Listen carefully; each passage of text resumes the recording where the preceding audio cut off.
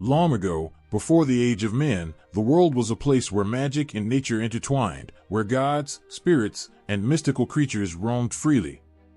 On a distant island, there stood the majestic mountain of flowers and fruit, a land where life itself seemed to overflow with abundance. It was here that a story unlike any other began, a story of a creature born from the earth, yet destined for the heavens. On this mountain, there was a stone. Not just any stone, but one that had absorbed the essence of both heaven and earth for countless ages. It had basked in the sun's warmth, felt the wind's caress, and been nurtured by the rain. Over time, it grew a spirit within, as though the universe had chosen this stone to bear something special. The stone was vast, towering high above the land, its surface smooth and glistening with a strange glow under the moonlight. One day, without warning, the stone cracked open. From within, a creature leapt out, not a human, not a beast, but something wild and free, something born of the earth but filled with untamed spirit. It was a monkey, but no ordinary one. His body shimmered with energy, and his eyes gleamed with intelligence far beyond that of any other creature. This was the birth of Sun Wukong, the Monkey King, a being destined to shake both heaven and earth. As he stood on the mountaintop, the winds howled around him, carrying his cries of life far and wide. The creatures of the forest below stopped and looked up, as if they too could sense that something extraordinary had just happened. Birds, with their colorful wings, circled above him in awe. The river that flowed through the mountain seemed to pause for a moment, its waters shimmering with an unusual light as they caught the reflection of the newborn monkey. Sun Wukong's first moments were filled with wonder. He bounded down the mountain with unmatched agility, swinging from tree to tree, his laughter echoing across the land. His heart was wild, his spirit uncontainable. Every leaf he touched seemed to quiver with energy, every tree branch he landed on shook with the force of his joy. He wasn't just alive, he was life itself, a force of nature that couldn't be controlled or contained. The other monkeys on the mountain watched in amazement. They had never seen anything like him. He was stronger, faster, and more agile than any of them. With each leap, he soared higher than the tallest trees, and with each movement, it seemed as if he was not just a part of nature, but the master of it. It wasn't long before they began to follow him, awestruck by his power and grace. In the heart of the mountain, hidden deep within the thick jungle, Sun Wukong discovered a cave behind a waterfall. With a mischievous glint in his eye, he leapt through the crashing water and into the cave. What he found inside was more than just a shelter, it was a paradise. The cave was vast, with shimmering stones lining the walls and a cool, clear stream running through it. Sun Wukong knew that this place was meant for him. He invited the other monkeys to join him, and together they made the cave their home. As the days passed, Sun Wukong became the undisputed leader of the monkeys. But it wasn't just his strength or speed that made him their king, it was his heart. He was bold, fearless, and full of boundless curiosity. He cared for his fellow monkeys, leading them with laughter and courage. They adored him, not just as their leader but as their protector, their champion, their friend. But even as Sun Wukong played and laughed, there was something stirring inside him. A restlessness, a yearning that he couldn't quite understand. He was born from a magical stone, touched by the forces of the universe, and though he was surrounded by friends and the beauty of the mountain of flowers and fruit, he felt there was something more, something just beyond his reach. It was as though the wind itself whispered to him of greater things, of adventures far beyond the island's shores. One night, as the moon hung low in the sky, Sun Wukong climbed to the highest peak of the mountain. He sat there, gazing out at the vast ocean that stretched beyond the horizon. The stars sparkled above him, and the night was silent except for the gentle rustling of leaves in the breeze. For the first time, Sun Wukong felt small, not in body, but in spirit. The world was so large, and though he was a king among his people, he longed for something more. As he looked up at the stars, something inside him began to stir, a fire that would never be put out. He wanted to see more, to know more. He wanted to understand why he had been born from that stone, why he had been given such strength, and what his place in the world truly was. There was a power within him, a power that even he didn't fully understand, and it called to him, urging him to seek answers. But for now, he remained the king of his mountain, loved and respected by his fellow monkeys. His laughter still rang through the forest, and his joy was infectious.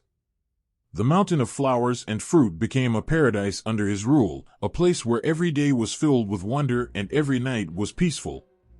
Yet the restlessness never left him. It was a quiet whisper, a constant reminder that his story had only just begun.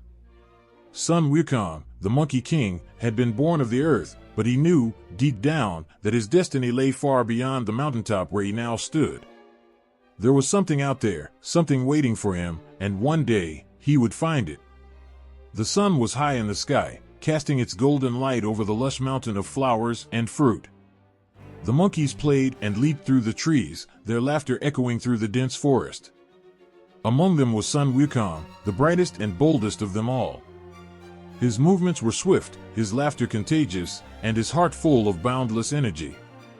Yet, even as he reveled in the joy of the moment, there was a fire inside him, a curiosity that would not rest. One day, as the monkeys frolicked near the base of the mountain, something caught Sun Wukong's eye. A mist rose from a large waterfall, cascading down the rocks with a thunderous roar. The water seemed to shimmer, hiding something behind its flowing curtain. Sun Wukong stopped, his gaze fixed on the waterfall, and a spark of excitement surged through him. What was behind it? What lay hidden from the eyes of the world? Without hesitation, Sun Wukong dashed forward, his feet barely touching the ground. The other monkeys stopped and watched, their curiosity piqued.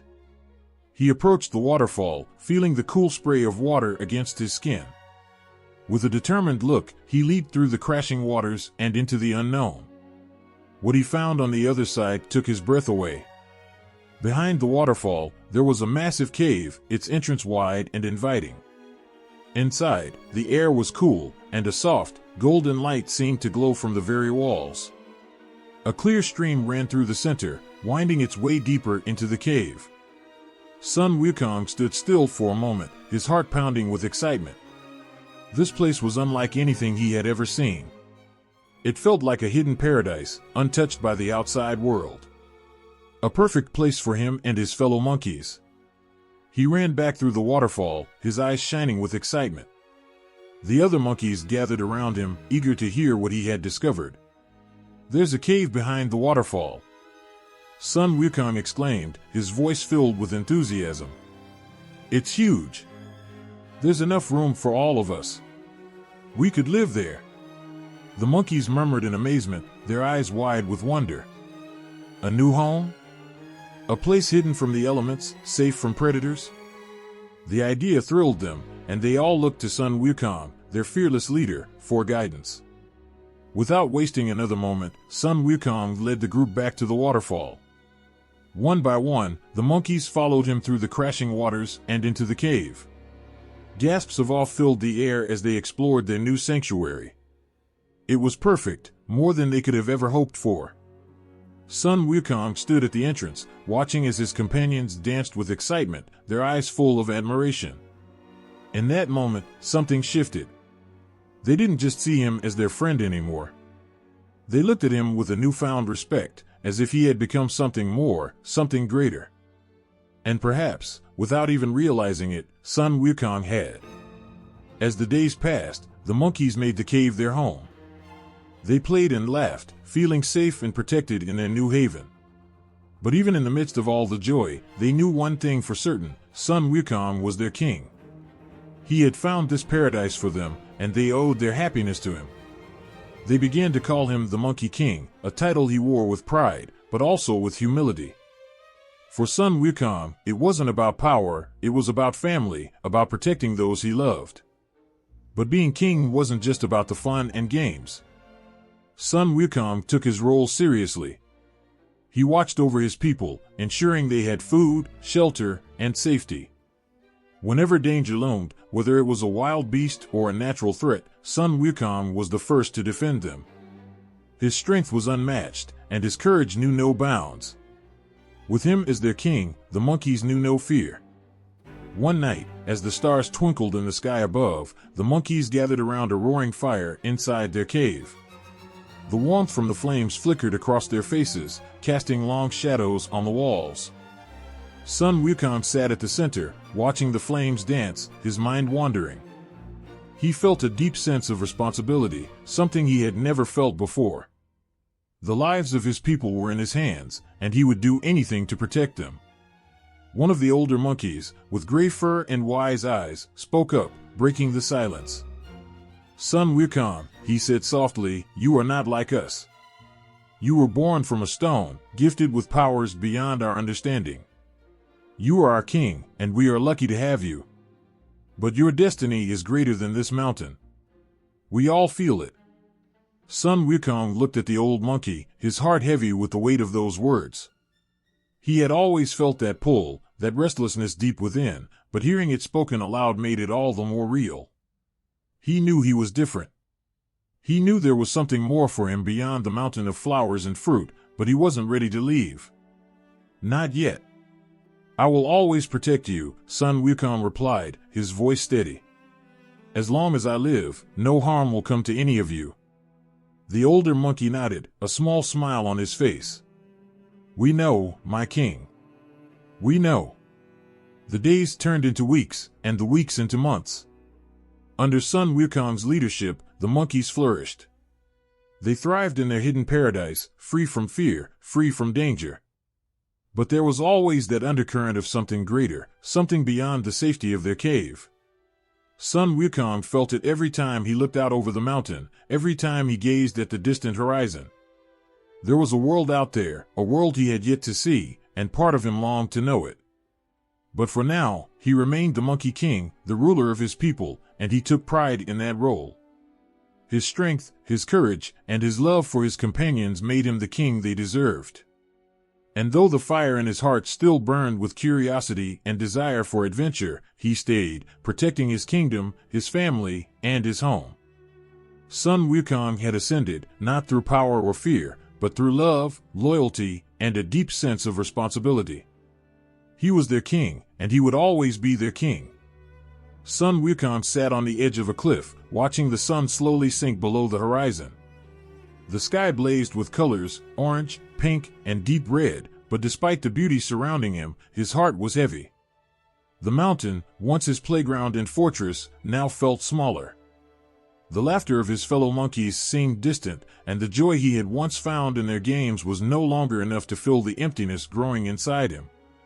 Something had shifted. His spirit, once so carefree, now carried the weight of a troubling question. Mortality. The thought had crept into his mind slowly, like a shadow stretching across the ground at dusk. At first, it was only a whisper, something he could ignore. But with time, the whisper grew louder. He had seen it, old age creeping into the fur of some of his closest companions, their once strong bodies beginning to slow. He had watched as life, so vibrant, began to fade from their eyes. The realization struck him with a cold finality. One day, even he would face the same fate.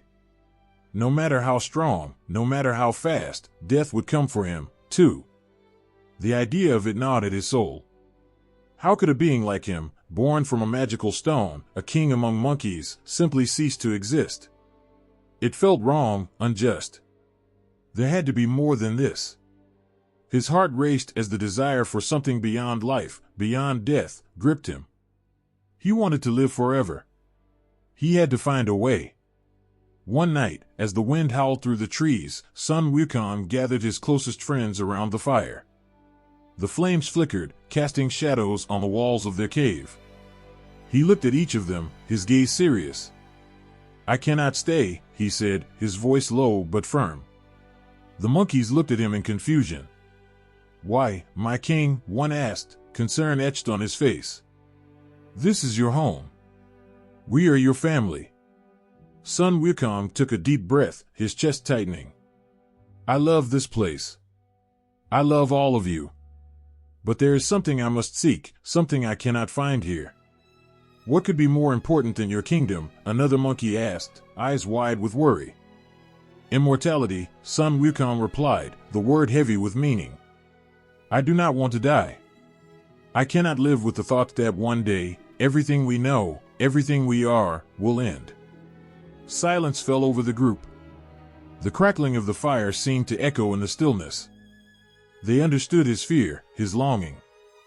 Yet, they also knew that none of them had the answers he sought. Sun Wukong rose to his feet, his silhouette framed by the firelight. I must leave the mountain, he continued, his voice stronger now. I will seek out the ancient masters, those who know the secrets of life and death. I will find the answer. Though the monkeys' eyes were filled with sadness, they nodded, knowing their king's decision had been made. They could not hold him back, no matter how much they wished to. Sun Wukong gave each of them a final glance, his heart swelling with love for his companions. Then, without another word, he turned and walked into the night, the shadows swallowing him whole. For days, Sun Wukong traveled through forests, over mountains, and across rivers. The world beyond the mountain of flowers and fruit was vast and filled with wonders he had never seen before. But his heart remained focused on one goal. He had heard stories of immortal beings, those who had mastered the ancient Taoist arts and unlocked the secrets of eternal life. If anyone knew how to escape the chains of mortality, it would be them. The journey was long and often lonely. He faced fierce storms, wild animals, and the harsh elements, but nothing deterred him. His desire for immortality was stronger than any hardship. Every night, as he lay beneath the stars, his thoughts returned to his home. He missed the laughter of the monkeys, the warmth of the sun on the mountain, but he knew there was no turning back. He had to find the answers he sought, for himself and for his people. One morning, as the sun began to rise, casting a soft glow over the land, Sun Wukong came across a small village nestled in the hills. It was quiet, peaceful, and seemed untouched by time. In the distance, he saw an old man sitting beneath a tree, his long white beard flowing in the wind. There was something different about him, an aura of calm, of wisdom that drew Sun Wukong in. He approached the old man with caution, sensing that this was no ordinary human. I am seeking a master, Sun Wukong said, his voice steady but respectful. One who can teach me the way to live forever.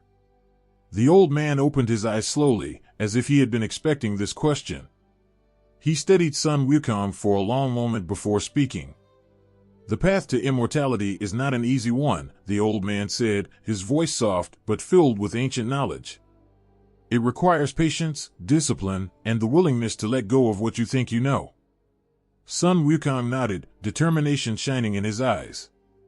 I am ready. The old man rose to his feet, his movements slow but purposeful. Follow me, he said.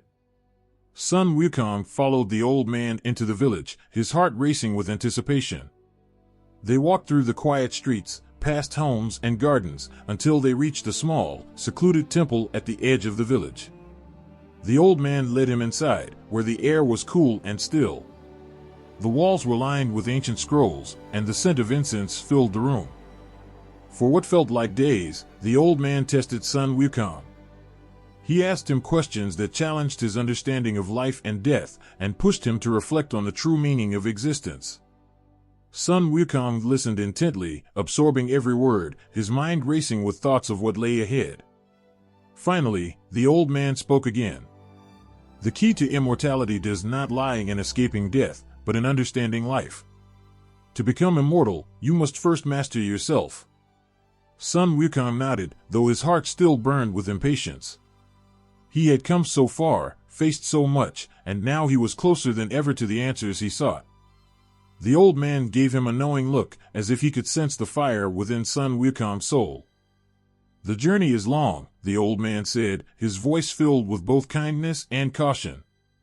But if you are willing to take it, you will find what you seek. Sun Wukong's chest tightened with emotion. He had left everything behind, his home, his people, his kingdom, all for this moment. And now, standing on the threshold of something greater, he knew there was no turning back. He bowed deeply to the old man, his heart filled with gratitude and resolve. I will not stop, Sun Wukong said, his voice steady. I will learn. I will master myself. And I will live forever. With that, his journey to immortality truly began. Sun Wukong's heart raced as he climbed the rugged mountain path, his feet light despite the weight of his endless desire. The wind howled, and the trees whispered secrets only the ancient ones could understand. After years of searching, he had finally found it, Mount of Spirit and Wisdom, home to the mysterious patriarch Subodhi. The stories he had heard spoke of Subodhi as a master who could bend reality, one who knew the deepest mysteries of life and immortality. Reaching the peak, Sun Wukong stood before a modest temple, its wooden beams worn by time but emanating an undeniable power. With a deep breath, he stepped forward, each footfall heavy with the anticipation that his quest for immortality was nearing a turning point. Inside the temple, Patriarch Subodhi sat in meditation, his eyes closed, his face serene, as if he had known Sun Wukong would arrive long before the monkey himself did. The air around him seemed to hum with energy, as if the very universe bent to his will. Without hesitation, Sun Wukong knelt before the master, his heart pounding in his chest. "Great master," he said, his voice filled with both respect and desperation, "I seek the way to eternal life. I will do anything to learn." For a long moment, Subodhi did not respond. The silence was thick, pressing against Sun Wukong's soul. Finally, the old man opened his eyes, his gaze sharp and piercing, as if he could see straight into Sun Wukong's heart. "And why," Subodhi asked quietly, "should I teach you?" Sun Wukong trembled under the weight of the question. It was not just words, it was a test. Every reason he had ever imagined fell away, leaving only the bare truth. "Because," Sun Wukong said softly, "I fear death. I want to live forever."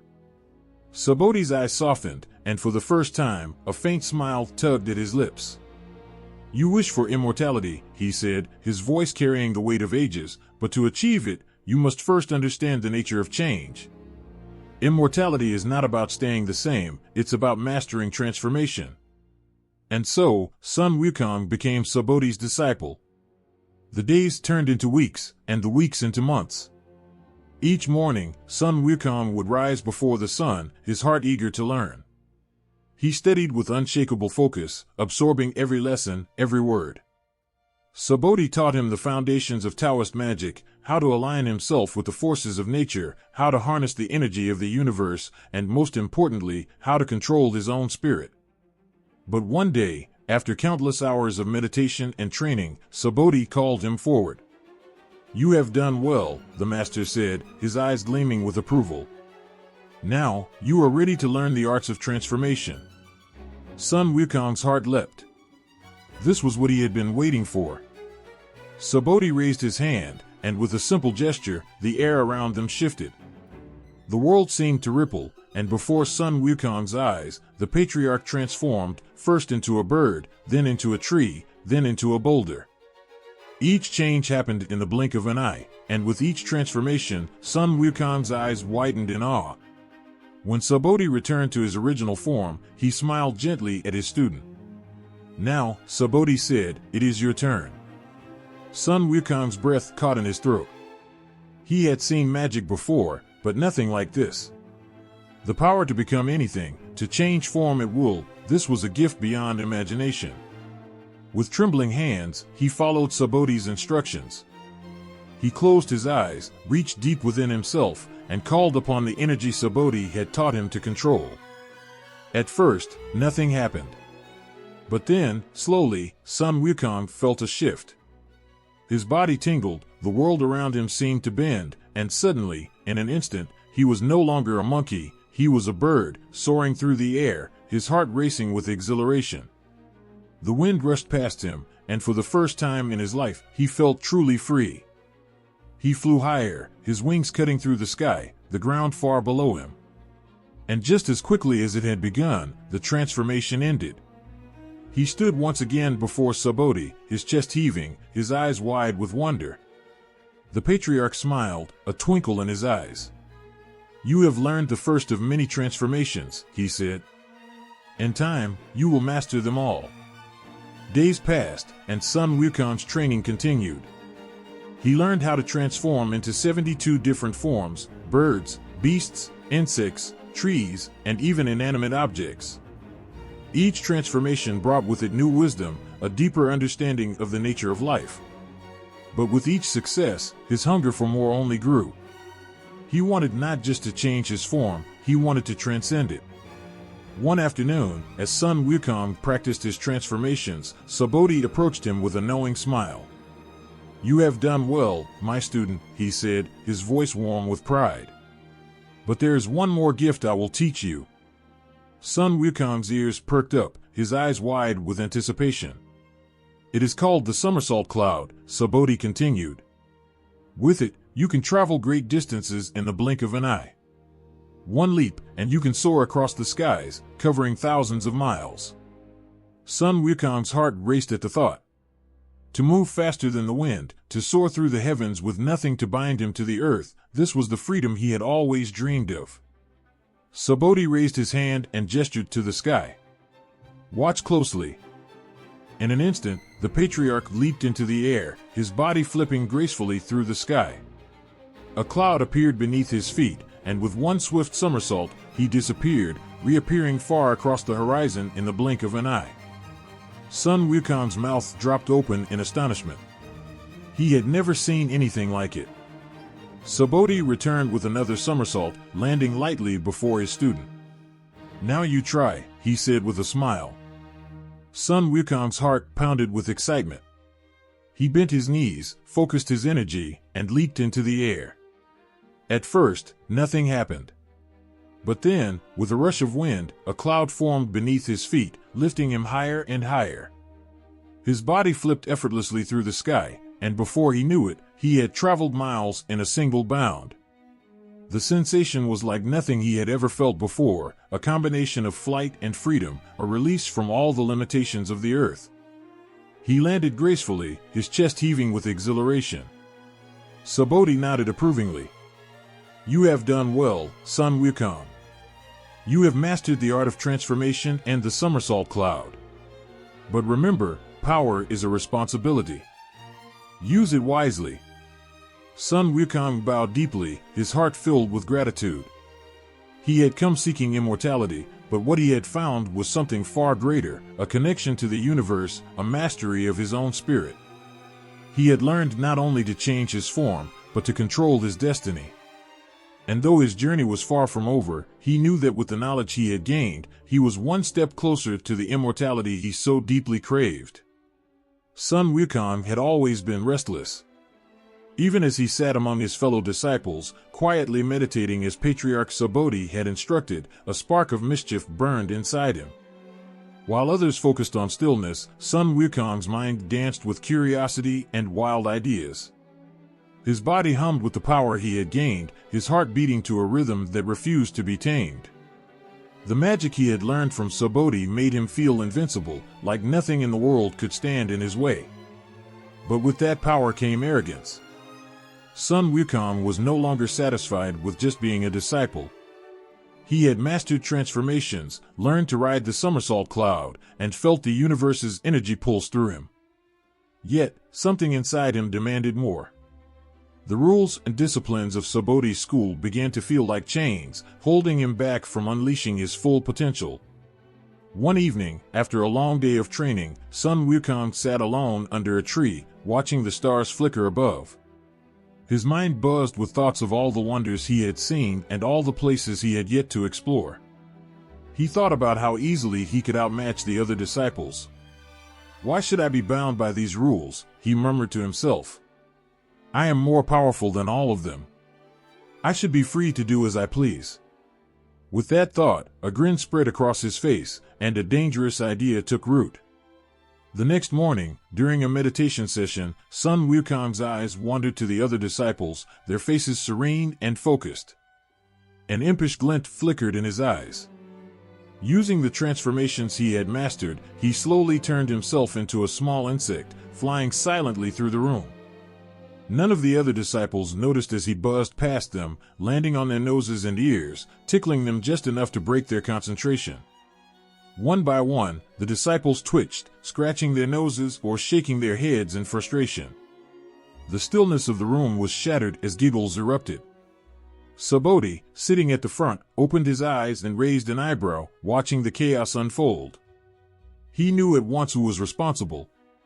Later that day, as Sun Wukong walked through the courtyard, still amused by his prank, Subodhi called him over. His voice was calm, but there was an edge to it. "Wukong," he said, his tone filled with a warning, "you must be careful with the power you wield. Mischief and arrogance will lead you astray." Sun Wukong bowed his head respectfully, but inside, his pride only grew. He had heard Subodhi's words, but the thrill of his actions drowned out the caution in his master's voice. He had tasted the power of bending the world to his will, and the idea of returning to quiet obedience felt impossible. Days passed, and Sun Wukong's mischief only grew bolder. He began showing off his skills to the other disciples, transforming into different animals at will, racing through the clouds with his somersault technique, always trying to outdo himself. The more he impressed his peers, the more his ego swelled. He became obsessed with proving that he was not just any disciple, he was special, destined for greatness. But the mischief that had once been harmless fun slowly turned reckless. Sun Wukong began to see the rules of the school as mere suggestions. He used his powers to play tricks on the other disciples, transforming their belongings, confusing them with illusions, and sneaking into places he had been told to avoid. Every time he got away with a prank, the feeling of superiority surged within him. He felt untouchable, certain that no one, not even Patriarch Subodhi, could hold him back. Then came the day when Sun Wukong's pride finally crossed the line. He had heard whispers among the disciples of a forbidden technique, one that even Subodhi had not taught him. It was said to grant unimaginable power, but it was kept hidden for a reason. The temptation gnawed at Sun Wukong. His desire to prove that he could master any skill, no matter how dangerous, consumed him. One night, while the other disciples slept, Sun Wukong sneaked into the temple's sacred library. His heart raced as he sifted through ancient scrolls, searching for the one that held the forbidden knowledge. When he finally found it, his hands shook with excitement. Without hesitation, he began practicing the technique, muttering the incantations and feeling the surge of magic coursing through him. But the power was unstable. The air around him crackled with energy, and suddenly, the temple walls trembled. The ground beneath his feet quaked, and a blinding light filled the room.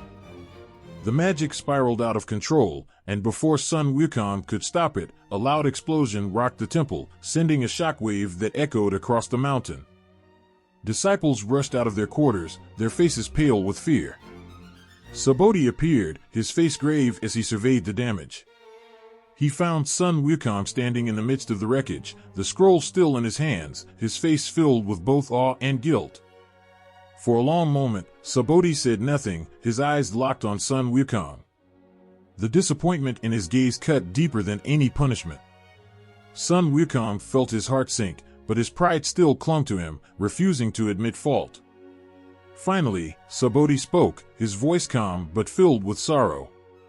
"I warned you," he said softly. "Power without discipline is chaos. You have allowed your arrogance to cloud your judgment. You have broken the trust one placed in you." Sun Wukong opened his mouth to defend himself, but the words caught in his throat. He realized then that there was nothing he could say to undo what he had done. His heart pounded with regret, but it was too late. Subodhi's eyes softened for a brief moment, as if he still saw the potential within Sun Wukong, the spark of greatness that had drawn him to the monkey in the first place. But that spark had been overshadowed by recklessness. "You are no longer my disciple," Subodhi said, his voice heavy with finality. "You must leave." The words hit Sun Wukong like a blow to the chest. He had never imagined that his actions could lead to this. For the first time, the weight of his mischief and arrogance truly settled upon him. The joy he had once found in his pranks now felt hollow. His heart ached with the realization that he had lost the one thing that had given him purpose, his place under Subodhi's guidance. Without another word, Subodhi turned and walked away, leaving Sun Wukong standing alone in the ruins of his own making. The other disciples watched in silence as Sun Wukong, once their shining star, now stood humbled and broken. The mountain, once his sanctuary, now felt cold and unwelcoming. With his head bowed, Sun Wukong left the temple, his footsteps heavy with shame. He had gained great power, But in losing the guidance of his master, he had lost something far more important, a sense of who he was meant to be. And as he walked down the mountain, the weight of his choices pressed on him, a burden he would carry for the rest of his life. High above the mortal world, in the shimmering palaces of heaven, the Jade Emperor sat upon his golden throne. The halls of the heavenly court were vast and silent, filled with the light of countless stars. But in the stillness, something stirred, an unease that even the most serene deities could not ignore.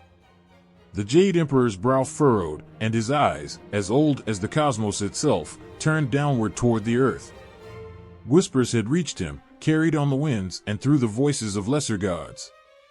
These whispers spoke of a being unlike any other, a creature born from stone, defying the natural order, a rebellious soul whose power was growing at an alarming rate. This creature had a name, Sun Wukong. At first, the tales of the Monkey King had been little more than amusing stories among the gods. The mischievous pranks he played, the transformations he mastered, these were things that entertained the immortals. A simple monkey, they thought. But now, those whispers had turned to warnings. Sun Wukong was no longer just a playful troublemaker. His strength was growing, and with it, his influence over the mortal and spiritual worlds. The gods in heaven began to take notice. It wasn't long before the heavenly registers, the scrolls that recorded all beings and their fates, began to reflect something unusual. Sun Wukong's name appeared more and more frequently, tied to feats that no mortal or spirit should be able to achieve. He had defied death itself, evading the natural laws that governed all living things. He had learned the secret arts of transformation and could become anything he desired. He could leap across vast distances in a single bound, ride the clouds like the wind, and bend the very elements to his will. Word reached the Jade Emperor of Sun Wukong's latest escapades, stealing from the dragon kings of the four seas, outwitting powerful spirits, and amassing a following of creatures who revered him as their king. His strength had surpassed what anyone thought possible, and his audacity knew no bounds. The Jade Emperor's heart grew heavy with concern. In his long reign, many powerful beings had risen, but few had ever shaken the order of the cosmos as Sun Wukong now threatened to do. He could sense the tension rising among the deities, the gods who served in his court. They, too, had begun to murmur amongst themselves. Who was this monkey that dared to challenge the balance of heaven and earth? In the celestial palace, where the stars shimmered in the grand halls, the gods gathered to discuss this growing threat. Among them were powerful figures, deities who governed the elements, controlled the seasons, and watched over life and death. But now, they all spoke of one thing, the Monkey King. One by one, they voiced their concerns. His powers are unnatural, said the god of thunder, his voice rumbling like a distant storm. No creature, mortal or immortal, should wield such magic without consequence. He has no respect for the divine order, added the goddess of mercy, her face serene but her tone edged with worry. If left unchecked, he will disrupt the balance between heaven and earth. The god of war, always prepared for battle, clenched his fists. Perhaps it is time we remind him of his place, he growled. A show of force may be necessary. But the Jade Emperor raised a hand, silencing the growing unrest. His gaze was calm, yet there was a deep wisdom in his eyes, tempered by ages of watching the rise and fall of empires, of gods and mortals alike. There is no need for rash action, the Emperor said, his voice steady. Sun Wukong is powerful, yes. But he is still a child in the ways of the world. He acts out of pride, not malice. We must first seek to bring him under control, not through force, but through understanding. The gods exchanged glances, unsure. Could this wild, unpredictable monkey truly be tamed? Could his rebellious spirit be calmed without the need for war? The Jade Emperor, however, was not one to act hastily. He had seen many beings rise with great power, only to fall when their pride led them astray. But Sun Wukong was different. There was something about this creature that intrigued him, something that made him hesitate to crush the monkey beneath the weight of heaven's might. He leaned back on his throne, deep in thought. If Sun Wukong could be brought into the fold of heaven, perhaps his boundless energy and power could be harnessed for good. But how to approach a being so wild, so full of defiance? The Jade Emperor called upon his advisors, seeking counsel on how best to handle this growing threat. Some urged swift punishment, fearing that Sun Wukong's power would continue to grow unchecked. Others suggested a more diplomatic approach, inviting the Monkey King to heaven, where his talents could be put to use in service of the divine. After much deliberation, the Jade Emperor made his decision. He would extend an olive branch to Sun Wukong, offering him a position in the heavenly court. Perhaps, in the grandeur of heaven, the monkey's arrogance would be tempered. He would see that, no matter how great his power, it was nothing compared to the vastness of the heavens. And if not, the gods would be ready to act. Messengers were sent to the mortal world, their celestial robes flowing as they descended from the clouds. They carried with them an invitation for Sun Wukong, inviting him to join the ranks of the gods in heaven. It was an honor few had ever received, a chance to rise above his station and become something greater. When the messengers found Sun Wukong, he was sitting atop his mountain, surrounded by his loyal subjects. The monkeys chattered and played around him, but their king was lost in thought. He had sensed the growing attention from the heavens, felt the weight of eyes watching him from above. He knew that his actions had not gone unnoticed, and a part of him relished it. He wanted the gods to see him, to know his name. As the messengers presented the Jade Emperor's invitation, Sun Wukong's heart swelled with pride. The heavens themselves had acknowledged him, a monkey born from stone. But as he read the invitation, a smirk spread across his face. They wanted to offer him a position? A mere place in their grand court? He laughed, his voice echoing through the mountains. So the Jade Emperor finally notices me, he said, amusement dancing in his eyes. Very well, I will go to heaven. But I will not serve them as a lowly official. I will show them who I truly am. And with that, Sun Wukong leapt onto his somersault cloud, soaring toward the heavens. His heart was filled with excitement and defiance, eager to meet the gods who now saw him as a threat. Little did he know, this invitation would set him on a path that would shake the very foundations of heaven and earth. Sun Wukong's heart pounded with excitement as he soared through the clouds, the heavens themselves unfolding before his eyes. The vibrant hues of the celestial realms shimmered with a beauty he had never known, and the skies seemed endless, filled with light and music. His grin widened as he raced toward the Jade Emperor's palace, his mind swirling with visions of glory and power. Heaven had finally called for him, and he was ready to take his place among the gods. As he approached the magnificent gates of the heavenly palace, his breath caught for a moment. Golden towers rose high above the clouds, their walls adorned with jewels that sparkled like stars. The sight was overwhelming, but Sun Wukong's pride swelled. I belong here, he thought. This is where I've always meant to be. The guards at the gate, their faces impassive, stepped aside as Sun Wukong passed. He walked boldly into the halls of heaven, where divine beings of all kinds gathered, their eyes following him with curiosity. Some whispered amongst themselves, others merely watched, but Sun Wukong paid them no mind. His eyes were fixed on the grand throne where the Jade Emperor sat, surrounded by his advisors and the gods of the heavenly court. The Jade Emperor, draped in robes of gold and silver, looked down upon the Monkey King with an expression that was hard to read. Sun Wukong bowed, but not too deeply. There was respect, but also a burning pride in his posture. He was no longer just a mischievous monkey, he was a king, and now he had arrived in heaven. The Jade Emperor smiled, a gesture that felt warm but carried something hidden beneath it. Sun Wukong, he said, his voice calm and measured, you have proven yourself a creature of great power and skill. Heaven has taken notice of your deeds, and we wish to offer you a position among us. Sun Wukong's chest puffed with pride. He had expected this. His time had come. He waited eagerly for the Jade Emperor to announce his title, the position he knew would reflect his greatness. Perhaps he would be a general, or even a lord among the gods. The Jade Emperor gestured to one of his advisors, who stepped forward with a scroll. We appoint you, the advisor announced, to the position of protector of the horses. Sun Wukong's smile faltered for a moment. Protector of the horses? He had never heard of such a title before. It sounded menial. Confused but not wanting to show it, he nodded and accepted the appointment. After all, he was in heaven now, and surely, this was the first step toward something grander. As he was led to his post, Sun Wukong's heart was still filled with excitement, though a flicker of doubt began to creep in. The stables where the celestial horses were kept were far from the grand palace, in a quiet corner of heaven. The air here was not filled with the same bright energy as the palace, and the gods who passed him barely acknowledged his presence. When he arrived at the stables, the reality of his position hit him with full force.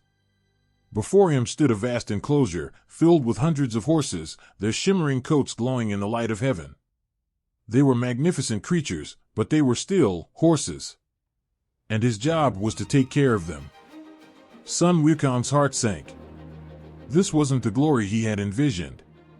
This wasn't the power or respect he had longed for. He had come to heaven expecting to be treated as an equal to the gods, to be admired for his strength and skills. Instead, he had been placed in charge of horses. The feeling of being tricked slowly bubbled inside him. Days turned into weeks, and Sun Wukong's bitterness grew. Every morning, he awoke to the sound of the horses' whinnies, tending to their needs, ensuring they were well-fed and groomed. The other gods barely visited the stables, and when they did, they treated him like a servant, barely giving him a second glance. His pride, which had once soared as high as the heavens themselves, was now bruised. Sun Wukong, the mighty Monkey King, was nothing more than a glorified stable boy. He could feel the anger simmering inside him, a slow burn that refused to be extinguished. Every brushstroke across the horses' gleaming coats, every moment spent cleaning their stalls, only fueled his growing sense of injustice. One evening, as he sat alone among the horses, Sun Wukong's fists clenched in frustration. Protector of the horses, he muttered to himself, his voice thick with disdain. Is this what they think of me? A king, reduced to this? His tail lashed behind him as he stood, the weight of humiliation heavy on his shoulders. He could feel the power within him, the magic he had learned, the strength he had honed through countless trials. He had defied death, mastered the elements, and yet here he was, relegated to the stables, unseen and unappreciated. The more he thought about it, the more he realized the truth: they had never truly respected him. The gods of heaven had tricked him, made him feel important, only to give him the most insignificant role they could find. His pride, his anger, his sense of injustice, they all converged into a single moment of clarity. He had been a fool to accept such a position, to believe that the gods would ever see him as their equal. They had tried to tame him, to control him, but they had underestimated who he truly was. Sun Wukong stood tall, his eyes blazing with defiance. "I am the Monkey King," he said, his voice filled with fire. "I was born from stone, shaped by the winds, and forged by the power of the earth itself. I will not be treated like a servant." The horses in the stables stirred as Sun Wukong's anger radiated from him like heat from the sun. He could feel the strength of his magic rising within him, the same magic that had once made him invincible. He would no longer play by their rules. He would no longer be bound by their titles, their roles, their petty tricks. With a single somersault, Sun Wukong leaped into the sky, leaving the stables far behind. The clouds parted as he flew, his heart pounding with a new sense of purpose. He would return to the Jade Emperor, but not as a servant, not as the protector of the horses. No, he would return as Sun Wukong, the great sage equal to heaven. And this time, heaven would learn to respect him. Sun Wukong stood in the quiet stables, his fists clenched tight. The heavenly horses grazed peacefully around him, their golden coats shimmering in the celestial light, unaware of the storm brewing inside their caretaker. The air in the stables was thick with his frustration. His pride, so easily bruised, had been utterly shattered by the Jade Emperor's deception. Protector of the horses. The title repeated in his mind like a cruel joke. It wasn't the grand position he had envisioned. He hadn't come to heaven to care for animals, to be relegated to a role so insignificant it was practically invisible. Sun Wukong had believed in his strength, his cunning, his right to greatness. He had defied death, mastered the sacred arts, and commanded respect on earth. Yet here, in heaven, they treated him like he was nothing. For weeks, he had tried to convince himself that this was just the beginning, that perhaps a greater role would come. But as the days passed and the gods continued to ignore him, the truth became undeniable: he had been tricked. The gods had humored him with a meaningless title to keep him quiet, to keep him under their control. The realization struck like a lightning bolt through his chest. They didn't respect him. They never had. His pride flared, hot and uncontrollable, consuming every thought. Sun Wukong, the Monkey King, born from stone and destined for greatness, had been mocked. In that moment, something inside him snapped. No longer would he bow to those who refused to see his worth. No longer would he be content to serve in silence. His name, his power, it was greater than any title they could give him. He would take his place among the gods by force if necessary, and he would make them acknowledge him for what he truly was. Without hesitation, Sun Wukong stormed out of the stables. His eyes blazed with determination as he leaped into the sky, his cloud carrying him swiftly to the gates of the heavenly palace. He burst through the gates, his presence like a thunderclap in the serene halls of heaven. The gods, startled by his sudden arrival, turned to look, but Sun Wukong's eyes were fixed on the Jade Emperor's throne. The Emperor regarded him with calm eyes, as though anticipating this moment. But Sun Wukong didn't care. His voice echoed through the palace, filled with fury and pride. "You have insulted me long enough," he shouted, his chest heaving. "I, Sun Wukong, am no lowly servant to be pushed aside. I am not a mere protector of your horses. I am the great sage, equal to heaven." The declaration hung in the air like a challenge, reverberating through the halls. The gods exchanged nervous glances, whispers of disbelief passing between them. But Sun Wukong's eyes blazed with conviction. He had declared his own title, one that matched his power, his destiny. In his heart, he knew it to be true. He was not beneath the gods. He was their equal, if not their superior. The Jade Emperor remained silent, his face an unreadable mask. But even in that silence, Sun Wukong could feel the weight of the Emperor's disapproval, the condescension that lingered in every moment. They didn't believe him. They still saw him as nothing more than a troublesome monkey. But that was about to change. Fueled by his anger, Sun Wukong called upon his magic, the power he had honed through years of study and practice. With a wave of his hand, the air around him crackled with energy. He transformed, growing larger and more imposing, his body glowing with a golden light. His staff appeared in his hand, a weapon that no god could match.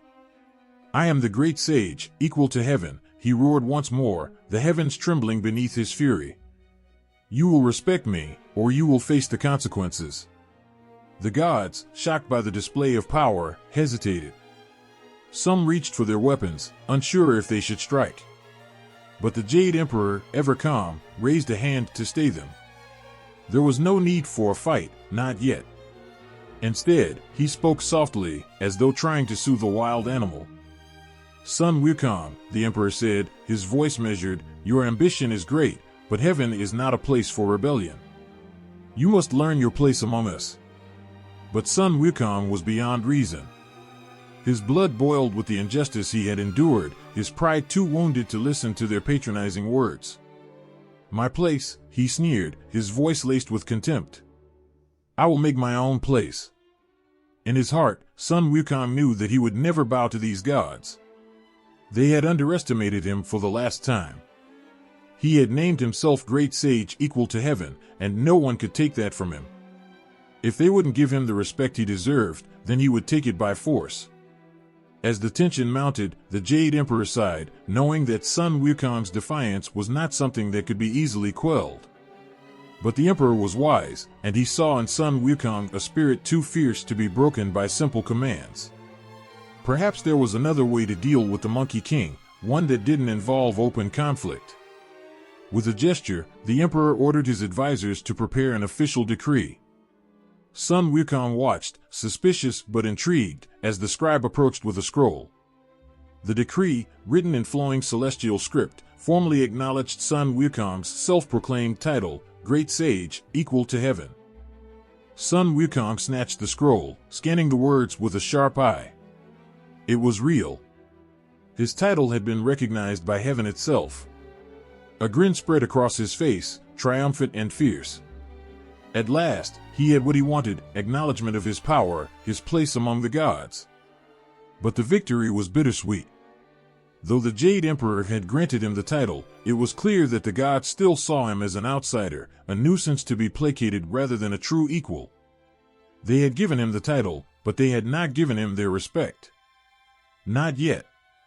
Still, Sun Wukong held the scroll tightly in his hand, his heart swelling with pride. He had declared himself great sage equal to heaven, and now even the gods had no choice but to accept it. His journey was far from over, but in this moment, he had won a battle, one that would change the course of his destiny forever. And as he turned to leave the heavenly palace, his head held high, the gods watched him go, their hearts heavy with unease. They had granted him the title, but they knew that this was only the beginning. Sun Wukong's rebellion had only just begun. Heaven trembled with anger. The halls of the Jade Emperor's palace were filled with murmurs of disbelief and outrage. Sun Wukong, a mere monkey, had dared to defy the gods, proclaiming himself their equal. The celestial court, a place of eternal order and serenity, now buzzed with the heated frustration of deities who had never been challenged in such a way. In the grand throne room, the Jade Emperor sat in silence, his eyes closed, his expression unreadable. Around him, his advisors, generals, and gods debated furiously, their voices rising in a chaotic swell.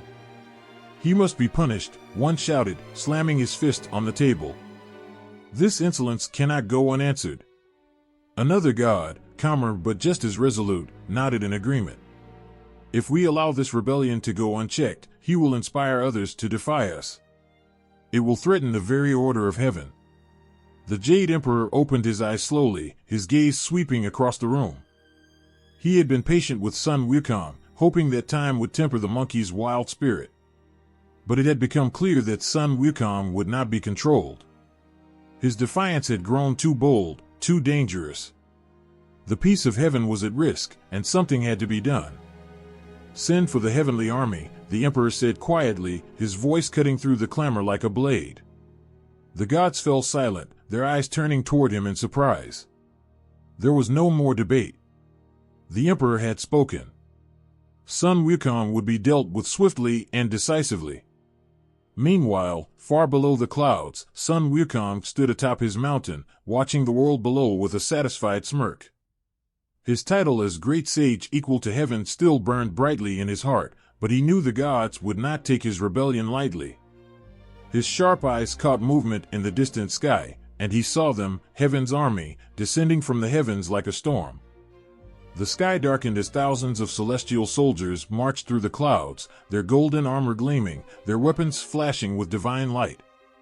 Leading them was the great General Li, a warrior renowned for his strength and wisdom, his presence a symbol of heaven's unstoppable might. Sun Wukong's grin widened as he watched the army approach. Finally, they had come to face him. As the army neared his mountain, General Li raised his hand, signaling the troops to halt. The skies above were filled with tension, the air thick with the anticipation of battle. The general stepped forward, his voice booming like thunder. "Sun Wukong, by order of the Jade Emperor, you are commanded to surrender and return to heaven to face judgment for your crimes." Sun Wukong laughed, the sound ringing out over the mountain. "Surrender," he called back, his voice dripping with mockery. "I am the great sage equal to heaven. Why should I surrender to those who cannot even match my power?" General Li's eyes narrowed, his patience wearing thin. He had hoped to avoid bloodshed, to bring Sun Wukong back peacefully. But it was clear the Monkey King would not yield. With a swift motion, he signaled the army to advance. The celestial soldiers charged, their weapons raised, their battle cries echoing through the skies. But Sun Wukong stood his ground, his eyes blazing with excitement. With a flick of his wrist, his magic staff appeared in his hand, its weight familiar and comforting. He swung it once, and the air itself seemed to tremble in response. As the first wave of soldiers reached him, Sun Wukong leaped into the air, his staff spinning like a whirlwind. He moved with impossible speed, his strikes precise and powerful. Each swing of his staff sent soldiers flying, their armor shattered, their weapons broken. Despite their numbers, the heavenly army seemed no match for the fury of the Monkey King.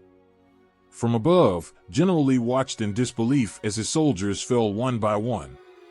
Sun Wukong's power was greater than he had anticipated. He had known the monkey was strong, but this was something else entirely. The battlefield was a blur of motion as Sun Wukong danced among the soldiers, his laughter mingling with the sound of clashing weapons. The celestial soldiers regrouped, forming a tight circle around the Monkey King, their spears and swords gleaming in the fading light. But Sun Wukong was undeterred. He twirled his staff in the air, its length growing longer and longer until it stretched across the battlefield like a colossal serpent. With a mighty swing, he knocked the soldiers aside like leaves in the wind, their formation broken in an instant. The ground shook as Sun Wukong landed back on his feet, his chest heaving with adrenaline. The army, battered and bruised, hesitated for a moment, their confidence shaken.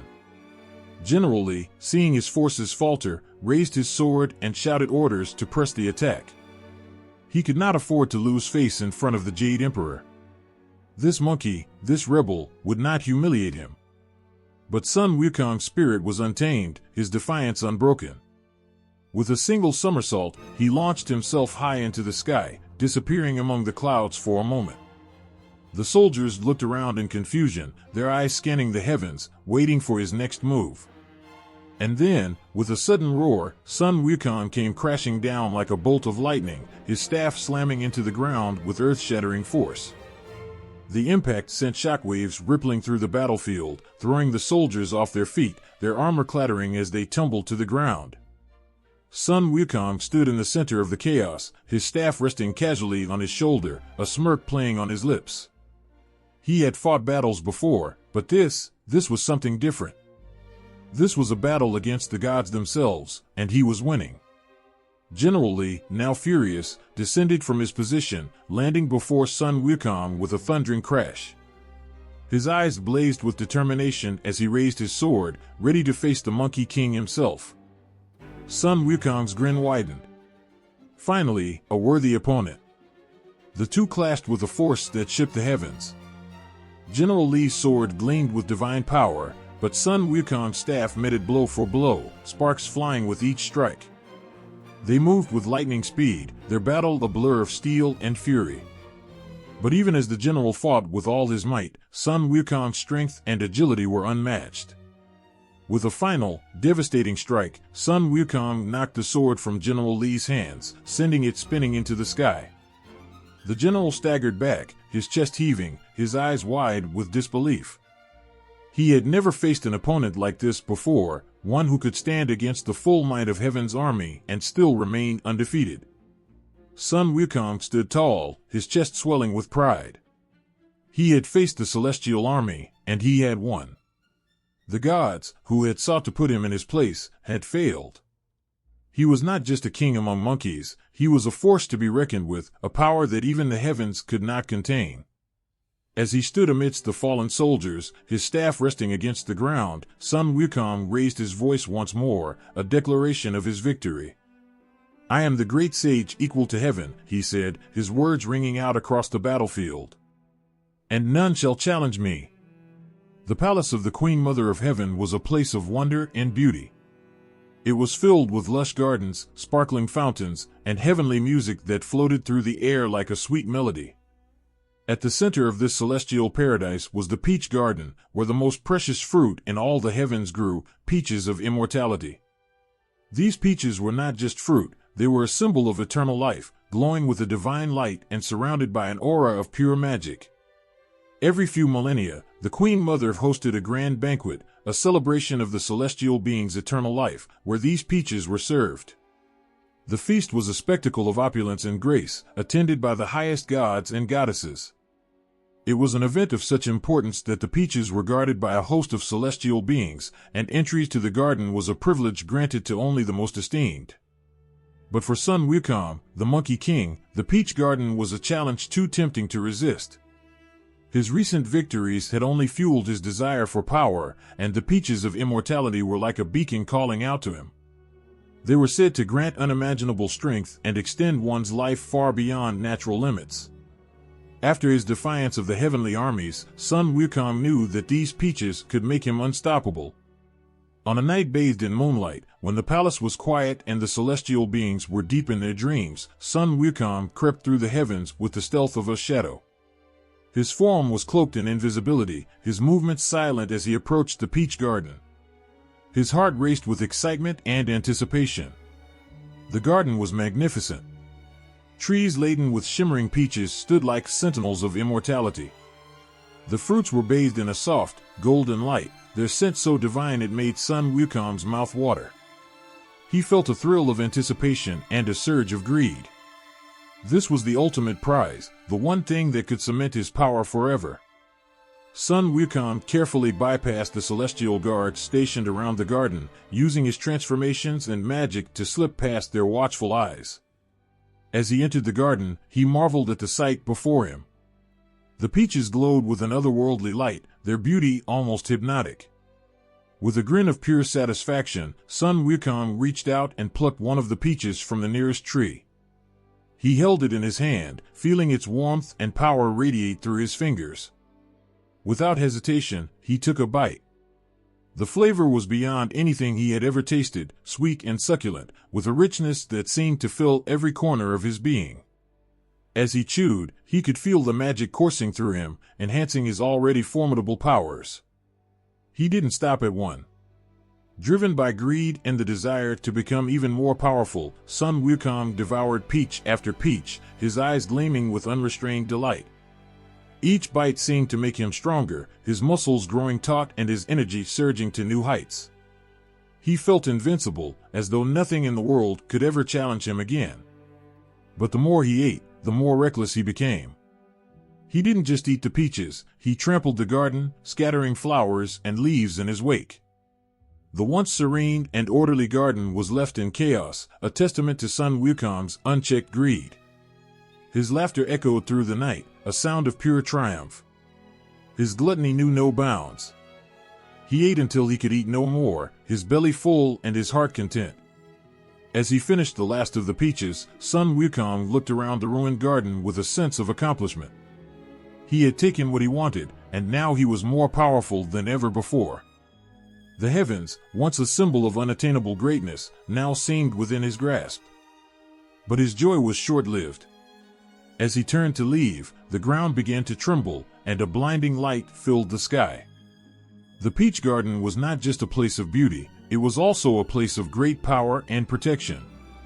The divine magic that shielded the garden was now activated, and the heavenly beings began to stir. Sun Wukong knew he had to leave quickly. He leaped into the air, his cloud carrying him swiftly away from the garden. But as he soared through the skies, he could feel the weight of what he had done. The peaches of immortality had granted him incredible power, but they had also drawn the ire of the heavens. The Queen Mother of Heaven, awoken by the disturbance, arrived at the garden in a fury. Her gaze fell upon the chaos Sun Wukong had left behind, and her face grew dark with anger. She had nurtured those peaches with care, and they were not just fruits, they were sacred gifts meant for the most revered beings in heaven. The desecration of her garden was a grave insult. The news of Sun Wukong's theft spread quickly through the celestial realms. The gods and goddesses, shocked and outraged, gathered to discuss the implications of the Monkey King's actions. The celestial order had been disrupted, and the heavens were in an uproar. The theft of the peaches was not just a breach of protocol, it was a challenge to the divine authority of the gods. Sun Wukong returned to his mountain, his heart pounding with exhilaration and dread. He had achieved what he set out to do. He had taken the peaches and consumed them, gaining immeasurable strength. But he also knew that he had crossed a line that could never be uncrossed. The heavens would not forgive this transgression easily. The Monkey King's actions had set in motion a chain of events that would lead to an even greater confrontation, and he was now at the center of a storm that would shake the very foundations of the celestial realm. The peaches of immortality had given Sun Wukong a taste of ultimate power, but they had also marked him as an enemy of heaven. As he sat among the ruins of his mountain, surrounded by the fruits of his greed, Sun Wukong's triumph was tinged with a sense of foreboding. The heavens would come for him, and when they did, the consequences of his actions would be felt in ways he could scarcely imagine. The night was still and silent, but beneath the calm surface, a storm was brewing. Sun Wukong, the Monkey King, was about to execute a daring plan that would further cement his defiance of the heavenly order. His greed and ambition had led him to the heart of the celestial domain once more, this time to the palace of Laozi, the revered sage who held the elixir pills of immortality. The palace of Laozi, nestled in the serene and mystical surroundings of the Taoist heavens, was a marvel of divine architecture. Its golden spires shimmered in the moonlight, and its halls were filled with an aura of deep wisdom and tranquility. Inside, the sage's collection of elixirs, each a precious pill of immortality, was kept under the highest guard, protected by magic and celestial creatures. But Sun Wukong was not to be deterred by such barriers. Driven by an insatiable hunger for power and eternal life, he approached Laozi's palace with a sense of determined excitement. The elixir pills, said to grant unparalleled strength and eternal life, were the ultimate prize for a being like him. Under the cover of darkness, Sun Wukong used his mastery of transformations and illusions to cloak himself in shadows. He could become anything, hide anywhere, and tonight, he was a wisp of smoke, slipping through the palace defenses like a ghost. His heart raced with anticipation, knowing that this heist would either make him invincible or lead to his ultimate downfall. As he neared the palace, he could see the intricate carvings and decorations that adorned its walls, each telling stories of ancient wisdom and divine power. The palace was serene, almost too serene, a reflection of Laozi's calm and wise demeanor. But Sun Wukong's focus was singular, the elixir pills, which he knew were kept in a secret chamber at the heart of the palace. Navigating through the palace with uncanny ease, Sun Wukong approached the chamber where the pills were stored. The chamber was guarded by celestial beings, whose vigilance was both impressive and imposing. They moved with the grace of the gods they were, their eyes scanning the surroundings with an unerring sharpness. Sun Wukong took a deep breath, his nerves steeling with resolve. He transformed himself into a small, unassuming insect, fluttering past the guards with barely a whisper of movement. As he entered the chamber, he saw the elixir pills displayed in their divine glory. Each pill was encased in a crystal vial, its surface reflecting 1,000 glints of light. The sight of the elixirs filled Sun Wukong with a thrill of greed. His fingers twitched with eagerness as he carefully approached the display. The magical wards and protective spells around the pills were designed to deter any intruder, but Sun Wukong's prowess with magic and his cunning were formidable. He used his own enchantments to counter the protections, manipulating the magic around him to create a path to the elixirs. As he reached out and grasped the first vial, a sense of triumph surged through him. The pill inside was a glowing sphere of divine light, promising untold power and immortality. Sun Wukong's eyes gleamed with excitement as he collected vial after vial, his heart pounding with each successful theft. But as he was about to leave, his luck faltered. The moment he touched the last vial, a hidden alarm was triggered. The serene calm of the palace was shattered by the blaring sound of warning bells. The celestial guards, alerted to the breach, rushed to the chamber, their eyes blazing with anger and determination. Sun Wukong's heart raced as he realized the gravity of the situation. The guards would be upon him in moments. He needed to escape, and he needed to do so quickly. With a last glance at the stolen elixirs, Sun Wukong vanished, his form shifting into a streak of light that sped through the palace corridors. The palace erupted into chaos as the celestial beings scrambled to respond to the intrusion. Laozi himself was roused from his meditative state, his face a mask of deep concern. He knew the elixir pills were sacred, their theft a serious violation of divine order. The theft was not merely a loss of precious objects, but a profound challenge to the celestial balance. As Sun Wukong burst out of the palace and soared into the heavens, clutching the stolen vials, he felt a surge of exhilaration. He had done it, he had breached the impenetrable and taken what he desired most. The elixirs of immortality were now his, a symbol of his unparalleled defiance and ambition. But the thrill of victory was tinged with a growing sense of unease. The heavens would not take this lightly. The theft of the elixir pills was an act that would not go unpunished. The celestial beings would rally, their anger and determination building into a storm that Sun Wukong would soon have to face. As he returned to his mountain lair, his thoughts were filled with a mix of triumph and apprehension. The elixir pills were now in his possession, but their theft had set in motion a chain of events that would lead to even greater challenges. The heavens were on alert, and Sun Wukong's actions had placed him at the center of a divine storm. With the stolen pills hidden away, Sun Wukong took a moment to savor his triumph. The elixirs, glowing softly in their vials, represented the pinnacle of his ambition. They had given him the power he had always sought, but they had also drawn the ire of the heavens. As he looked at the vials, a cold shiver ran down his spine. He knew that the theft of the pills was just the beginning of a confrontation that would test every ounce of his strength and resolve. The skies trembled and the heavens shook as Sun Wukong's rebellion reached its peak. His defiance against the celestial order had ignited a full-scale war, the likes of which had never been seen before. The Monkey King, once a figure of mischief and ambition, had become the center of an epic clash between mortal audacity and divine authority. Sun Wukong stood on the battlefield, a figure of fierce determination. His eyes burned with a fiery resolve, his heart pounding with the thrill of rebellion. He was no longer just a Monkey King, he was a force to be reckoned with, his power amplified by the stolen elixirs of immortality. All around him, the forces of heaven gathered, their celestial armor gleaming under the sun, their weapons ready for the battle that was about to unfold. The heavens were a tapestry of colors and light as the celestial armies mobilized. They had been summoned to face Sun Wukong, who had grown bold and relentless in his challenge. The gods and goddesses, each with their own unique powers and abilities, readied themselves for the confrontation. The air was charged with tension, and the ground beneath them seemed to pulse with the anticipation of the coming clash. As the armies assembled, Sun Wukong launched into the fray with a roar that echoed across the heavens. His staff, the Ruyi Jingu Bang, was an extension of his will, swinging with incredible force and precision. Each swing sent celestial soldiers flying, his strength and skill making him a formidable opponent. The stolen elixirs had granted him extraordinary abilities, and he fought with a relentless energy that seemed almost otherworldly.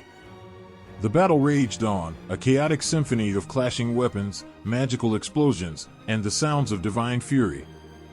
The celestial beings fought valiantly, their movements a blend of grace and power.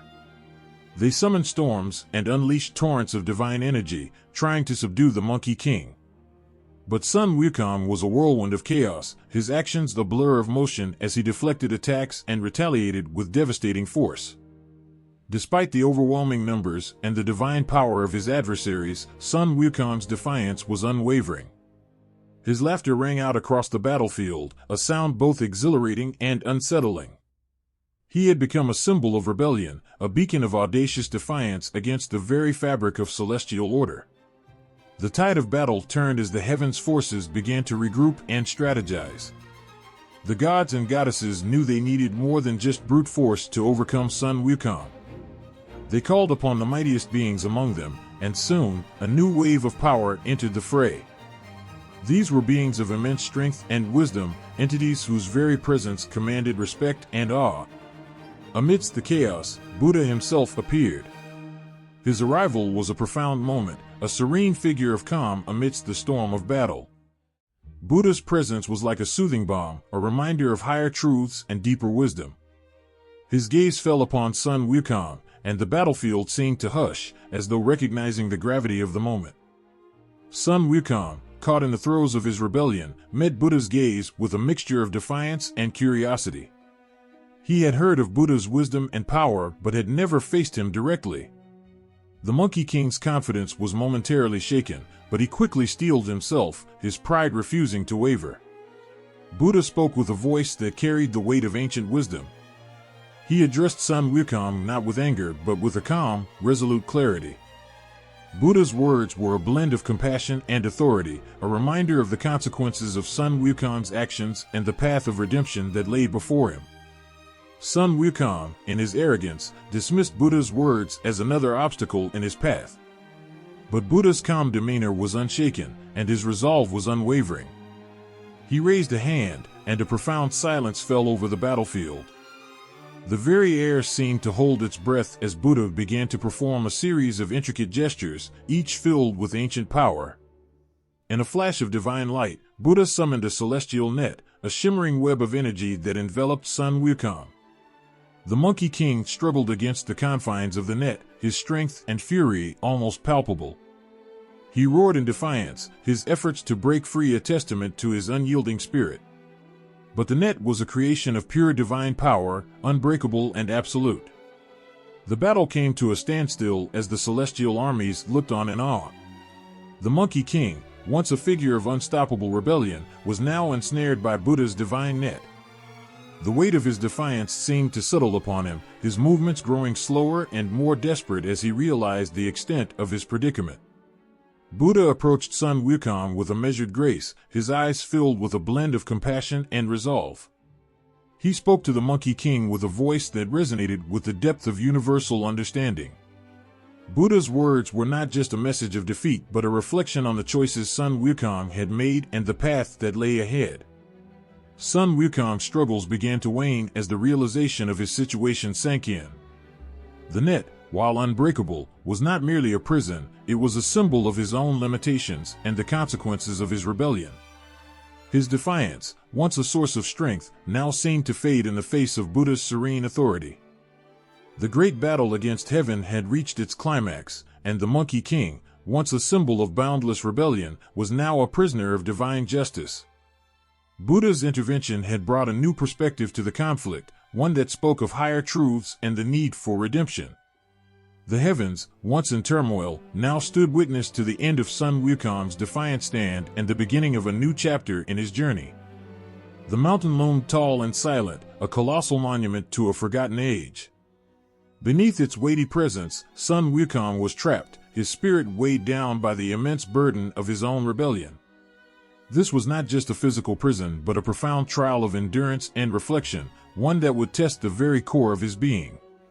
As the divine net fell away, Buddha's calm gaze never wavered. With a serene yet powerful gesture, he summoned the Five Elements Mountain, a massive and unyielding structure of rock and earth. It rose with a slow, inevitable grace, its form both majestic and daunting.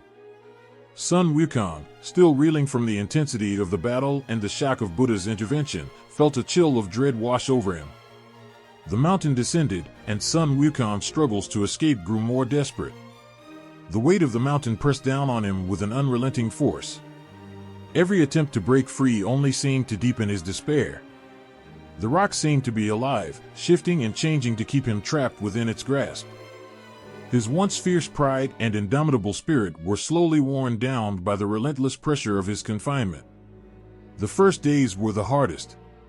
Sun Wukong's roars echoed through the darkened space, a mix of fury and disbelief.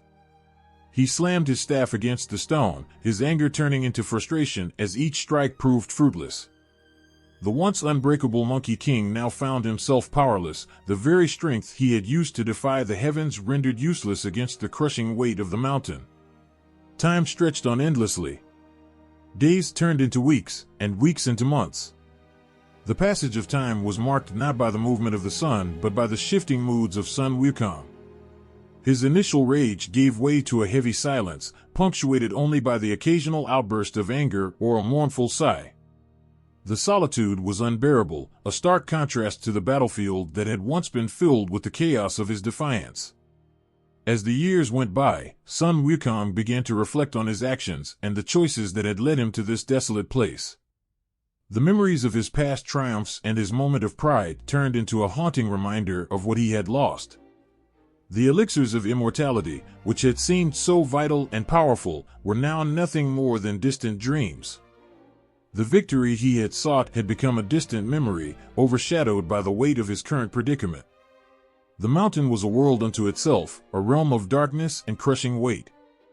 The once vibrant and fierce Monkey King was now a figure of isolation and defeat.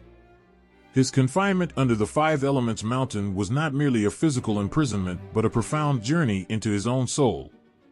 The silence was punctuated by the echoes of his own thoughts, each one a reminder of the choices he had made and the path he had followed. Buddha's trickery had been masterful. The mountain was not just a prison but a place of deep reflection. Sun Wukong was forced to confront the very essence of his being, to face the consequences of his rebellion and the price of his defiance. The mountain held him not just in its physical grasp, but in a profound state of introspection. The years turned into decades, and the weight of time pressed heavily on Sun Wukong. The once fiery spirit of the Monkey King had dimmed, replaced by a quiet resignation. The mountain, though silent and unyielding, seemed to become a part of him, a symbol of his own inner struggles and the cost of his defiance. The relentless pressure of his imprisonment was both a punishment and a profound opportunity for reflection. As the centuries passed, Sun Wukong's spirit remained unbroken but deeply changed. The mountain had become a place of profound solitude, a space where he was forced to confront his own weaknesses and the consequences of his actions. The once mighty Monkey King, trapped beneath the weight of the Five Elements mountain, found himself grappling with the deeper truths of his own existence. The imprisonment under the mountain was not just a punishment but a powerful lesson. Sun Wukong, who had once sought to defy the heavens and claim immortality, now faced the harsh reality of his own choices. The mountain, with its crushing weight and unyielding presence, became a symbol of his own inner journey, a journey that would shape his future and transform his spirit in ways he could not yet imagine. In the heart of ancient China, a quiet yet momentous decision was unfolding that would forever change the course of history. The winds of destiny whispered through the corridors of the imperial palace, carrying with them the promise of a quest that would unite courage and faith. This is the story of Xuanzang, a humble monk whose devotion and determination would set him on a path of profound significance. Xuanzang, known in his time as Xuanzang, was not born into nobility or greatness. His origins were modest, rooted in the soil of a small village where his family lived a simple life. From an early age, Xuanzang showed a remarkable spirit of curiosity and devotion. The sacred teachings of Buddhism captured his heart, and he dedicated his life to understanding and spreading these profound truths. As Xuanzang grew, so did his reputation for wisdom and piety. His humble demeanor and relentless quest for knowledge drew the attention of scholars and monks alike. Despite the serene life he led, a restlessness stirred within him, a deep yearning to obtain the complete teachings of Buddhism that were said to be hidden in the distant lands of the West. It was during this time of yearning and aspiration that a decree came from the imperial court. Emperor Taizong, the ruler of the Tang dynasty, faced a critical decision. The Buddhist scriptures, which held the keys to enlightenment and wisdom, had been lost to the ages. They were said to be in the far-off lands of India, a place where the original teachings had originated. The emperor knew that these scriptures were essential for the spiritual and cultural prosperity of his empire. In a moment that would shape both Xuanzang's life and the future of Buddhism in China, Emperor Taizong issued a decree. He called upon the bravest and most learned monk to undertake a perilous journey to the West to retrieve these sacred texts. This was no ordinary mission. It was a call to bridge the gap between East and West, to bring back the ancient wisdom that had been lost. Xuanzang, upon hearing of the emperor's decree, felt a surge of both excitement and trepidation. The journey to retrieve the scriptures was fraught with challenges, dangerous terrains, harsh climates, and the unknown dangers that lay ahead. Yet, Xuanzang's resolve was unshakable. His faith in the mission and his devotion to the teachings of Buddhism gave him the courage to accept the daunting task. The emperor's decree was more than a call to action. It was a beacon of hope and a symbol of the intertwining destinies of rulers and spiritual seekers. As Xuanzang prepared for his journey, the entire empire seemed to hold its breath, waiting to see if this humble monk would succeed where others had failed. His departure was marked by both solemn reverence and heartfelt prayers from those he left behind. Xuanzang's journey was not merely a physical quest, but a deeply spiritual one. Each step he took was filled with both the promise of discovery and the weight of responsibility. The road ahead was uncharted, and the path to the west was as uncertain as it was long. But Xuanzang's heart was unwavering, driven by a profound sense of purpose and a deep-seated belief in the importance of his mission. The journey to retrieve the Buddhist scriptures from the West was more than a quest for ancient texts. It was a search for enlightenment and a testament to the power of faith and perseverance. Xuanzang's adventure was a symbol of the broader journey of understanding and connection between cultures and philosophies. As he set out, the story of his mission became a legend of hope and determination, a reminder of the profound impact that one person's courage and devotion can have on the world. In the quiet moments of reflection before his departure, Xuanzang understood the enormity of the task ahead. He knew that the journey would test his faith, resilience, and spirit. Yet, with each step he took towards the unknown, he carried with him not just the hopes of an empire, but the timeless quest for knowledge and spiritual awakening.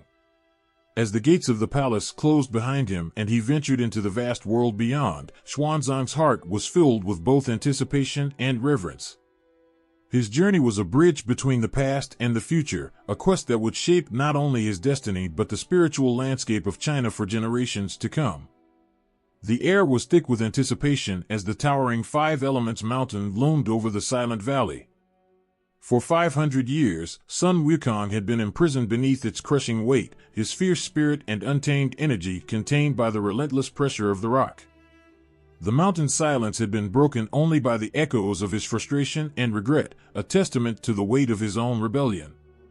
But now, a new presence approached, a figure of divine grace and compassion. Bodhisattva Guanyin, the embodiment of mercy, descended from the heavens.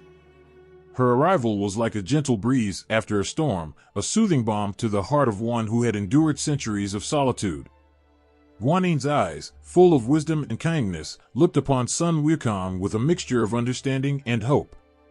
The mountain trembled as Guanyin approached, her gentle power emanating a warmth that seemed to touch even the coldest corners of the world. She extended a hand, and with a serene gesture, she began to lift the weight of the mountain. It was not just the physical burden that was being removed, but also the profound weight of Sun Wukong's imprisonment. The mountain, once an impenetrable barrier, began to shift and move, revealing the Monkey King beneath. Sun Wukong, who had long been a figure of fierce defiance and rebellion, was now a broken soul, his once fierce eyes now filled with a mix of awe and gratitude. As the mountain's weight lifted, he felt a sense of liberation unlike any he had known. The freedom he had longed for was finally within reach, but it came with a profound realization of his past mistakes and the chance for redemption. Guanyin's presence was a beacon of hope, and as Sun Wukong stood before her, he felt a deep sense of humility. The divine figure spoke with a voice that was both gentle and firm, addressing Sun Wukong not with condemnation but with an invitation to redemption. She spoke of a new path, one that would allow him to make amends for his past and prove his worth. In the quiet moments that followed, Sun Wukong's heart was filled with a new sense of purpose. He knew that his release was not just an escape from physical confinement, but an opportunity to transform himself. The chance for redemption was both a gift and a challenge, a way to prove that he could rise above his past and fulfill a greater purpose. Guanyin's words were clear. There was a mission that required Sun Wukong's unique skills and unwavering strength. The journey to the West was not just a quest for sacred texts, but a profound spiritual journey that needed protection and guidance. Xuanzang, the monk entrusted with retrieving the Buddhist scriptures, needed a guardian, someone who could protect him from the many dangers that lay ahead. Sun Wukong's heart swelled with a mix of resolve and hope as he heard this new call to action. The idea of being a protector, of guarding someone on such an important mission, was both humbling and invigorating. It was a chance to make up for his past transgressions, to use his strength and skills for a noble cause. The thought of aiding Xuanzang, of being part of something greater than himself, filled him with a sense of renewed purpose. With a voice that trembled with sincerity, Sun Wukong made a vow to Guanyin. He pledged to protect Xuanzang with all his strength and dedication, to ensure that the sacred journey would be completed safely and successfully. His promise was not just a formality but a heartfelt commitment to making amends for his past and proving that he could be a force for good. As Sun Wukong set out to meet Xuanzang, he felt a profound shift within himself.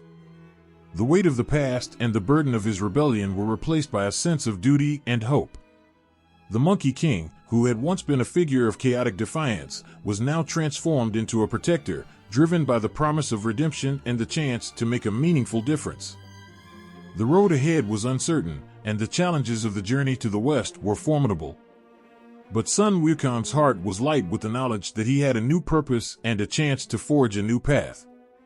His vow to protect Xuanzang was more than just a commitment, it was a symbol of his own transformation and a testament to the power of redemption. As Sun Wukong stepped into the light of a new dawn, his spirit was renewed, his heart filled with hope. The journey to the west would be long and fraught with challenges, but he was ready to face whatever lay ahead with unwavering dedication. The Monkey King's redemption was not just a personal victory, but a promise of a future shaped by courage, compassion, and the power of second chances. A palpable hush fell over the clearing as Bodhisattva Guanyin approached Sun Wukong with an aura of serenity and authority. In her hands, she held a golden headband that shimmered with an otherworldly light. It was no ordinary headband, it was an ancient and powerful artifact designed to bind and control the impulsive nature of one who wore it. The air seemed to shimmer with the weight of what was to come. Sun Wukong stood tall, his formidable presence marked by a mixture of anticipation and unease. The golden headband was a symbol of both his new role and his responsibility to Xuanzang. As Guanyin gently placed the headband upon his head, a wave of energy coursed through him. The moment the band touched his forehead, Sun Wukong felt an immediate, almost electric, connection. The headband fit snugly around his brow, its golden surface cool against his skin. For a moment, the Monkey King felt an overwhelming sense of calm and control. But this tranquility was short-lived. Almost immediately, the headband began to tighten, and Sun Wukong felt a sharp, painful pressure encircling his head. It was as if invisible fingers were gripping his mind, probing his very thoughts and emotions. The pain was not just physical but emotional, a stark reminder of the impulsive nature that had led him to his previous downfall. Sun Wukong, who had once been a figure of raw, unrestrained power, now faced the reality of a force that could temper and control that very power. He clenched his teeth, his body tense as he tried to resist the pressure of the headband, but its hold was unyielding. The golden headband was more than a tool of restraint, it was a profound symbol of his commitment to a new path. It forced Sun Wukong to confront the wild nature that had once defined him. Each pulse of pain from the headband was a reminder of his past actions, a call to curb his impulsive behavior and to submit to a greater purpose. The struggle within Sun Wukong was intense. He had always prided himself on his independence and strength, but now he was faced with the reality of having to yield to Xuanzang's will. The headband's power was designed to ensure his obedience, but it also triggered an inner conflict. The more he fought against it, the more painful the pressure became. It was as though the headband was not just controlling his actions but was forcing him to face his deepest fears and insecurities. Sun Wukong's usual fierce demeanor began to crack as he grappled with the headband's effect. His pride and anger, which had once been his greatest assets, now seemed like obstacles to his new role. The Monkey King, who had once defied the heavens and battled gods, was now caught in a struggle with an invisible force that seemed to know his every weakness. There were moments when Sun Wukong's frustration boiled over, his natural impulses to fight and resist clashing with the need for control. He would snarl and lash out, only to be met with the relentless tightening of the headband. Each time he let his temper flare, the headband's pressure increased, a painful reminder of the price of his defiance. Yet, in these moments of intense struggle, there were also glimmers of clarity. Sun Wukong began to understand that the headband's true power lay not just in its ability to control his actions, but in its role as a mirror reflecting his inner turmoil. It was a challenge to transform his wild, rebellious nature into something that could serve a greater good. Despite the pain and frustration, Sun Wukong's resolve started to solidify. He realized that the headband was not just a constraint but a guide, a tool to help him navigate the path of redemption he had vowed to follow. The more he resisted, the more he understood that true strength lay in mastering himself and controlling his impulses rather than letting them control him. As Sun Wukong adjusted to the headband, a profound change began to take place. The initial struggle gave way to a cautious acceptance. The pressure around his head was still there, but it no longer felt like an enemy. Instead, it became a constant reminder of his commitment to Xuanzang and the new path he was destined to follow. The golden headband, once a source of intense discomfort and resistance, now symbolized Sun Wukong's journey toward self-control and redemption. It was a constant presence, a reminder of the promises he had made and the responsibilities he had assumed. The pain of the band gradually transformed into a source of strength, a testament to the Monkey King's ability to adapt and evolve. The struggle with the headband was far from over, but Sun Wukong's heart was beginning to align with his new purpose. The initial agony and resistance gave way to a growing understanding of the headband's role in his transformation. As he prepared to accompany Xuanzang on the sacred quest, Sun Wukong knew that the path ahead would be challenging, but the golden headband was now a symbol of his commitment to change and his dedication to a greater cause. The dense forest around them grew eerily quiet as the sun began to set, casting long shadows that twisted and danced among the trees. Xuanzang, the monk on a sacred quest, and his newly appointed protector, Sun Wukong, ventured deeper into the wilderness. Their path was shrouded in mystery and fraught with unseen dangers. The serenity of their surroundings belied the peril that awaited them. As they rounded a bend in the path, a chilling breeze swept through the trees, carrying with it a sense of foreboding. The tranquility of the forest was abruptly broken by an unsettling sound, a low, guttural growl that sent shivers down the spines of even the bravest souls. Sun Wukong's sharp instincts were immediately on alert.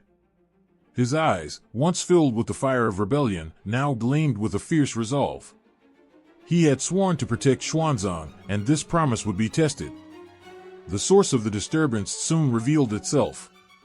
A dark, foreboding cave entrance loomed before them, almost hidden behind thick vines and brambles. The entrance was large enough to swallow a whole herd of cattle, and the air around it seemed to pulse with a sinister energy. This was White Bone Cave, a place of legend and dark magic, known for its malevolent inhabitants. Sun Wukong's senses were on high alert. His keen eyes spotted movement within the cave, and his ears picked up the soft rustling of something, or someone, shifting in the darkness. His grip tightened on his staff, his every muscle tensed and ready for the battle that was sure to come. Xuanzang, meanwhile, looked on with a mixture of fear and trust. The monk had placed his faith in Sun Wukong, trusting that this powerful guardian would see them through whatever dangers lay ahead. A sudden burst of darkness erupted from the cave, taking the form of a towering, grotesque demon. The creature was a nightmarish amalgamation of sharp teeth, glowing red eyes, and a sinister grin that seemed to promise nothing but pain. It was the demon of White Bone Cave, a malevolent being with a hunger for human souls. Its very presence seemed to sap the warmth from the air, leaving a bone-chilling cold in its wake. Sun Wukong sprang into action without hesitation. His powerful staff, which had once been a symbol of his rebellion, was now an instrument of protection. With a roar of defiance, he hurled himself at the demon, his movements swift and precise. Each swing of his staff was filled with the force of his undying spirit, a testament to his commitment to the mission and to his newfound control. The battle was fierce and unrelenting. The demon's dark magic clashed with Sun Wukong's raw strength and skill. For every strike Sun Wukong landed, the demon retaliated with a burst of dark energy, each blast more formidable than the last. The air crackled with the energy of their clash, each collision of staff and claw sending shockwaves through the cave. Amid the chaos, Sun Wukong's thoughts were a whirlwind. He was driven by the promise he made to Guanyin and the trust Xuanzang had placed in him. The demon's grotesque form was a stark reminder of the challenges ahead, but it also fueled his determination. He fought not just for his own redemption but for the safety of the monk who depended on him. Xuanzang, watching from a safe distance, felt a mixture of awe and anxiety. The sight of Sun Wukong battling the demon with such ferocity was both reassuring and terrifying. The monks' faith in his protector was unwavering, but the danger they faced was very real. Each moment seemed to stretch into eternity as Sun Wukong battled the demon, each swing of the staff and each blast of dark magic contributing to a fight that felt like it could go on forever. Despite the ferocity of the battle, Sun Wukong's control was evident. The golden headband, which had once been a source of pain and resistance, now seemed to guide his movements with a newfound precision. His rage was tempered by his vow, and his strength was channeled into each calculated strike. The headband's pressure was no longer an enemy but a partner in his struggle, helping him focus his power and determination. The final moments of the battle were a blur of motion and sound. With a final, mighty roar, Sun Wukong delivered a decisive blow to the demon. The creature let out a horrific shriek, its form disintegrating into a cloud of dark mist that was quickly swept away by the winds. The cave, once a place of dread, fell silent again, leaving only the echoes of the battle behind. Exhausted but victorious, Sun Wukong stood amidst the remnants of the fight. His chest heaved with each breath, his staff still clutched tightly in his hand. The victory was hard-won, and the weight of the battle seemed to settle heavily on his shoulders. Yet, there was a glimmer of satisfaction in his eyes, a recognition of the progress he had made, of the redemption he was fighting for. Xuanzang approached cautiously, his face a mix of relief and admiration. He placed a hand on Sun Wukong's shoulder, a silent acknowledgement of the battle fought and won. The journey ahead was fraught with uncertainty, but the defeat of the demon marked the beginning of a new chapter in their quest. Sun Wukong's struggle was far from over, but the encounter with the demon had been a crucial test. It was a testament to his growth, his commitment to the path of redemption, and his unwavering dedication to protecting Xuanzang. The path ahead would undoubtedly be filled with more trials, but the defeat of the demon in White Bone Cave was a powerful reminder of the strength that came from courage, control, and the promise of a brighter future. The sun was just beginning to rise, casting a golden hue over the rugged landscape. Xuanzang and Sun Wukong, having just overcome their first trial, continued their trek through the vast wilderness. The journey was proving to be more perilous than they had anticipated, and every step seemed to echo with the promise of more challenges ahead. Little did they know, their path was about to cross with another fateful companion. As they approached a dense, tangled grove, the air was filled with the sounds of rustling leaves and distant animal calls. Suddenly, a loud, gruff voice broke through the morning calm. It was a voice full of irritation and hunger, mixed with a hint of humor. "Whoever dares disturb my nap better have a good reason," the voice bellowed. Sun Wukong's ears perked up, and he exchanged a curious glance with Xuanzang. The voice was unmistakably boisterous, and its owner seemed to have little regard for decorum or politeness.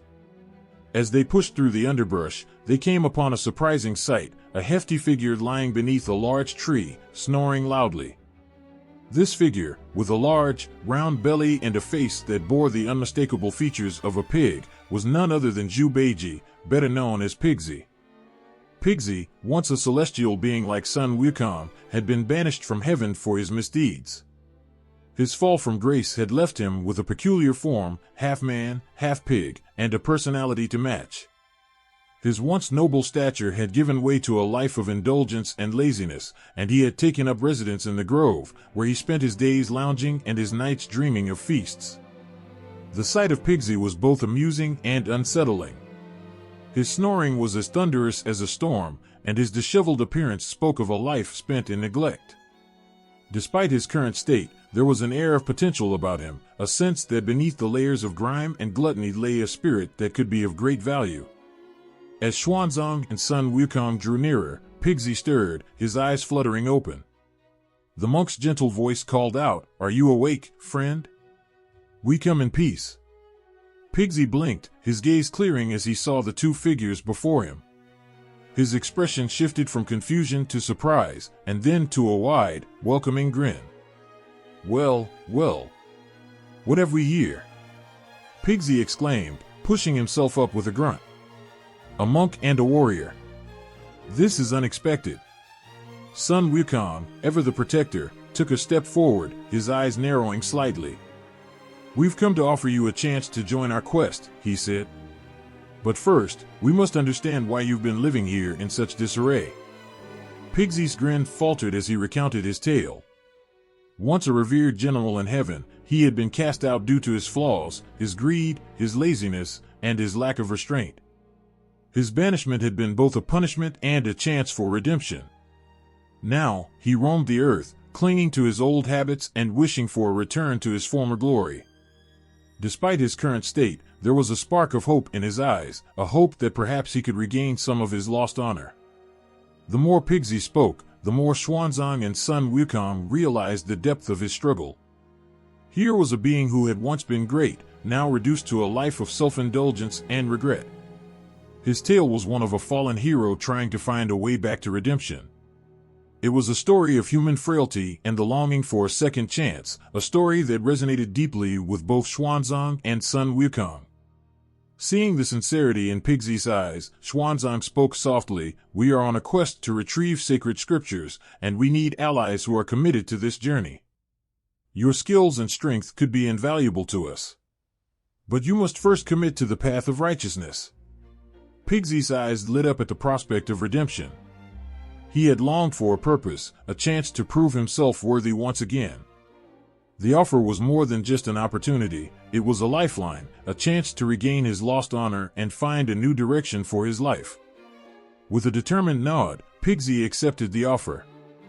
"I will join you," he declared, his voice filled with resolve. "I will do my best to assist you on this quest and to prove that I am more than the sum of my mistakes." As Pigsy joined Xuanzang and Sun Wukong, the mood shifted. The trio, each with their own pasts and struggles, now moved forward together. Pigsy's inclusion was more than just a matter of numbers, it was a profound moment of connection and understanding. Each member of the group had faced their own battles and failures, and now they were united in their pursuit of a common goal. The introduction of Pigsy added a new dynamic to their journey. His unique blend of humor and strength, coupled with his own quest for redemption, brought a fresh energy to the group. The path ahead was still fraught with challenges, but the presence of Pigsy added a new layer of camaraderie and hope. Together, Xuanzang, Sun Wukong, and Pigsy set forth, each step marked by the promise of new adventures and the possibility of personal growth. The journey was far from over, but with Pigsy now part of the team, the path seemed a little brighter, and the future a little more hopeful. The sun cast a shimmering glow over the river, its surface sparkling like a sheet of molten gold. As Xuanzang, Sun Wukong, and Pigsy made their way along the riverbank, the peacefulness of the setting was suddenly shattered by the sound of a deep, mournful roar. It was a sound that seemed to resonate with ancient sorrow, echoing through the trees and across the water.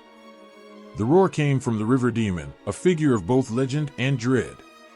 Known as Wujing, or Sandy, he was the third disciple destined to join Xuanzang's quest. His tale was one of regret, redemption, and a longing for a second chance, a tale that would soon intertwine with the traveler's journey. As the travelers approached, the river's tranquil surface began to ripple ominously. From beneath the water, a shadowy figure emerged, a towering being with a face marked by deep lines of sadness and strength. His skin was a dark, ashen hue, and his eyes held a somber light, reflecting a history of deep turmoil.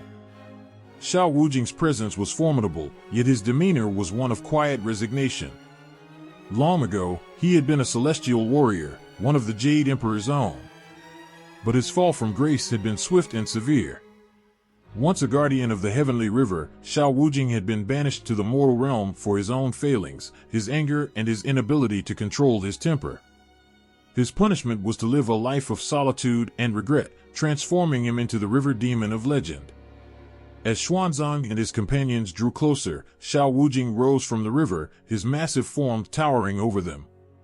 His gaze met Xuanzang's with a mixture of apprehension and hope. The monk approached with a kind but determined expression, sensing the deep pain behind the river demon's stern exterior. "I know who you are," Xuanzang said gently. "Your story has reached us. You seek redemption, and you shall find it if you are willing to join our quest." Wujing's eyes widened with a mix of hope and disbelief. For so long, he had lived with the weight of his past mistakes, carrying the burden of his anger and the loneliness of his punishment. The offer to join Xuanzang and his companions was more than a chance to prove his worth, it was a lifeline, a chance to right the wrongs of his past. In a voice that rumbled like distant thunder, Wukong spoke of his past. Once, he had been a guardian of the river, a protector of the celestial waters. But his inability to manage his rage had led him to a moment of great folly. In a fit of anger, he had lashed out, causing chaos and harm that led to his fall from grace. His banishment had sentenced him to a life of reflection and sorrow, living among the mortal beings he had once protected. As he recounted his tale, the river around him seemed to listen, the water rippling gently as if in sympathy with his story. Xuanzang and his companions listened with empathy, understanding the depth of his struggle and the sincerity of his regret. The monk's gentle demeanor and Pigsy's earnest support made it clear that this was not just an opportunity for Wukong, but also a chance for the group to extend compassion and understanding. "We all have our burdens," Xuanzang said softly. "And we all seek to make amends. Your strength and experience can guide us on our path. Will you join us and help us reach our goal?" The words were like a balm to Wukong's weary soul. Here was a chance not only for redemption but also for a new beginning. His face, marked by years of hardship, softened as he considered the offer. With a heavy heart and a soul yearning for a fresh start, he nodded slowly. "I accept," Wukong said, his voice steady but filled with emotion.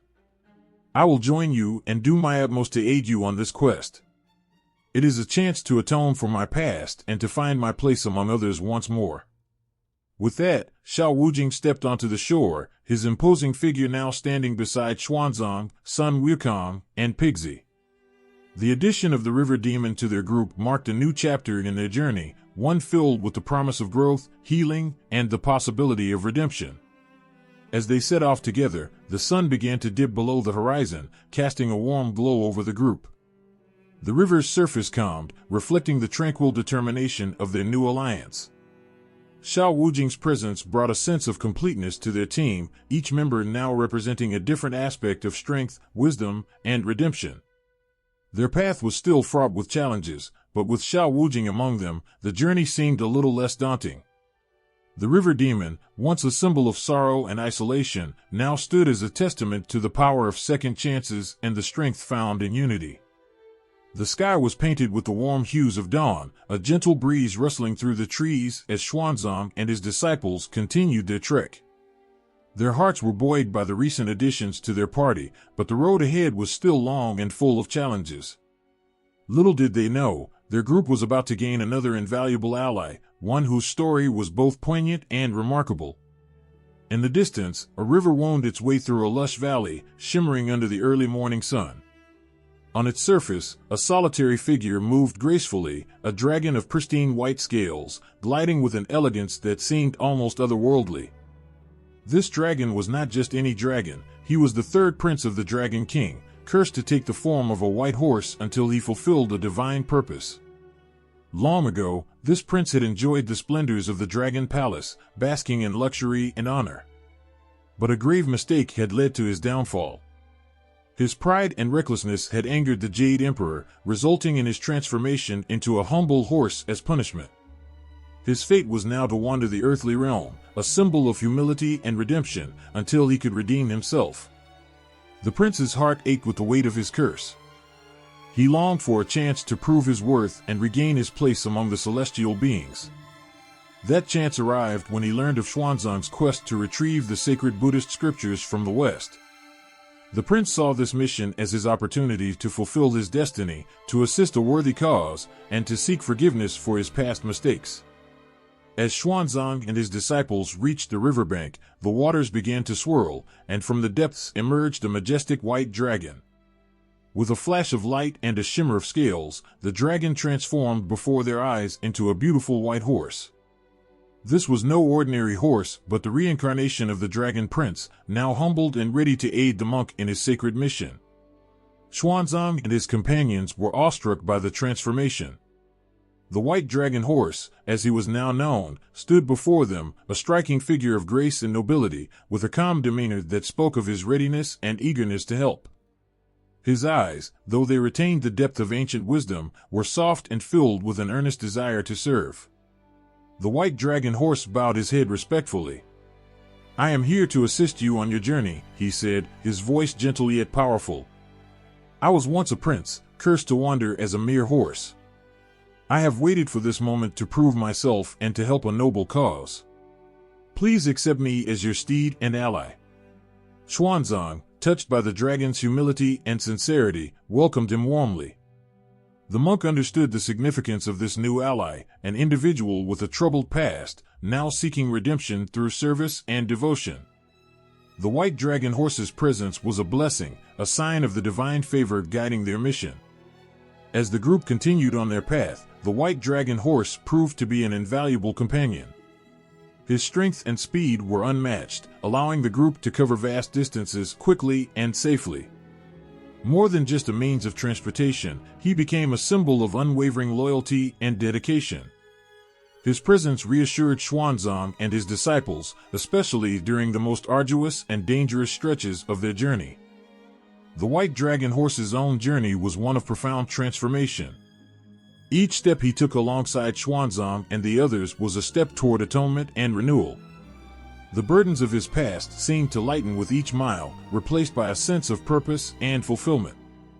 He found joy in his role, helping to guide and protect his new companions through countless trials and tribulations. Through the rocky paths and treacherous terrains, the white dragon horse carried Xuanzang with a steady grace, ensuring the safety of the monk and his disciples. His strength was a constant source of support, and his quiet dignity was a reminder of the virtues of perseverance and redemption. The horse's presence was not just a blessing of physical aid, but also a moral beacon for the group. He embodied the message of hope and transformation, showing that even the most flawed and fallen beings could rise to greatness through sincerity and hard work. His story of redemption resonated deeply with Xuanzang and his disciples, reinforcing their commitment to their mission and to each other. As the sun set behind the mountains, casting a golden glow over the landscape, the white dragon horse walked alongside his new friends, a symbol of divine intervention and grace. His journey from a once proud prince to a humble horse, and now to a cherished ally, was a testament to the power of redemption and the promise of new beginnings. The air grew heavy with a sudden, bone-chilling gust, and the sky darkened as ominous clouds rolled in. Xuanzang and his companions had just crossed into a new region, and they could feel a sinister presence in the atmosphere. They were not prepared for the fury that awaited them. From the swirling vortex of dark winds emerged a figure of pure malice, the Yellow Wind Demon. His form was as wild as the tempest he commanded, with a face twisted in a cruel sneer and eyes that glowed with a malevolent light. His laugh echoed through the valley like a dreadful storm, filling the air with fear. Xuanzang's heart pounded as the demon's fierce winds whipped around them, threatening to tear the group apart.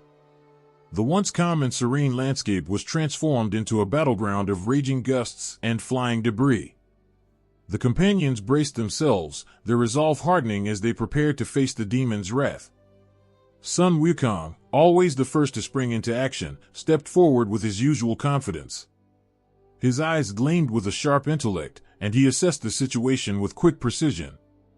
He knew that brute strength alone would not be enough to defeat this formidable foe. The Yellow Wind Demon's power lay in his control over the winds, which made him nearly untouchable and extremely dangerous. "Stay close and stay low," Sun Wukong shouted over the roar of the wind. "I'll deal with this." With a powerful leap, Sun Wukong transformed into a tiny insect, darting through the furious winds.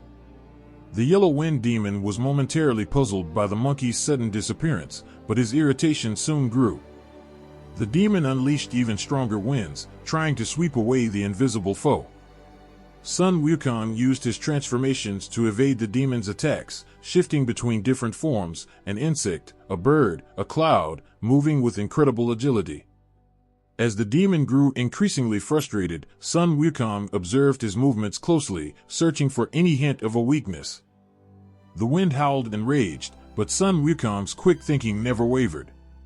He knew that the demon's strength came from his ability to control the winds. To defeat him, Sun Wukong needed to disrupt this control and find a way to neutralize his powers. Suddenly, an idea struck Sun Wukong. He transformed into a massive stone boulder, appearing to drop from the sky. The sheer weight of the boulder plunged into the earth, causing a tremor that disrupted the wind currents. For a moment, the winds faltered, and the yellow wind demon roared in anger, trying to regain control.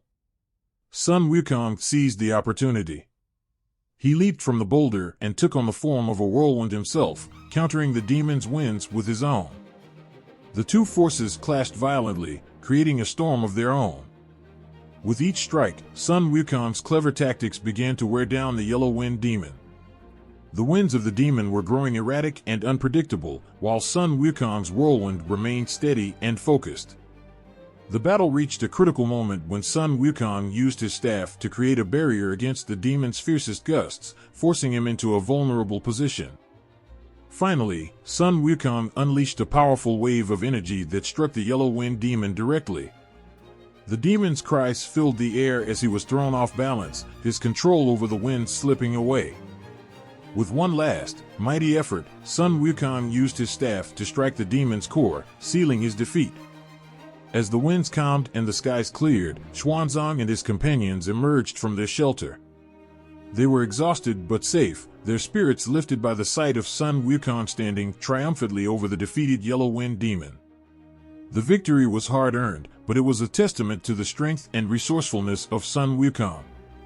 His clever tactics had not only defeated a powerful enemy but also safeguarded his companions and the mission they were so dedicated to. The battle against the yellow wind demon would become a story of courage and strategy, one that would inspire the group to face the trials ahead with renewed determination and hope.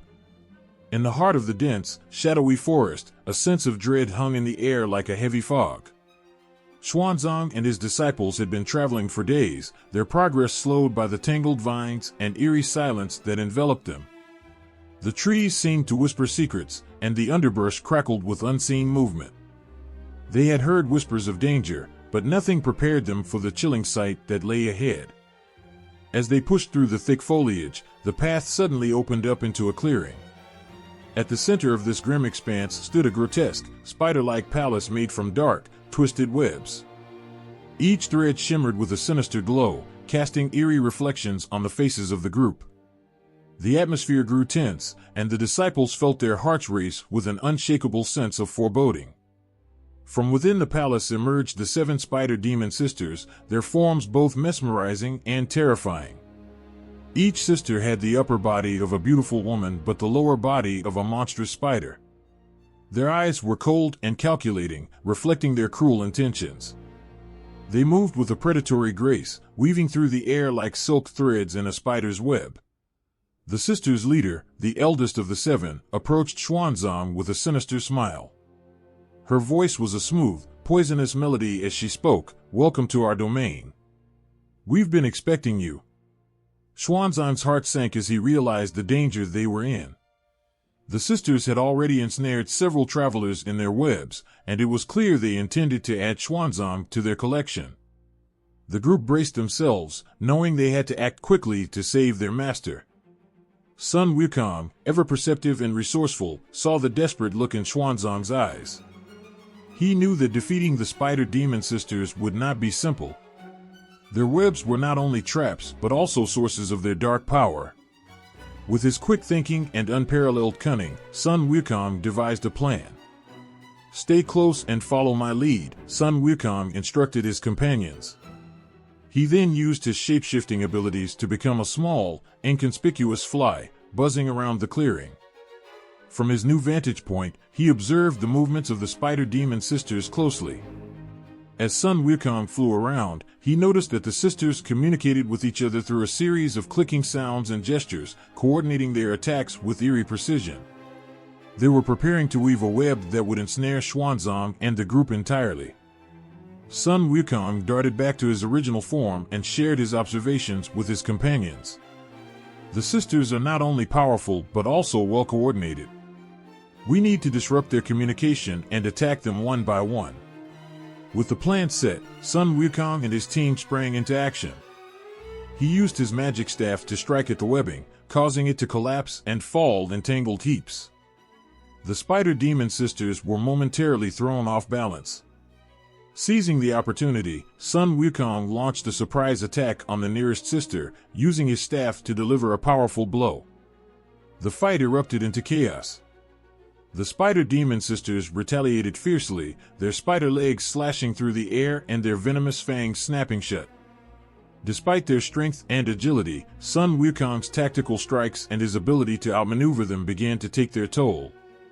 As the battle raged on, Sun Wukong's quick thinking led him to a critical realization. The sisters were strongest when they worked together, and their power waned when they were separated. He focused on isolating them, using his transformations and combat skills to force them apart. With each sister defeated, the remaining ones grew more desperate. The eldest sister, realizing her plan was crumbling, charged at Sun Wukong with a fury fueled by fear. But Sun Wukong was ready. With a final, decisive strike, he knocked her to the ground, ending her reign of terror. The remaining sisters, seeing their leader fall, quickly surrendered. Sun Wukong, determined to ensure the safety of Xuanzang and his team, ordered them to retreat, promising that they would not harm anyone else. With the spider demon sisters defeated, Xuanzang and his companions were freed from the web of fear that had ensnared them. As they made their way out of the forest, the weight of the battle slowly lifted, replaced by a sense of relief and victory. Sun Wukong's cunning and bravery had saved them from a terrible fate, and his actions became a story of heroism and hope. The victory over the spider demon sisters not only secured their immediate safety but also strengthened the bond between Xuanzang and his disciples. It was a reminder of their commitment to the journey ahead and the trials they would face together. The sun hung low in the sky as Xuanzang and his disciples trekked through a rugged, treacherous landscape.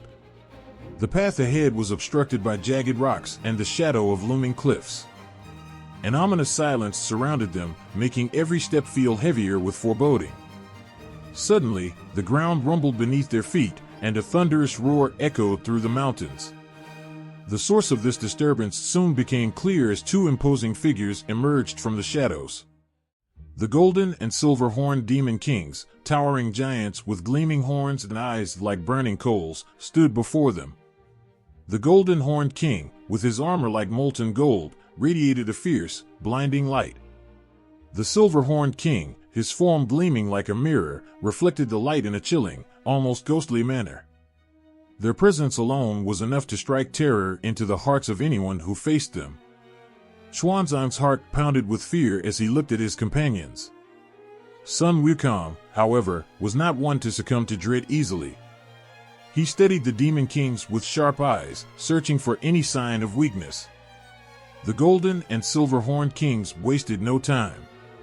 With a roar, they unleashed a torrent of dark magic, hurling blasts of energy that shook the very earth. The ground beneath Xuanzang and his companions cracked and buckled, and they had to scramble to avoid being swallowed by the chasms that formed. Sun Wukong's mind raced. He knew that brute strength alone wouldn't be enough to defeat these formidable foes. Instead, he needed to rely on his wits. As the demon kings continued their relentless assault, Sun Wukong began to devise a plan. With a swift, fluid motion, Sun Wukong transformed himself into a small, unnoticeable insect. He buzzed around the battlefield, closely observing the demon kings' attacks and their patterns. From his vantage point, he noticed that while the demon kings were incredibly powerful, they had a tendency to rely heavily on their combined strength and coordination. They seemed to struggle when separated. Returning to his true form, Sun Wukong communicated his plan to his companions. "We need to split them up. They're strongest when they fight together. If we can separate them, we might stand a chance." With the plan in motion, Sun Wukong began his assault. He used his magical staff to create a series of illusions and distractions. The golden and silver-horned kings, caught off guard, were momentarily confused as they tried to chase down what they thought were multiple Sun Wukongs. Their attacks began to falter as they struck at phantoms instead of their true target. Seeing their disorientation, Sun Wukong took advantage of the moment to draw the silver-horned king away from his brother. He led the demon into a narrow canyon, using his agility and cunning to stay just out of reach.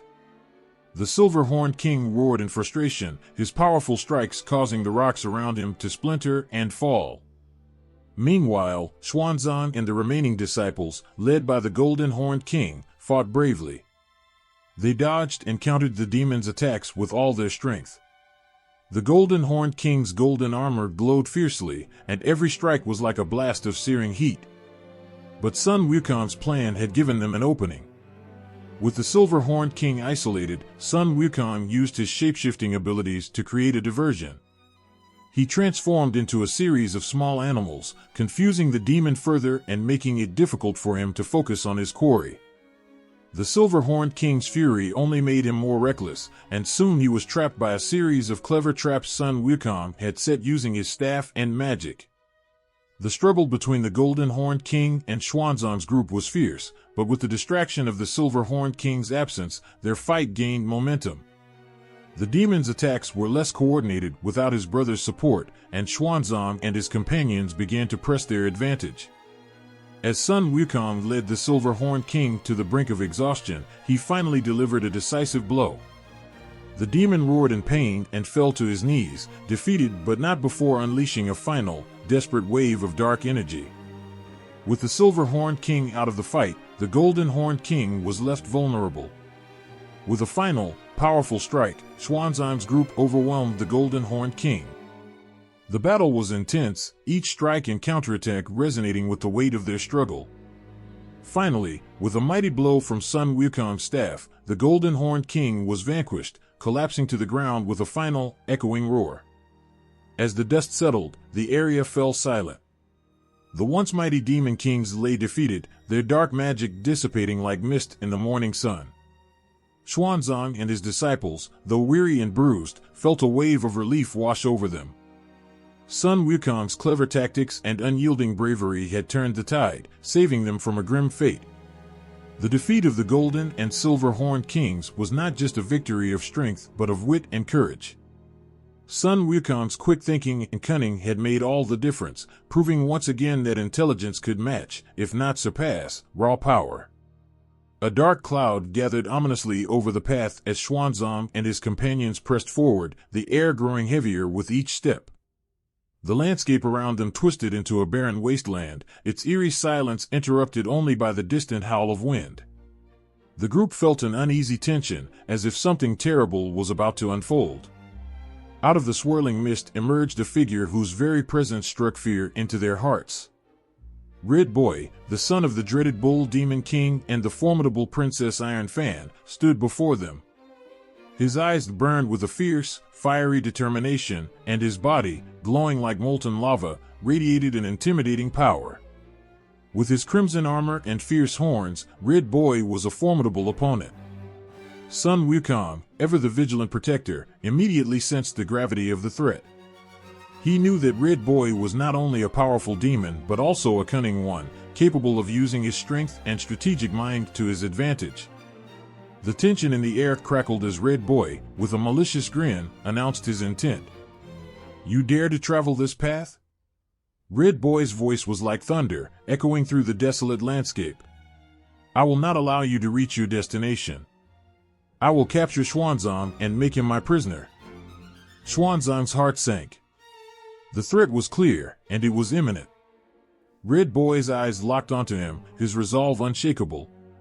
With a wave of his hand, Red Boy summoned a torrent of flames that roared and surged toward Xuanzang and his companions. The flames were not just hot, they were alive with dark magic, twisting and writhing like a living thing. Sun Wukong, with his unparalleled agility, leaped into action. His staff whirled through the air, creating a barrier of magical force to shield Xuanzang and the others from the fiery onslaught. The heat was intense, almost unbearable, but Sun Wukong's determination and skill kept the flames at bay. He knew that he had to act quickly. Red Boy was relentless, and every moment spent fighting the fire was a moment that Xuanzang could be captured. As the flames subsided, Red Boy charged forward with a roar that shook the very ground. His movements were swift and precise, every strike imbued with the raw power of his lineage. The ground cracked beneath his feet, and his every attack seemed to reverberate through the earth. Sun Wukong met him head-on, their clash creating a shockwave that sent debris flying in all directions. Their battle was fierce, a dance of power and skill. Sun Wukong's staff moved with lightning speed, parrying Red Boy's blows while searching for an opening. Red Boy's strength was formidable, but Sun Wukong's agility and experience were equally impressive. The ground was soon littered with the wreckage of their fierce struggle. Xuanzang and his other disciples, though safe for the moment, were not idle. Pigsy and Sandy, seeing their leader in danger, took up arms to help Sun Wukong. They fought valiantly, their combined efforts creating a powerful support that allowed Sun Wukong to focus on Red Boy. Despite their combined strength, Red Boy's fiery attacks were relentless. His magical flames scorched the earth, creating barriers of fire that seemed impenetrable. His cunning was evident. He used the flames not only as a weapon but as a means to control the battlefield, forcing Sun Wukong and his allies into a defensive position. At one crucial moment, Red Boy seized the opportunity to launch a daring attack. With a sudden burst of energy, he created a vortex of flames that roared toward Xuanzang. His goal was clear: to capture the monk and end their journey. The vortex seemed to stretch endlessly, a wall of fire that threatened to engulf Xuanzang completely. Sun Wukong's heart raced as he realized the imminent danger. He could not let Xuanzang be captured, not after all they had been through. With a fierce cry, he summoned all his strength and agility. He leaped into the vortex, his staff glowing with a brilliant light as he fought against the encroaching flames. The battle reached a fever pitch as Sun Wukong, with a final, desperate surge of power, shattered the vortex of flames. The explosion of light and energy pushed back Red Boy, forcing him to retreat momentarily. The clash of their powers created a blinding flash, and for a moment, the world seemed to be engulfed in pure, brilliant light. When the light faded, Red Boy was on his knees, his strength waning. Sun Wukong stood over him, breathing heavily but resolute. The demon prince looked up, his eyes filled with a mix of defiance and frustration.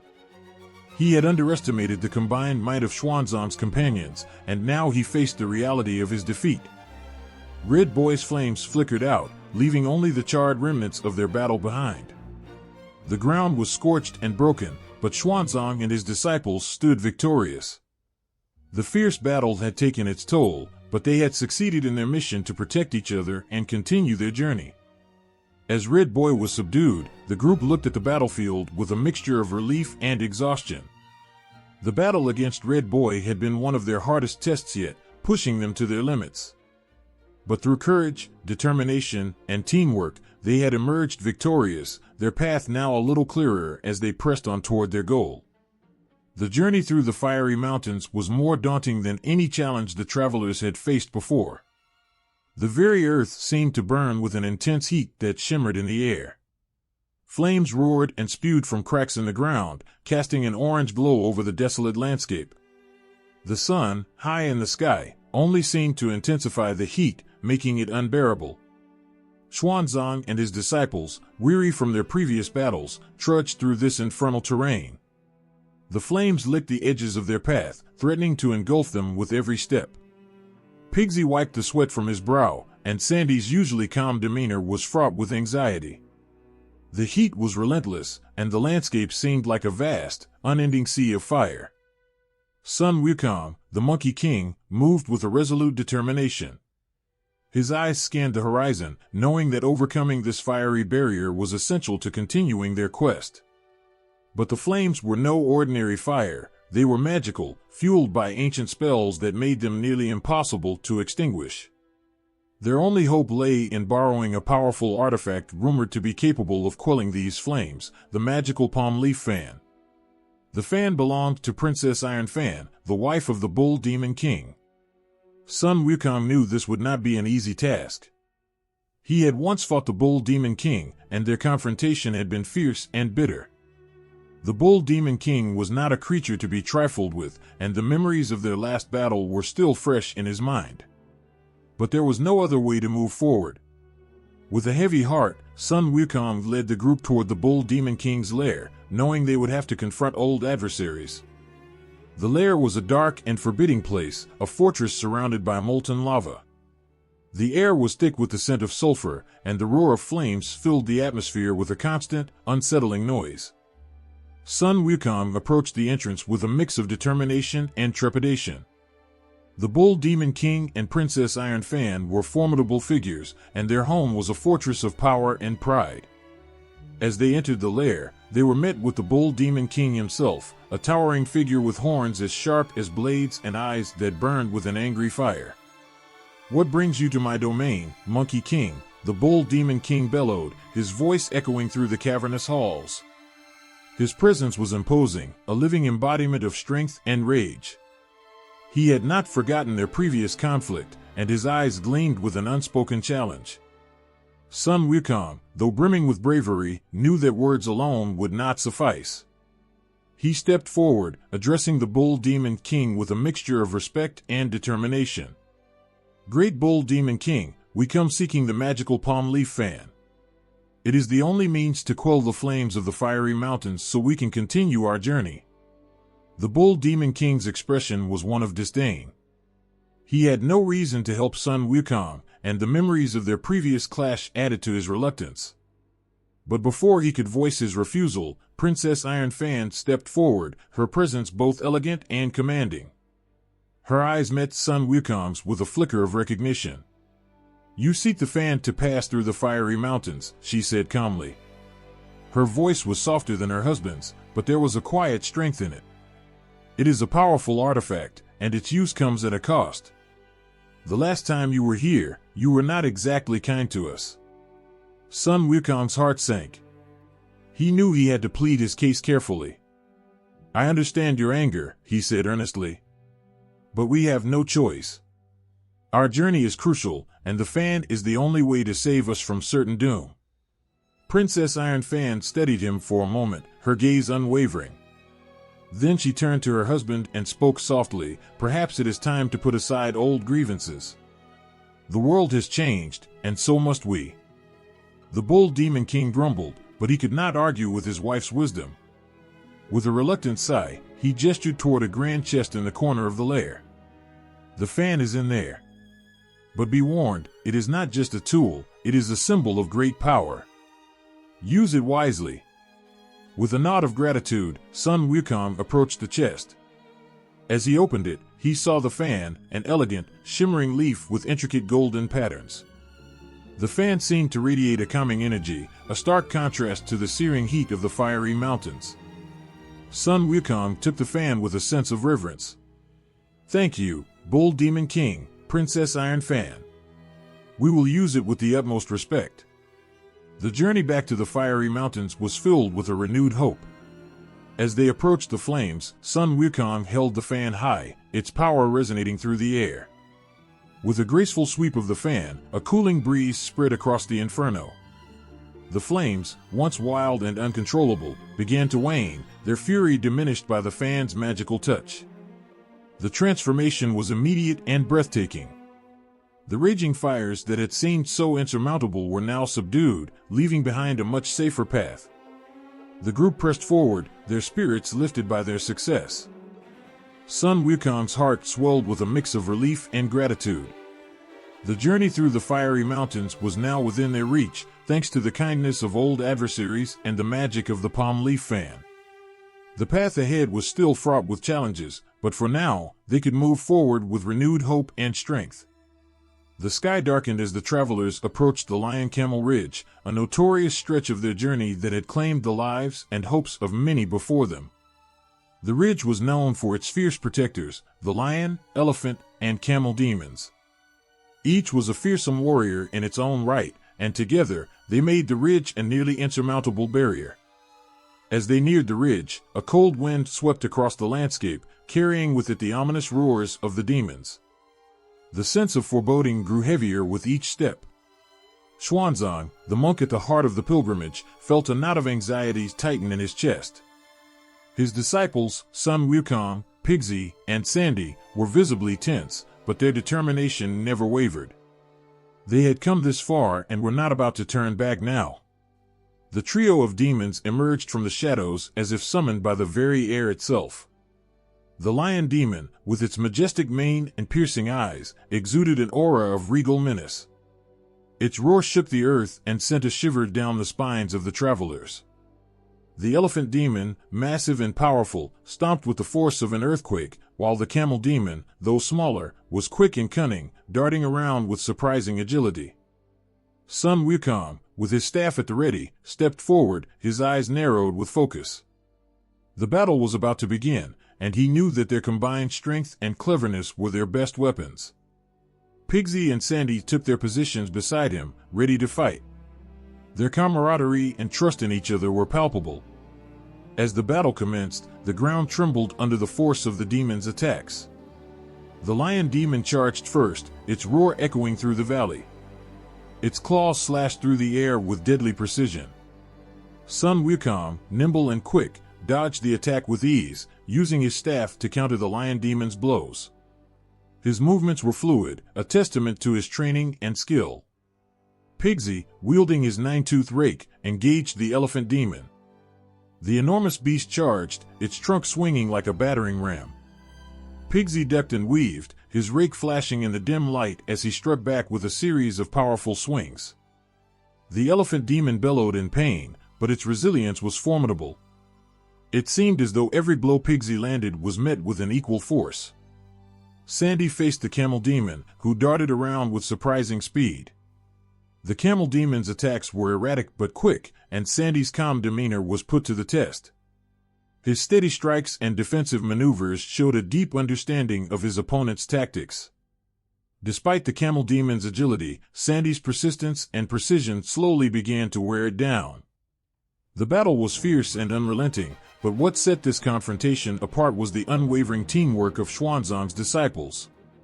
Each member played a crucial role, covering for one another and adapting to the changing dynamics of the fight. Their coordinated efforts were a sight to behold. Sun Wukong's clever maneuvers created openings for Pigsy's powerful strikes, while Sandy's steady defense protected the group from the relentless attacks of the camel demon. Xuanzang, though not a fighter, contributed in his own way. His unwavering faith and encouragement bolstered his disciples' spirits. Each time they faltered, his voice reminded them of their purpose and their strength. His presence was a beacon of hope, pushing them to persevere even when the odds seemed overwhelming. As the battle raged on, it became clear that their combined strength and determination were turning the tide. The demons, though fierce, were no match for the unity and courage of Xuanzang's disciples. Slowly but surely, the lion, elephant, and camel demons began to falter. The once fearsome roars turned into cries of frustration and pain. Sun Wukong's staff struck the final blow to the lion demon, sending it crashing to the ground. Pigsy's rake delivered a decisive hit to the elephant demon, which collapsed under the force. Sandy's steady assault finally overwhelmed the camel demon, leaving it defeated and exhausted. The battle was won, but the victory was bittersweet. The demons had been formidable adversaries, and their defeat had come at a cost. The travelers were bruised and weary, but their spirits were high. The Lion-Camel Ridge, once a symbol of their greatest challenge, now stood as a testament to their strength and unity. As they stood amidst the remnants of the battle, their faces were marked by exhaustion, but also by a deep sense of accomplishment. They had faced their fears, overcome seemingly insurmountable odds, and emerged victorious. Their journey continued, but the bond between them had grown stronger. Each trial had tested their resolve, but it had also forged them into a team that could face any challenge together. The Lion-Camel Ridge, once a daunting barrier, now lay behind them. They moved forward with renewed strength, their hearts lightened by the knowledge that, together, they could overcome any obstacle in their path. As the sun began to set, casting an orange glow over the horizon, Xuanzang and his disciples approached a hidden kingdom unlike any they had encountered before. This was the Kingdom of Women, a land shrouded in both mystery and enchantment. It was said to be a realm where men were rare and women ruled with unparalleled grace and power. The entrance to the kingdom was guarded by towering gates adorned with intricate carvings of dragons and phoenixes. As the group passed through, they were met with an immediate sense of awe and wonder. The air was filled with the sweet scent of blooming flowers, and the streets were lined with vibrant colors and lively sounds. Yet, the sight that greeted them was a world apart from what they had known. Women, dressed in elegant garments of silk and satin, moved with purpose and confidence. Their presence was both commanding and serene, and their voices, though soft, carried an undeniable authority. The kingdom was a marvel of beauty and organization, with every detail meticulously cared for. The group's initial awe quickly turned into unease as they realized they were outsiders in a society where their presence was both unusual and unwelcome. The women of the kingdom had lived in isolation from the outside world, and the arrival of Xuanzang and his companions was seen as a disturbance. The challenges of navigating this unique society were manifold. Xuanzang, with his humble demeanor and respectful nature, tried to make peace with the local leaders, but his status as a man posed a significant barrier. Pigsy, with his boisterous personality and crude humor, unintentionally offended many with his comments and actions. Sandy, though calm and composed, found himself at a loss in a society where he was not fully understood or appreciated. Sun Wukong, always quick-witted and resourceful, took it upon himself to find a way to bridge the gap between the travelers and the kingdom's inhabitants. His cleverness and charm were put to the test as he tried to navigate the complex social structures and customs of the kingdom of women. The women of the kingdom were both fierce and compassionate, a combination that made them formidable allies but also wary adversaries. They were led by a queen whose beauty was matched only by her wisdom. The queen, though initially skeptical of the travelers, was intrigued by their determination and perseverance. The kingdom's customs and traditions were unlike anything the travelers had experienced. The women were skilled in arts and crafts, their creations reflecting a deep cultural heritage. They lived in harmony with nature, and their daily lives were guided by principles of balance and respect. Yet, as the travelers tried to integrate into this society, they faced several trials. Xuanzang's mission was to retrieve sacred scriptures, but in this land where men were rare and often viewed with suspicion, it was difficult to find any help. Pigsy's attempts to fit in often led to awkward encounters and misunderstandings, while Sandy's quiet strength was overshadowed by the unfamiliarity of the situation. Sun Wukong's resourcefulness became their greatest asset. He used his cleverness to navigate the intricate social norms, finding ways to earn the respect of the kingdom's inhabitants. His ability to adapt and learn quickly allowed him to make connections and gain insights into the kingdom's customs. His efforts gradually won over the people, and the initial tension began to ease. Through a combination of diplomacy, respect, and determination, the group managed to establish a tenuous but meaningful connection with the kingdom. The queen, recognizing their sincerity and the importance of their mission, agreed to provide assistance. She granted them access to valuable resources and knowledge that would aid them on their journey. The kingdom of women was a land of contrasts. Its beauty and grace were matched by its strict adherence to tradition and custom. The travelers had faced numerous challenges, but through their perseverance and respect for the kingdom's ways, they were able to overcome the barriers that had initially seemed insurmountable. As they prepared to leave the kingdom, the sense of accomplishment was palpable.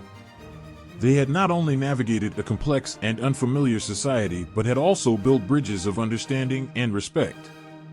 The experience had broadened their horizons and deepened their appreciation for the diversity of the world they were exploring. The departure from the kingdom of women was marked by a sense of mutual respect and gratitude. The travelers left with not only the resources they needed but also with a renewed sense of purpose. The lessons they had learned in this enchanting land would stay with them, guiding them through the trials yet to come on their journey to retrieve the sacred scriptures. The kingdom of women, with its intricate blend of beauty, tradition, and strength, had left an indelible mark on their hearts. It was a chapter in their adventure that would forever remind them of the power of respect, understanding, and the unyielding spirit of perseverance. In the dusky twilight, a chilling silence fell over the travelers as they approached a darkened valley. The peace of their journey was shattered when an ominous shadow emerged from the darkness, the scorpion demon, a sinister creature known for its ruthless cunning and powerful magic. The demon's eyes gleamed with malevolent intent as it captured Xuanzang, the heart of their mission. The moment Xuanzang was seized, fear gripped the hearts of his companions. The scorpion demon's lair was a grim place of twisted vines and murky shadows, designed to instill terror and despair. Xuanzang, bound and helpless, was held captive in a web of dark magic. His captor, with a wicked grin, reveled in the power it held over the monk. The demon's scorpion tail, with its venomous sting, hovered menacingly above Xuanzang, adding to the monk's distress. Sun Wukong, seeing his beloved master in peril, felt a surge of determination and rage. His heart pounded with the urgency of the situation. The bonds of friendship and duty that tied him to Xuanzang were not easily broken, and the sight of his master in such dire straits ignited a fierce resolve within him. With a roar of defiance, Sun Wukong leapt into action. The battle that followed was nothing short of legendary. Sun Wukong's fury and desperation fueled his every move as he faced the scorpion demon. The demon, with its terrifying tail and dark magic, proved to be a formidable foe.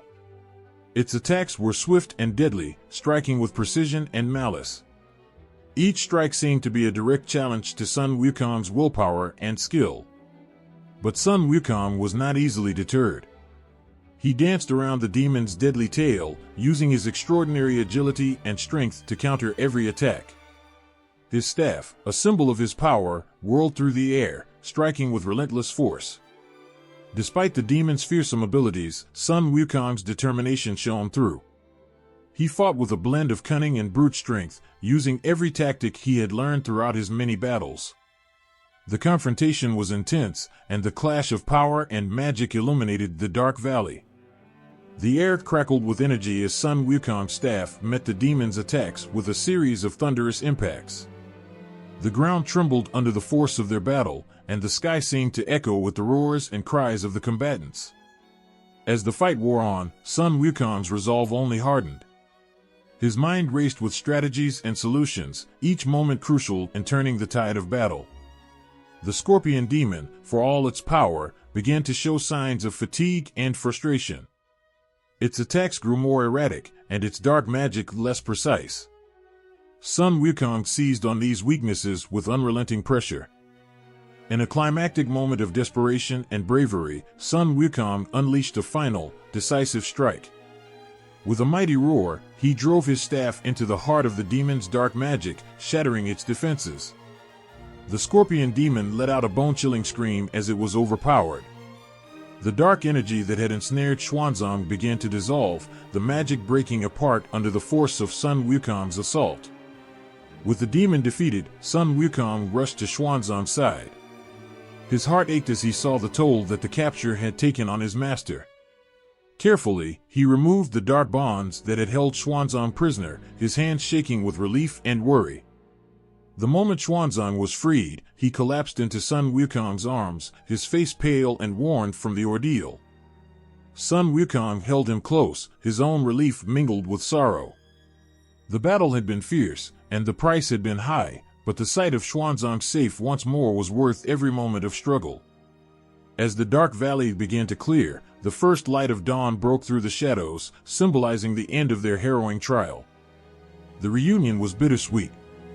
Xuanzang, though safe, was weakened by his ordeal. Sun Wukong, exhausted but resolute, vowed to protect his master with even greater fervor. The bond between them, tested and strengthened by the battle, was unbreakable. They had faced the scorpion demon and emerged victorious, but the journey was far from over. As the group made their way out of the valley, the trials they faced had deepened their commitment to one another. The harrowing experience served as a reminder of the challenges ahead, but also of their strength and unity. Sun Wukong's battle to rescue Xuanzang was more than a fight, it was a testament to the enduring power of loyalty, courage, and friendship.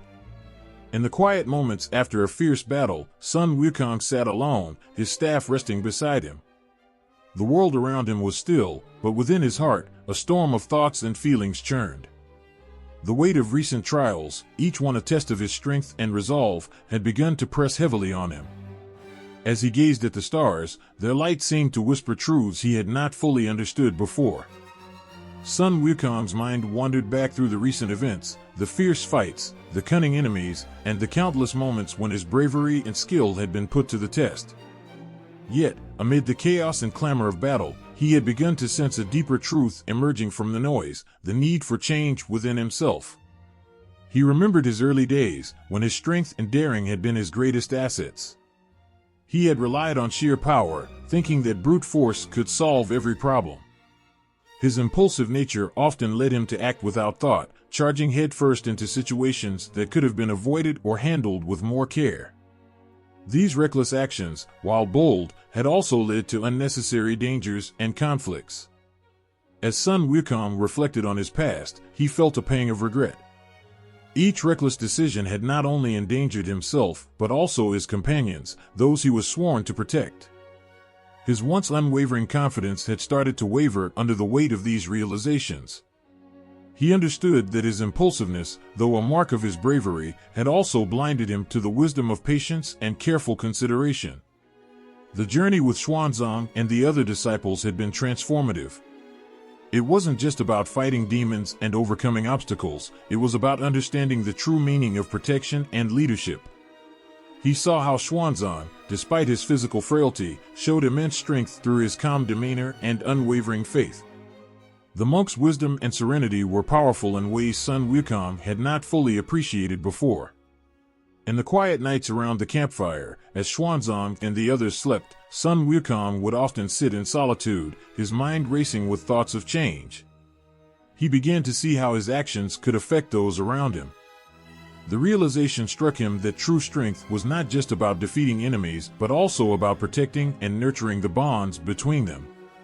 His role as a protector was not only about fighting battles, but also about being a guiding presence, someone who could offer wisdom and support.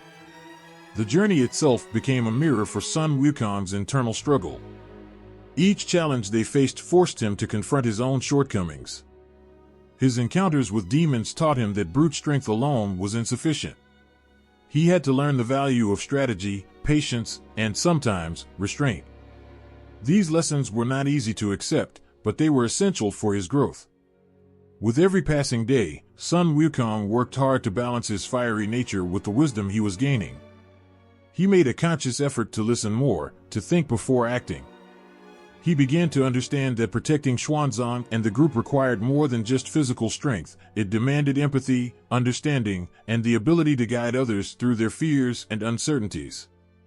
His journey was not just about becoming a better warrior, but also about evolving as a person. The once impulsive Monkey King was now learning to temper his actions with wisdom.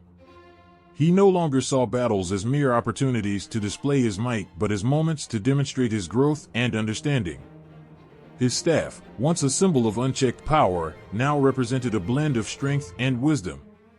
In the stillness of those reflective moments, Sun Wukong felt a profound sense of change within himself. The journey had not only been about overcoming external demons, but also about confronting and overcoming the internal ones. The path to wisdom was difficult and fraught with challenges, but it was a path Sun Wukong was determined to follow. He knew that each step forward was a step toward becoming the protector he aspired to be, one who combined strength with deep understanding. As the stars shone above, casting a gentle light over the land, Sun Wukong felt a renewed sense of purpose. His journey was far from over, but he was no longer the same impulsive warrior who had started. He had grown, learned, and evolved into someone who understood the true essence of protection and leadership. The road ahead was still filled with trials, but Sun Wukong faced it with a heart full of wisdom and a spirit ready to embrace the lessons of the journey. The sky was thick with the swirling mists of twilight as Sun Wukong and his companions approached a new challenge on their journey. They had been traveling for days, their spirits tired but unbroken. The road ahead promised yet another trial, and as the mist cleared, 3 figures emerged from the haze, their presence commanding respect and fear. These were the 3 Taoist immortals, renowned for their formidable powers and deep, mystical knowledge. The 3 immortals stood tall and imposing, their robes flowing like clouds, their eyes gleaming with ancient wisdom. They were not merely guardians of knowledge, they were challenges wrapped in enigma and power.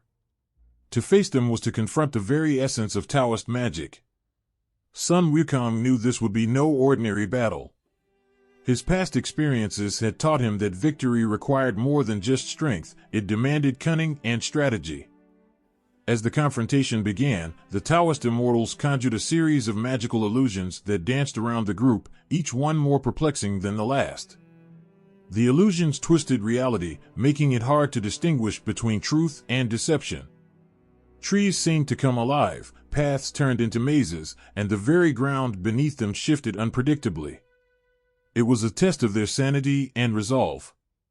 Sun Wukong, ever the quick thinker, realized that raw power alone would not be enough. He needed to see through the illusions and find the core of the challenge. His mind raced as he studied the immortals' movements and the patterns of the illusions they created. The immortals were not just showing their magic, they were trying to confuse and overwhelm. The clever Monkey King used his sharp intellect to counter their magic. He began by casting his own illusions, mirroring the chaos the immortals had created. But Sun Wukong's illusions were different. Instead of confusing his companions, they were designed to reveal the truth hidden within the immortals' deceptions. By creating duplicates of himself, he tricked the immortals into revealing their own true forms. Each fake Sun Wukong drew out a different facet of the Taoist magic, allowing him to pinpoint the real threat. As the battle raged on, Sun Wukong's strategy began to unfold. He used his staff to break the illusions apart, smashing through the false realities and forcing the immortals to confront their own vulnerabilities. Each swing of his staff, each clever move, brought him closer to understanding the immortals' true intentions. He used his magical powers to reflect their own attacks back at them, turning their strength against themselves. The immortals were not used to having their own tricks used against them, and this unexpected turn left them reeling. Despite the overwhelming odds, Sun Wukong's confidence grew. His heart beat with the rhythm of his strategy, every maneuver a testament to his growth and wisdom. His previous battles had taught him the value of quick thinking and adaptability. Now, these lessons were paying off as he navigated through the complex web of illusions and countered the immortals' magic with a series of clever tricks. At a crucial moment, when the illusions seemed to reach their peak, Sun Wukong saw an opening. He used his powers to create a massive distraction, drawing the immortals' attention away from the real threat. This allowed him to slip through the illusions and launch a decisive attack. With a final, powerful sweep of his staff, he disrupted the immortals' concentration, breaking their hold on the illusions and exposing their true selves.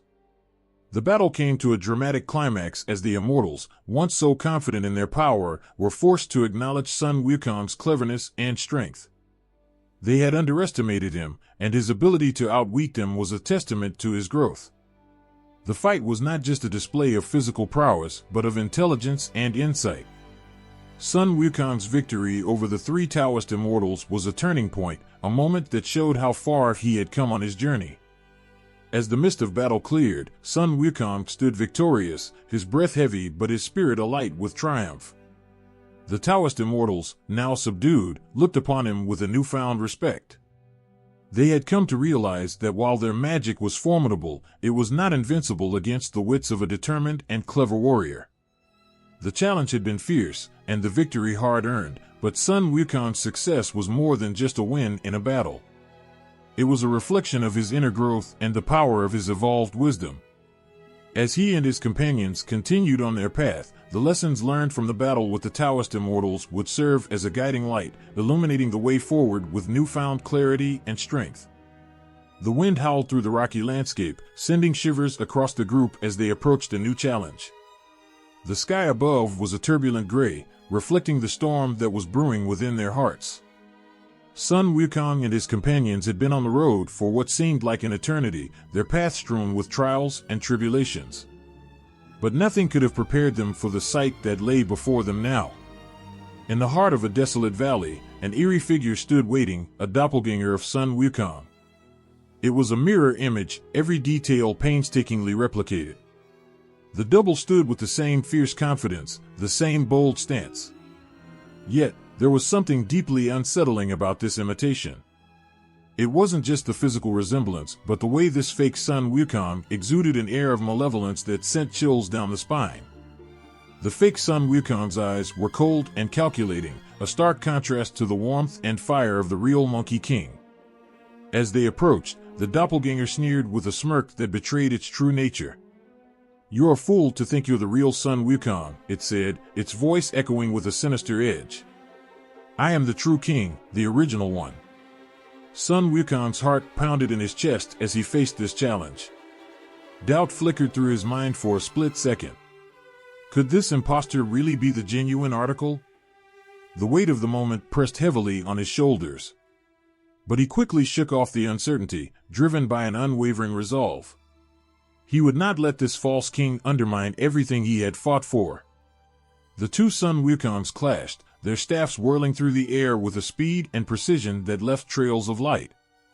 Every move of the fake was a perfect imitation of Sun Wukong's own, creating a dizzying display of skill and confusion. The battle was fierce and unrelenting, a dance of mirrors and shadows that made it hard to tell who was who. With every strike, Sun Wukong's mind raced, trying to discern the true nature of his opponent. He remembered his past battles, the lessons learned from each encounter.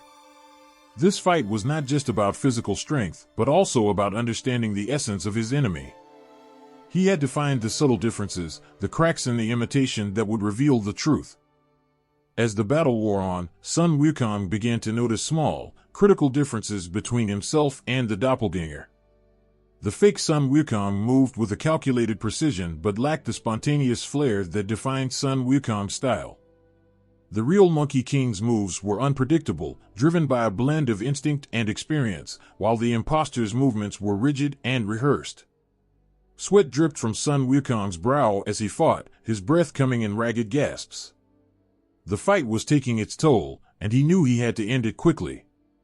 With a burst of energy, Sun Wukong feigned a misstep, luring the doppelganger into a false sense of triumph. As the fake moved in for what it believed would be the final blow, Sun Wukong twisted his staff in a surprising maneuver, catching the impostor off guard. The staff struck the doppelganger's chest, and a blinding flash of light erupted. The fake Sun Wukong staggered, its form flickering and distorting. With a final, defiant roar, the doppelganger collapsed, its body dissolving into a cloud of dark smoke that swirled and vanished into the wind. The illusion was shattered, revealing the harsh truth behind the deception. The real Sun Wukong stood victorious but weary, his body aching from the intense fight. His heart, however, was lighter. He had faced his doubts and emerged stronger. The revelation of his true identity was not just a victory over a mere impostor, but a reaffirmation of his journey and his growth. The battle had been a test of more than just physical prowess, it had been a challenge to his very essence, to the core of who he was. As the mist of battle cleared, Sun Wukong's companions approached, their faces etched with concern and relief. They had watched in awe as their leader fought not only for survival but for his own sense of self. The struggle had been a reminder of the constant battle to stay true to oneself amidst the chaos of the world. Sun Wukong took a deep breath, his gaze steady and resolute. The doppelganger was gone, but the lessons learned from this confrontation would remain with him. He had faced the darkness of doubt and emerged with a clearer understanding of his own strength and identity. The journey ahead was still fraught with challenges, but Sun Wukong's heart was fortified with a deeper sense of purpose and self. As the group moved forward, the valley behind them held the echoes of their battle, a testament to the trials they had faced. The real Sun Wukong walked with a newfound confidence, his spirit unshaken by the shadows of deception. The path to the west stretched out before them, each step a reminder of their resilience and the unyielding quest for truth and enlightenment. The mist swirled around the entrance of the cave, a dark maw in the mountain that seemed to beckon with an eerie, almost malevolent whisper. Sun Wukong and his companions stood at the threshold, their breaths visible in the chill of the air. Each of them felt the weight of the moment, the sense that something deeply unsettling awaited them inside. As they ventured into the cave, the flickering light of their lanterns revealed walls covered in strange, ancient symbols that seemed to pulse with a dim, ominous glow. The atmosphere grew heavier with every step, as if the cave itself was holding its breath, anticipating their arrival. At the heart of the cave, they encountered the yellow-robed demon, a formidable figure draped in a tattered, yellow robe that shimmered with an unnatural, sickly hue. The demon's eyes were hollow voids, and its voice echoed like a distant storm. "So, you have come," it rasped, each word dripping with malice and disdain. "You who have come to disrupt the fate I have woven." The sight of the demon was enough to chill their bones, but it was the connection to Xuanzang's past life that struck the deepest chord. Xuanzang's face went pale, his usual composure shattering like glass. The yellow-robed demon seemed to know him, to hold a grudge that reached back through the annals of time. As the demon's gaze fixed on Xuanzang, an almost palpable tension filled the cave. The demon spoke of ancient times, of a past life where Xuanzang was not the revered monk but a figure of great power and influence. "Do you not remember?" the demon taunted, its voice laden with scorn. "You were once a ruler, and I was bound to serve you. But when your heart turned away from righteousness, when you abandoned the path of virtue, I was cast aside." Xuanzang's heart raced as he listened. Memories that had been buried in the depths of his soul began to resurface. The words of the demon seemed to peel back layers of his current existence, revealing a past life filled with pride and arrogance. He had been someone else, someone who had caused suffering and had forgotten the true meaning of compassion. The yellow-robed demon's anger was palpable. It spoke of betrayal and the harsh consequences of Xuanzang's previous deeds. "You left me to rot," it seethed. "You abandoned your duties and forsook your true self. Now, I will make you pay for your past sins." The cave seemed to pulse with the demon's fury, and Xuanzang felt as though the walls were closing in on him. His past actions, the wrongs he had committed in another life, were coming back to haunt him. The weight of his past mistakes, the knowledge of having hurt others, was almost too much to bear. His guilt was a heavy shroud that wrapped around him, threatening to crush him under its weight. Sun Wukong and the others stood by, their own fears and frustrations mirrored in their tense expressions. They could see how deeply the encounter affected Xuanzang, how it shook him to his core. Sun Wukong, ever the fierce protector, clenched his staff tightly. He was ready to face the yellow-robed demon and defend his master, but he also knew that this battle was not just physical, it was a clash of past and present, of redemption and retribution. As the battle began, the yellow-robed demon unleashed a storm of dark energy, its power fueled by the rage of old grievances. The air crackled with magical force, and the ground trembled under the weight of the demon's fury. Sun Wukong and the others fought valiantly, their combined efforts pushing back against the demon's assault. The clash of their energies created a dazzling display of light and shadow, each side fighting for dominance. Despite the chaos of the battle, Xuanzang's struggle was internal as much as it was external. He grappled with the haunting truths revealed by the demon, wrestling with the guilt and shame that had resurfaced. His past life was an open wound, and the yellow-robed demon was determined to keep it raw. But through the turmoil, Xuanzang found a spark of hope. He remembered why he was on this journey, what he had become, and the path of enlightenment he had chosen. In a moment of clarity, Xuanzang's resolve hardened. He understood that while he could not change his past, he could redeem himself through his actions now. He had found a purpose greater than himself, a mission to seek truth and compassion. With renewed determination, Xuanzang joined the battle with a fervor that matched the intensity of the demon's rage. The clash reached its peak, with the combined strength and unity of the group pushing back against the demon's malevolence. The demon, sensing its defeat, let out a final, anguished scream as it was vanquished, its form dissolving into the dark recesses of the cave. As the dust settled, Xuanzang stood, shaken but resolute. The battle had been a crucible, testing not just his physical strength, but his spirit and resolve. The cave, once a place of dread, now seemed to offer a fragile peace. Xuanzang's face reflected the struggle and the triumph of confronting his past. Sun Wukong and the others gathered around Xuanzang, their expressions a mixture of relief and concern. They had faced a great challenge and emerged victorious, but the encounter had left its mark on them all. They understood that the journey was as much about facing inner demons as it was about confronting external foes. As they prepared to leave the cave, the shadows of their past and the weight of their experiences seemed to recede, if only slightly. The path ahead remained uncertain, but they carried with them the strength and wisdom gained from their trials. The journey continued, each step a testament to their courage, their resilience, and their unwavering commitment to their shared quest. The forest was dense with an eerie quiet, broken only by the occasional rustle of leaves.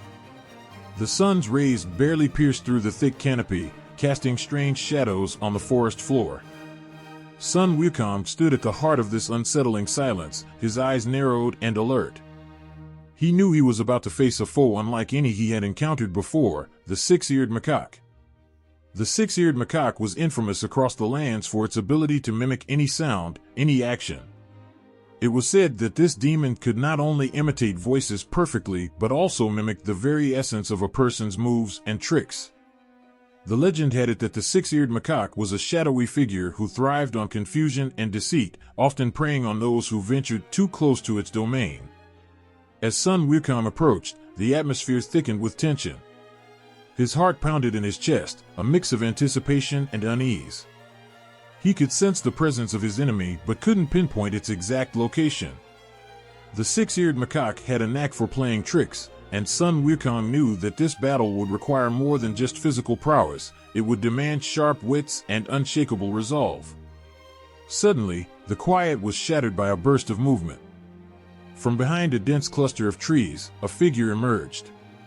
It looked exactly like Sun Wukong, the same eyes, the same posture, the same staff.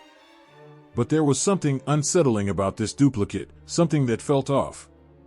It was the six-eared macaque, using its mimicry to play a cruel trick on the Monkey King. The six-eared macaque grinned, its eyes glinting with malicious glee.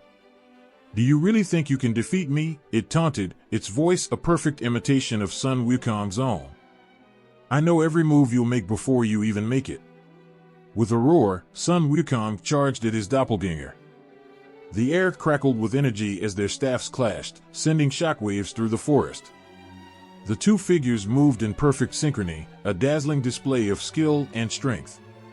To the onlookers, if there had been any, the battle would have looked like a mesmerizing dance, a seamless choreography of strikes and parries. But for Sun Wukong, this was a brutal test of both body and mind. Every move he made was mirrored by the six-eared macaque. Every strike, every dodge, every feint was countered with unsettling precision. It was as if he was fighting his own shadow, and it was maddening. Sun Wukong could feel the frustration mounting. He was a warrior who had overcome countless challenges, but this enemy was different. The six-eared macaque's mimicry was not just a physical challenge, it was an assault on his very essence. How could he defeat an enemy that knew his every move? The battle raged on, and with each passing moment, Sun Wukong grew more determined. He realized that brute strength alone would not win this fight. He needed to outsmart his foe, to find a way to break the demon's perfect mimicry. He had to be clever, not just strong. In a moment of clarity, Sun Wukong made a bold decision. He stopped his assault and closed his eyes, focusing deeply. He began to perform a series of complex, unpredictable maneuvers, moves that were not just physical but also mental, drawing on his knowledge of illusions and deception. He danced through a series of strikes and blocks, each one a blur of energy and skill. The six-eared macaque, caught off guard, began to falter. It tried to keep up, but the speed and unpredictability of Sun Wukong's moves overwhelmed it. The perfect mimicry started to break down, and the demon's movements became erratic, struggling to keep pace with the Monkey King's relentless assault. Sun Wukong seized the opportunity. With a swift and decisive strike, he broke through the six-eared macaque's defenses. The demon staggered, its form shimmering and shifting as its true nature was revealed. It was no longer the perfect replica, but a twisted, dark entity that roared in frustration. The final blow came swiftly. Sun Wukong's staff struck true, and the six-eared macaque let out a howl of defeat. It crumpled to the ground, its form dissolving into the shadows of the forest.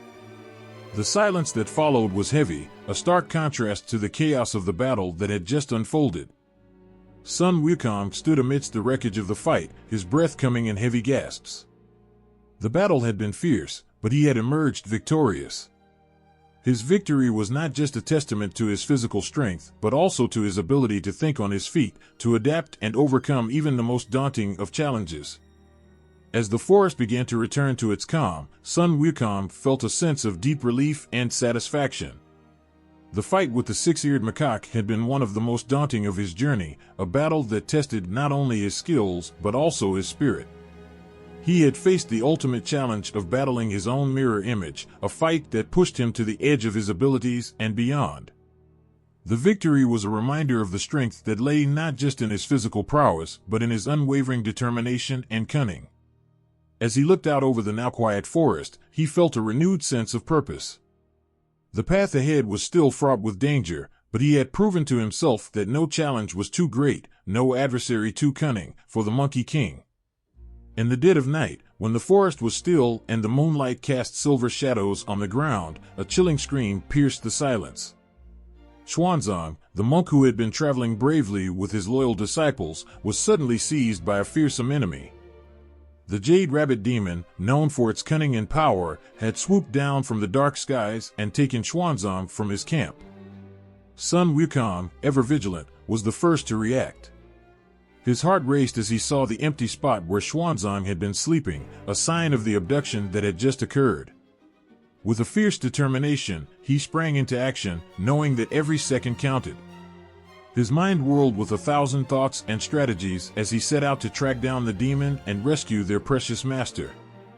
The Jade Rabbit Demon was notorious for its devious tricks and illusions. Its powers were not just physical but deeply rooted in trickery and deception. As the group prepared for the final confrontation, Sun Wukong's mind was a whirlwind of strategies and tactics. This battle was not just about physical prowess, it demanded a level of wisdom and understanding that he had only recently begun to grasp. His journey had transformed him from a reckless warrior into a leader whose strength was matched by his insight. The first clash came with a force that nearly knocked the group off their feet. The Black Wind Demon unleashed a gale of dark wind that tore through the landscape, ripping trees from their roots and sending debris flying. The howling wind was deafening, and it seemed to aim directly at Sun Wukong and his companions, each gust a violent reminder of the demon's power. Sun Wukong responded with agility and precision, using his staff to deflect the fierce wind. He knew that brute force alone would not be enough. The wind, fierce and unpredictable, required a different approach. He could not simply meet strength with strength, he needed to outsmart the demon, to turn its own power against it. As the battle raged on, Sun Wukong's mind raced through every lesson he had learned. The Black Wind Demon's strength lay in its control over the elements, but its true weakness was its over-reliance on that power. The demon had become so accustomed to using the wind as a weapon that it had forgotten to defend against attacks that came from other directions. Drawing on his growing wisdom, Sun Wukong devised a plan. He instructed his companions, Pigsy, Sandy, and the White Dragon Horse, to create diversions and distractions. Each member of the team played a crucial role in this strategy. Pigsy used his strength to create loud noises and cause disturbances, while Sandy and the White Dragon Horse maneuvered to create openings and shield the group from the worst of the wind's fury. With the team's efforts creating chaos and confusion for the demon, Sun Wukong focused on the heart of the storm. He harnessed his own magical abilities to counter the demon's winds. Using his staff, he created a barrier of swirling energy that repelled the demon's attacks. The barrier was not just a physical shield, but a manifestation of his evolving strength and wisdom. In the midst of the chaos, Sun Wukong spotted a critical opportunity. The Black Wind Demon, in its rage and frustration, had momentarily lost control of the wind. The gusts became erratic and less powerful, revealing a brief window of vulnerability. Sun Wukong seized this moment with a decisive strike. He charged forward, his staff cutting through the turbulent air with precision. Each swing was calculated, each movement deliberate. The winds howled around him, but he remained focused, his eyes locked on the demon. With one final, powerful blow, Sun Wukong struck the heart of the Black Wind Demon, breaking its control over the winds and sending it reeling. The battle came to a dramatic climax. The Black Wind Demon, now stripped of its elemental power, was left vulnerable. Sun Wukong's strike had shattered its defenses, and with a series of swift and decisive blows, the demon was finally defeated. The storm clouds began to dissipate, and the wind's fury lessened, replaced by an eerie calm. Exhausted but triumphant, Sun Wukong looked around at his companions. They were battered but alive, their faces reflecting a mixture of relief and awe. The victory was hard-won, and the journey had tested them in ways they could never have imagined. Yet, in that moment of quiet, Sun Wukong felt a profound sense of accomplishment. The battle with the Black Wind Demon had not only been a test of strength, but a journey into his own growth and wisdom. As the group gathered together, the first light of dawn began to break through the dark clouds. The world seemed to take a collective breath, the promise of a new day shining through the aftermath of the storm. Sun Wukong, looking at his friends and comrades, knew that they had faced their greatest challenge and emerged victorious. The Black Wind Demon had been defeated, but the true victory lay in the growth and transformation they had all undergone. In the serene silence of a mountain pass, the group stumbled upon a scene that seemed almost too good to be true. There, on a tranquil hillside, stood a group of monks. Their robes were immaculate, their faces serene, and their presence exuded an aura of peace. It was a sight that promised refuge from the endless trials they had faced. But there was something subtly unsettling in the way the monks watched them, an undercurrent of unease that tugged at Sun Wukong's instincts. As the group approached, the monks greeted them warmly. Their smiles were practiced, their gestures smooth and inviting. They spoke of hospitality, of offering rest and comfort, and their words were like honey, sweet and soothing. For a moment, it seemed as if a much-needed reprieve was within reach. Yet, Sun Wukong's keen eyes saw beyond the surface. His recent battles had taught him to be cautious, and something in the monks' demeanor set off alarm bells. He noticed the way their eyes flickered with something other than kindness when they thought no one was looking. The seemingly perfect facade was marred by these tiny, telling inconsistencies. The monks invited the group to partake in a meal, their generosity seeming genuine. As the food was laid out, Sun Wukong's suspicions grew. The meal was unusually lavish for a group of monks. The rich, exotic dishes were a stark contrast to the simple fare usually associated with their kind. Every detail seemed designed to placate and impress, to lull them into a false sense of security. The forest, once a familiar and comforting place, now felt like a labyrinth of shadows and fear. Sun Wukong moved swiftly through the underbrush, his senses heightened as he searched for any clue that might lead him to Xuanzang. The trail was difficult to follow. The Jade Rabbit Demon had woven an intricate web of illusions to mislead Sun Wukong. Every path seemed to lead in circles, every sound was a possible trick. Sun Wukong's frustration grew, but he knew that losing hope was not an option. His thoughts raced back to all the battles he had fought and won. This was a new kind of challenge, one that tested his ability to think beyond brute force. As the night grew darker, Sun Wukong's keen eyes caught sight of a flickering light in the distance. It was faint, almost as if it was intentionally hidden, but it was a lead. He followed the light, his heart pounding in his chest with both hope and anxiety.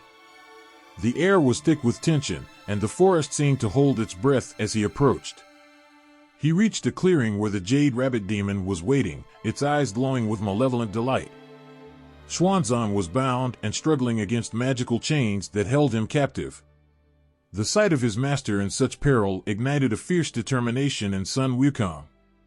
He knew that he had to be strategic, a direct attack might only lead to disaster.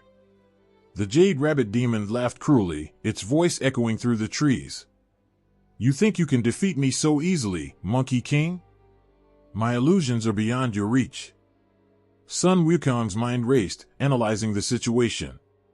He noticed that the demon's laughter and taunts were designed to unsettle him, to make him act impulsively. With a deep breath, he centered himself, recalling every lesson he had learned in his long journey. He needed to outsmart the demon, not just overpower it. Using his cleverness, Sun Wukong decided to use the very illusions that were meant to trap him to his advantage. He created multiple copies of himself using his magic, each one mimicking his movements perfectly. These copies spread out, confusing the Jade Rabbit demon and making it difficult for the demon to target the real Sun Wukong. In the midst of the chaos, Sun Wukong observed the demon's reactions carefully. The Jade Rabbit demon began to show signs of frustration as it tried to identify the real threat. Sun Wukong used this moment of confusion to his advantage. With precise movements and tactical brilliance, he managed to get close to Xuanzang without being detected by the demon. As he approached, Sun Wukong used his staff to break the magical chains holding Xuanzang. The moment Xuanzang was freed, he quickly explained the nature of the chains and how to counter the magic holding them. Sun Wukong listened intently, knowing that the key to freeing his master lay in understanding the demon's magic. With Xuanzang's guidance, Sun Wukong used a special spell to nullify the demon's illusions. The clearing was suddenly bathed in a brilliant light, dispelling the tricks and revealing the true form of the Jade Rabbit demon. The demon's confident demeanor faltered, replaced by panic as it realized its deceptions had been exposed. In the ensuing battle, Sun Wukong fought with a fierce intensity. The demon, now vulnerable and weakened, struggled to defend itself. Sun Wukong's attacks were precise and relentless, each strike a testament to his strategic mind and formidable skills. The battle raged on, but the outcome was clear. With one final, powerful blow, Sun Wukong defeated the Jade Rabbit demon. The demon let out a cry of defeat as it dissolved into the night. The forest, once again, fell into a serene silence, broken only by the heavy breathing of Sun Wukong and Xuanzang. Sun Wukong looked at his master, who was now free and safe. The relief in Xuanzang's eyes was palpable, and the gratitude he felt for his loyal disciple was immense. Sun Wukong, too, felt a profound sense of accomplishment. The challenge had been daunting, but his tactical brilliance and unwavering determination had seen him through. As they made their way back to their camp, the bond between Sun Wukong and Xuanzang felt stronger than ever. The battle with the Jade Rabbit demon had been a test of more than just physical strength. It had been a trial of wit, courage, and the enduring spirit of true friendship. Sun Wukong's success was not just in rescuing his master, but in proving that even the most complex and devious challenges could be overcome with intelligence and heart. In the heart of a tempestuous night, the air crackled with an ominous energy. The skies, darkened by swirling clouds, roared as if in defiance of the storm brewing on the ground. The Black Wind Demon, a formidable and malevolent force, loomed over the landscape, casting a shadow of fear over the group. This demon was unlike any they had faced before. Its power was not just in brute strength, but in its ability to manipulate the very elements, turning the wind into a weapon of terror. Sun Wukong stood at the forefront, feeling the weight of his role as the protector. The night seemed to stretch endlessly as the wind howled, carrying with it the promise of a fierce and unyielding battle. The Black Wind Demon, with its dark aura and menacing presence, seemed invincible, a terrifying challenge that tested every ounce of Sun Wukong's strength and resolve.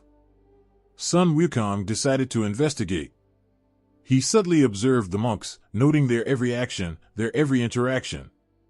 His sharp mind sought any clue that might reveal their true intentions. He watched as they moved with calculated precision, their smiles never quite reaching their eyes. It wasn't long before Sun Wukong's suspicions were confirmed. As he quietly explored the area, he discovered hidden compartments filled with weapons and other sinister items, far from the peaceful image the monks projected. It became clear that these were not monks at all but impostors, deceitful individuals using the guise of spirituality to mask their true, malicious intentions. Sun Wukong knew he had to act swiftly. He gathered his companions and discreetly shared his findings. They were to remain calm and collected, not letting on that they knew the truth. As the evening drew on, the monks continued their charade, all the while unaware that their deceit had been uncovered. Under the cover of night, Sun Wukong devised a plan to unmask the impostors. He used his cleverness and quick thinking to set a trap. With a combination of magic and strategy, he orchestrated a scenario that forced the false monks to reveal their true colors. The trap was set to expose their hidden agendas and disarm them of their false pretense. As the trap was sprung, the impostors' true nature came to light. Their facade crumbled, revealing their greed and malevolence. The monks' smiles turned into sneers, their gentle demeanor giving way to threats and aggression. The group, though initially taken aback, quickly regrouped. Sun Wukong's quick thinking and bravery shone through as he led the charge against the impostors. In a dramatic confrontation, Sun Wukong used his staff and magical abilities to subdue the false monks. His strength was formidable, but it was his wisdom and insight that truly shone. He knew exactly how to counter their deceitful tactics, turning their own tricks against them. The fight was fierce, but Sun Wukong's determination and courage ensured victory. With the impostors defeated, the group was able to finally rest. The peace they had sought was not in the guise of false monks, but in their own strength and unity. Sun Wukong's role in unmasking the deceit had been crucial. His ability to see through the facade and act decisively had saved them from a potentially dangerous situation. As they continued their journey, the experience left a lasting impact. The encounter with the false monks was a stark reminder of the importance of vigilance and trust. Sun Wukong's actions not only protected his friends, but also reinforced his growth as a leader and protector. His wisdom had grown, his strength had deepened, and his resolve had become even stronger. The knight's trials were a testament to the ever-present need for discernment and courage in the face of deception. Sun Wukong's bravery and quick thinking ensured that they continued their quest unimpeded, their path now clearer and their bond stronger than ever. The air was thick with a heavy silence as the group approached the dark, foreboding cave. The entrance was obscured by twisting vines and eerie shadows, casting an ominous aura that chilled to the bone. Inside, the low, throbbing hum of an unknown menace filled the air, echoing off the cold, stone walls. As they ventured deeper, the source of the ominous sound revealed itself. There, in the murky depths of the cave, lurked the nine-headed insect demon. Its grotesque form was a nightmare brought to life, with 9 writhing heads and a body covered in glistening, segmented armor. The creature's many eyes glowed with a malevolent light, and its jagged mandibles clicked with a chilling rhythm. The sight of the beast was enough to send shivers down anyone's spine, but Sun Wukong remained steadfast. His resolve was unshaken despite the monstrous foe before him. With each head hissing and snapping, the demon exuded an air of cruelty that made the very ground tremble. Without warning, the 9-headed insect demon lunged, its many heads darting and snapping in a frenzy. The group braced themselves, but it was Sun Wukong who sprang into action first. With a swift motion, he summoned his magical staff, expanding it to its full length and using it to block the demon's vicious attacks. The staff moved with precision, deflecting the demon's deadly mandibles and fending off its biting heads. Sun Wukong's courage was evident in every move he made.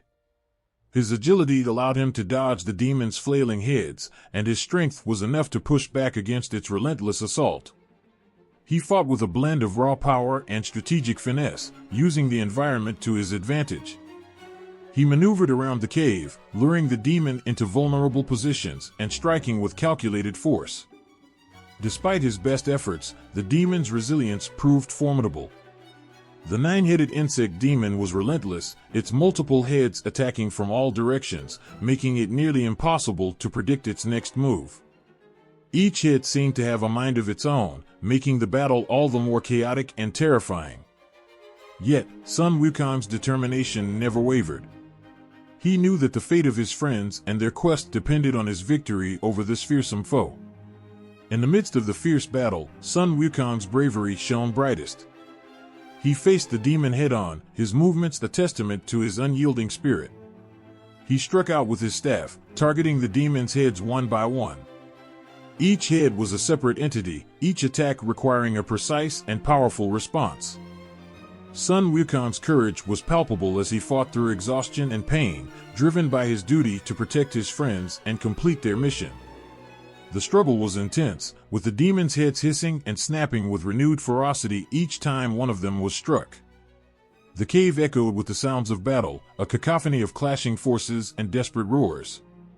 Yet, Sun Wukong's resolve never faltered. His movements became a blur of strength and skill, a dazzling display of his unwavering commitment. Finally, after what felt like an eternity of fierce combat, Sun Wukong saw an opportunity. With a decisive swing of his staff, he struck the central head of the demon with a force that sent a shockwave through the cave. The impact was devastating, and the demon let out a deafening roar of agony. The remaining heads recoiled, their ferocity dimming as the central head was struck down. The battle was far from over, but the tide had turned. The demon, weakened and disoriented, struggled to maintain its fierce assault. Sun Wukong pressed the advantage, his movements more determined than ever. With a final, powerful strike, he delivered a blow that silenced the last of the demon's heads. The creature let out one last, mournful cry before collapsing into a heap of defeated flesh. Exhausted but victorious, Sun Wukong stood amidst the wreckage of the nine-headed insect demon. The cave fell silent once more, the only sound the heavy breathing of the weary warrior. His friends, though shaken, approached him with a mix of relief and admiration. They had witnessed Sun Wukong's bravery and skill firsthand, and they knew how close they had come to disaster. In the aftermath of the battle, the cave seemed to breathe a sigh of relief. The oppressive weight of fear lifted, replaced by a sense of hard-won triumph. Sun Wukong's courage and strength had triumphed over the monstrous demon, ensuring the safety of his friends and the continuation of their quest. As they emerged from the cave, the first light of dawn greeted them, casting a warm glow over their weary faces. The battle with the nine-headed insect demon had tested their limits, but it had also forged their resolve. Sun Wukong's courageous stand had made a profound impact, his bravery a beacon of hope and strength in the face of overwhelming darkness. The city of mirrors loomed before them like a shimmering enigma. As the travelers stepped through its gates, they were immediately enveloped in an otherworldly silence, broken only by the soft, echoing whispers of their own footsteps. Every surface of the city was a mirror, reflecting not just their physical forms, but the deepest fears and darkest secrets hidden within their hearts. The city's mirrored walls stretched endlessly, creating a labyrinth of reflections that seemed to twist and turn in impossible ways. With each step, the travelers found themselves confronted by haunting visions and unsettling illusions. It was as if the very essence of their souls was laid bare, exposing their innermost anxieties. Sun Wukong, usually so full of confidence, was the first to stumble upon a chilling vision. In one of the mirrors, he saw himself not as the heroic Monkey King but as a creature of darkness, consumed by rage and despair. The sight was a stark contrast to his usual strength and valor. His reflection showed a Sun Wukong who had lost control, his eyes wild with fury, his face twisted into a snarl. It was a painful vision of what he feared he might become if he allowed his anger to overwhelm him. His heart pounded as he grappled with this vision. The reflection taunted him, whispering doubts about his worthiness and his ability to protect his friends. He had always fought with a fierce determination, but now he faced a battle within himself. The mirror was a cruel trickster, using his own fears against him. He had to remind himself that this was an illusion, a mere reflection of his fears, not his true self. Meanwhile, Xuanzang faced his own trial. The mirrors showed him the face of failure, a vision of his mission ending in disaster. He saw himself standing alone, the sacred scriptures lost, his journey deemed in vain. The weight of the mission seemed almost unbearable, and the illusion played on his deepest insecurities about his own strength and resolve. The fear of failing his quest and letting down his companions was a crushing burden. As he struggled against the mirror's deception, he had to remind himself of the purpose of his journey and the strength he had gained from his trials. The reflections were designed to shake his confidence, but he needed to see through the illusion and hold on to the belief in his own purpose. Pigsy and Sandy were not spared from the trials of the City of Mirrors either. Pigsy's reflections showed him as an outcast, mocked and ridiculed for his past mistakes and flaws. His heart ached as he saw himself through the eyes of others who judged him harshly, questioning his worth and his place among his companions. The mirrors dredged up every bit of self-doubt he had tried to bury. He felt the sting of shame and regret, the reflection of his past sins haunting him with every step he took. Sandy, too, was haunted by his past. The mirrors revealed the moments of his own failures and betrayals, showing him as the demon he once was rather than the protector he had become. Each reflection was a painful reminder of the life he had left behind, of the sins he sought to atone for. His heart was heavy with the weight of his past deeds, and the illusions threatened to pull him back into the darkness he had worked so hard to escape. Together, they struggled against the city's cruel trickery. Each of them faced their fears head-on, battling not just the illusions, but the very essence of their deepest insecurities. The City of Mirrors tested their resolve, pushing them to confront the parts of themselves they had tried so hard to forget or overcome. Despite the overwhelming nature of their trials, there was a glimmer of hope. The reflections, though painful, were not real. They were mere shadows of their fears, and facing them was a step toward overcoming them. Each traveler had to find the strength within themselves to break free from the illusions and hold on to the truth of who they were. The city's mirrors, though cruel, were a crucible of growth. They forced each traveler to face their deepest fears and come to terms with their own vulnerabilities. It was a trial that tested not only their physical strength, but their emotional and spiritual resilience. As they navigated through the maze of mirrors, each step was a step toward confronting their inner demons. It was a journey of self-discovery and a testament to their courage. The reflections were harsh, but they were also a mirror of their strength and their ability to overcome even the darkest shadows within themselves. The fiery Phoenix Mountain loomed ahead, a towering inferno that seemed to reach into the very heart of the sky. Flames danced along its peaks, and the heat was so intense it felt as though the air itself was burning. This was the final battleground, the ultimate test for the weary travelers who had journeyed through countless trials. Sun Wukong, Xuanzang, Pigsy, and Sandy approached the mountain with heavy hearts, knowing that this was not just another challenge, but the climax of their long and arduous quest. The air was thick with tension and anticipation as they faced the Phoenix Demon, a creature of unimaginable power and fury, with feathers that glowed like molten gold and eyes that blazed with an inner fire. The Phoenix Demon, perched majestically on the highest peak, let out a deafening roar that echoed through the valley like the sound of 1,000 storms. The ground trembled beneath their feet as if the very mountain itself was alive and ready to unleash its wrath. Flames shot up like geysers from the demon's fiery form, casting an eerie, flickering light over the landscape. Sun Wukong stepped forward, his heart pounding with both determination and fear. He knew this battle was more than a test of physical strength, it was the ultimate challenge of his loyalty and resolve. The Phoenix Demon was not just a foe to be defeated, but a symbol of the final obstacle standing between them and their goal. As the battle began, the Phoenix Demon's fiery attacks were relentless. It sent waves of scorching heat crashing toward them, and the very air seemed to burn with the intensity of its fury. Sun Wukong moved with incredible agility, his staff a blur as he deflected the flames and fought against the demon's overwhelming power. Every strike was a struggle, every movement a fight against the blistering heat that sought to consume him.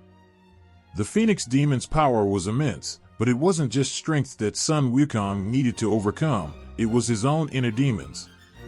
The fierce battles they had fought had tested him in many ways, but this was different. The Phoenix seemed to feed on doubt and fear, its fiery aura reflecting the uncertainties that plagued Sun Wukong's heart. In the midst of the battle, Sun Wukong found himself grappling with a profound inner struggle. The Phoenix Demon taunted him, its voice a cruel whisper that seemed to seep into his very soul.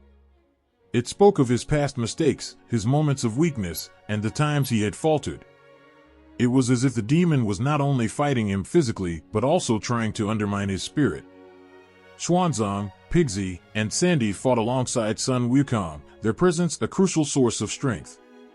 Each of them faced their own trials in this fiery crucible, their support a reminder of the journey they had shared and the bonds they had forged. As they fought, they relied on each other's courage and resilience, their unity a powerful force against the Phoenix Demon's onslaught. The battle was fierce and unyielding. Sun Wukong's staff clashed with the Phoenix's fiery beak, each strike sending tremors through the air. The heat was unbearable, and the flames seemed to reach out with a life of their own. Yet, through it all, Sun Wukong held fast, his resolve hardening like steel. He knew that this battle was not just for the success of their mission, but also for his own redemption. As the fight wore on, Sun Wukong's determination grew stronger. The Phoenix Demon's attacks became more frantic, its once unstoppable power now showing signs of vulnerability. Sun Wukong, pushed to the limits of his endurance, found a wellspring of strength he didn't know he possessed. His strikes grew more precise, his movements more fluid, as he adapted to the phoenix's patterns and countered its attacks with increasing skill. The climax of the battle was a moment of sheer brilliance and intense emotion. With a final, powerful swing of his staff, Sun Wukong unleashed a blow that struck at the heart of the phoenix demon's power. The impact was overwhelming, sending a shockwave of energy that engulfed the demon in a blaze of light. The phoenix let out one last, agonized cry before being consumed by its own flames, its fiery form dissipating into a shower of sparks. As the fiery light faded, the air around them grew cooler, the oppressive heat finally lifting. Sun Wukong stood victorious but exhausted, his body bruised and scorched. He looked around at his companions, their faces reflecting a mixture of relief, pride, and shared triumph. In that moment, Sun Wukong felt a profound sense of accomplishment. The final battle had tested every ounce of his strength and resolve, but it had also revealed the depth of his courage and loyalty. The fiery Phoenix Mountain had been the ultimate trial, not just of his physical prowess, but of his spirit and heart. He had faced his fears, conquered his doubts, and emerged stronger than ever. The group stood together, united by their shared victory and the bonds they had forged throughout their journey. The final trial had been a testament to their strength, their loyalty, and their unwavering resolve. As they looked out over the now peaceful landscape, they knew that their quest was nearing its end, and their hearts were filled with a profound sense of achievement and hope for the future. The moment was finally here. The weary group, scarred and battle-worn from countless trials, stood at the base of Vulture Peak, their ultimate destination.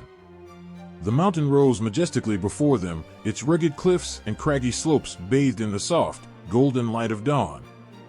A profound sense of achievement and anticipation filled the air, mingling with the lingering traces of exhaustion from their arduous quest.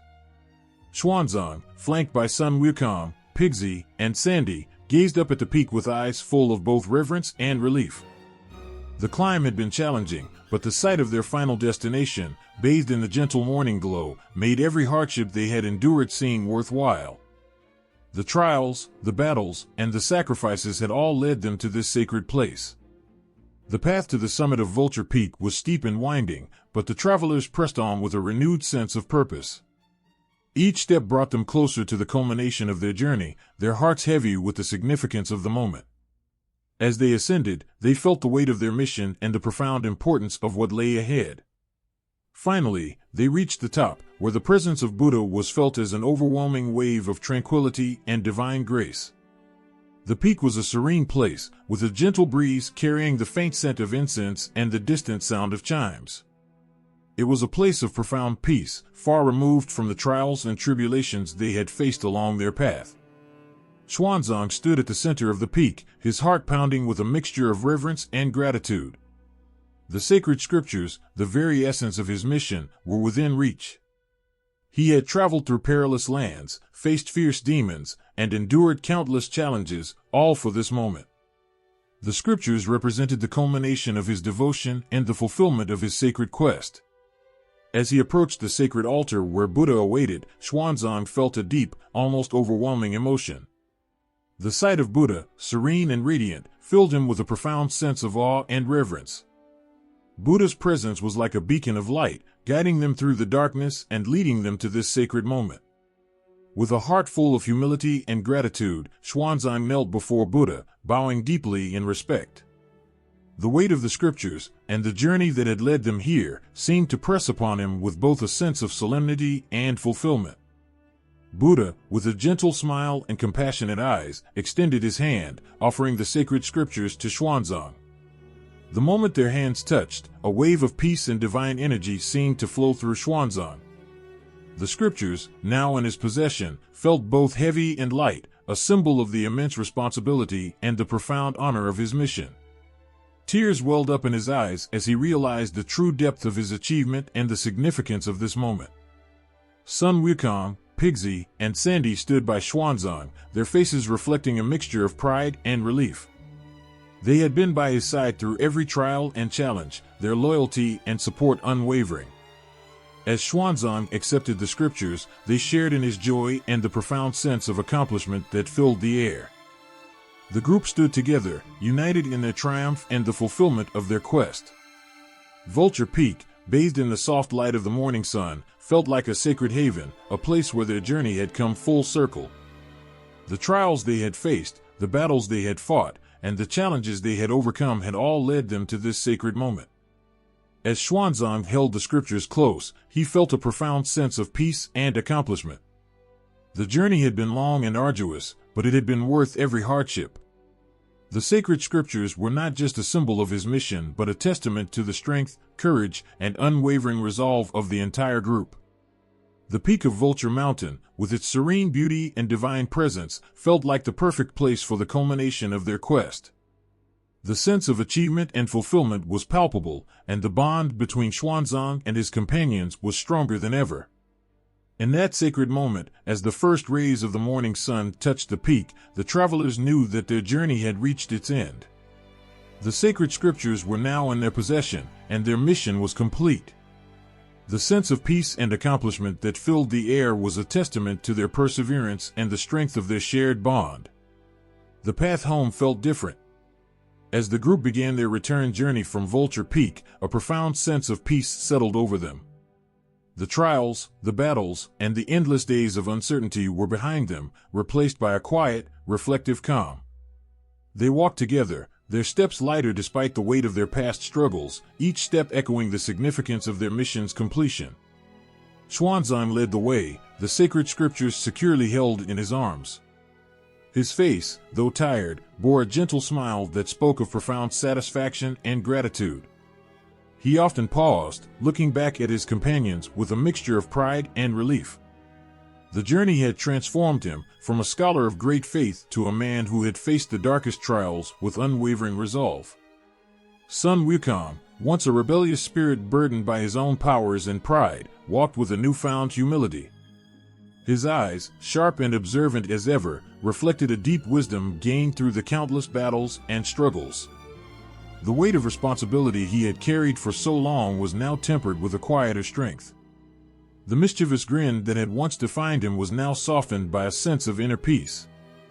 Pigsy and Sandy, too, had changed. Pigsy, with his once uncontrolled appetites and carefree attitude, had grown into a steadfast protector and loyal friend. His laughter was still there, but now it was tinged with a deeper understanding of his place in the world. Sandy, ever the silent and steadfast warrior, had found his voice and purpose in the journey.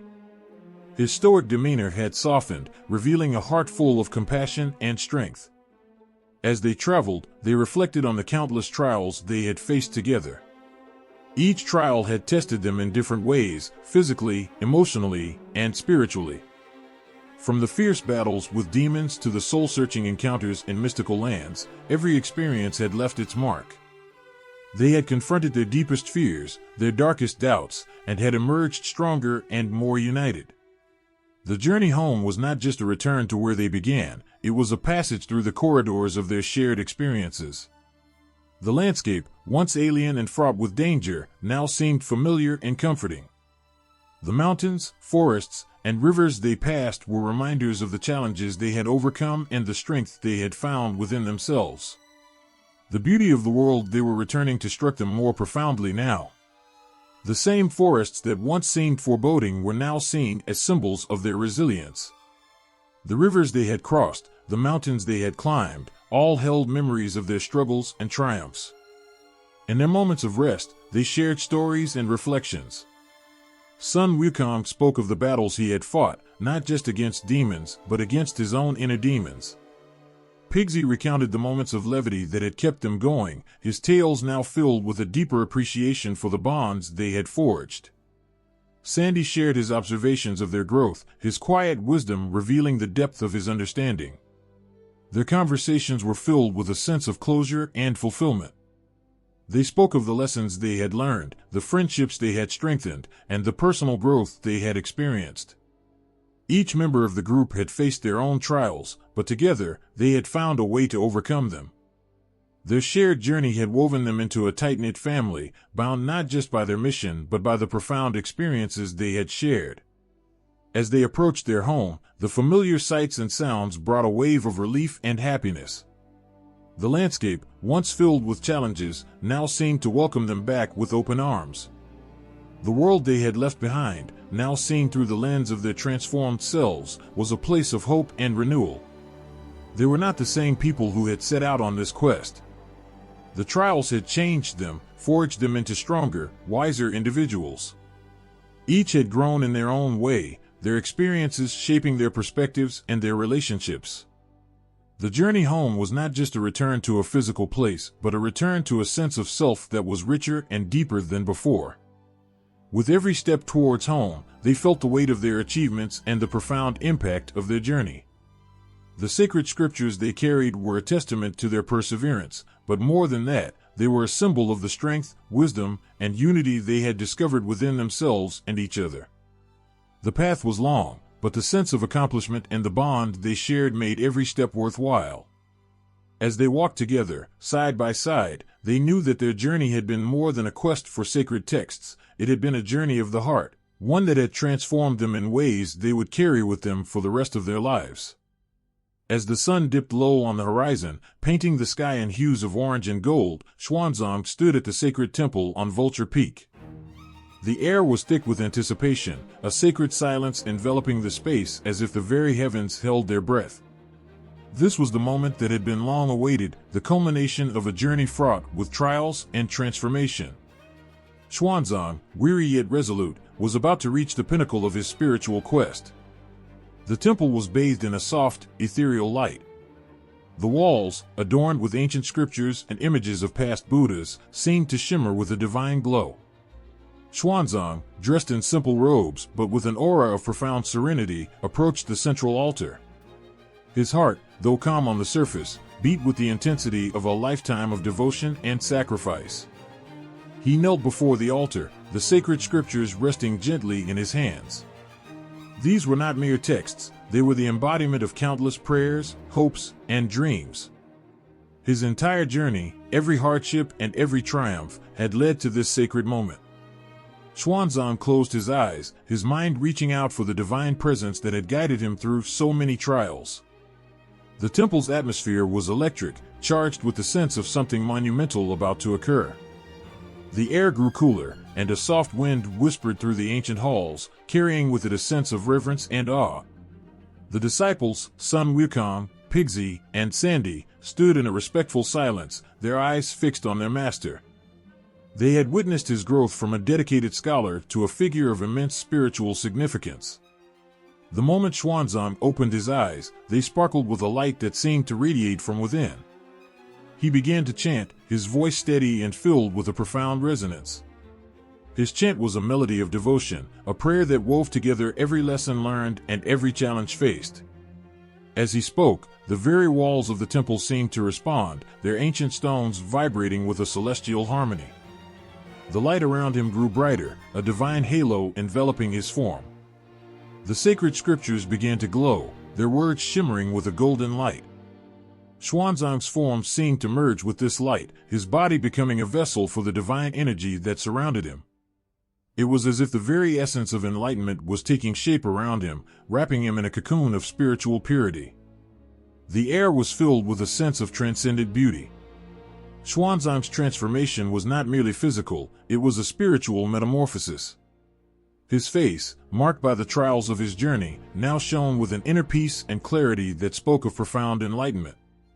He was not alone in this moment. The spirits of the past, the essence of all the Buddhas, seemed to gather in support, their presence a silent but powerful affirmation of his ascension. The temple's silence was broken only by the soft sounds of the wind and the distant echoes of chimes. The disciples watched with tears in their eyes, each feeling the weight of the moment deeply. They had seen their master's dedication, his struggle, and his unwavering faith. Now, they witnessed the culmination of that faith, a moment of divine grace where Xuanzang's soul seemed to merge with the eternal. Xuanzang's ascent was not just a personal achievement, it was a moment of collective triumph. The trials faced by the group, the battles fought, and the sacrifices made had all led to this divine acknowledgement. Xuanzang had become more than a man. He had become a beacon of spiritual truth, embodying the very essence of Buddha's teachings.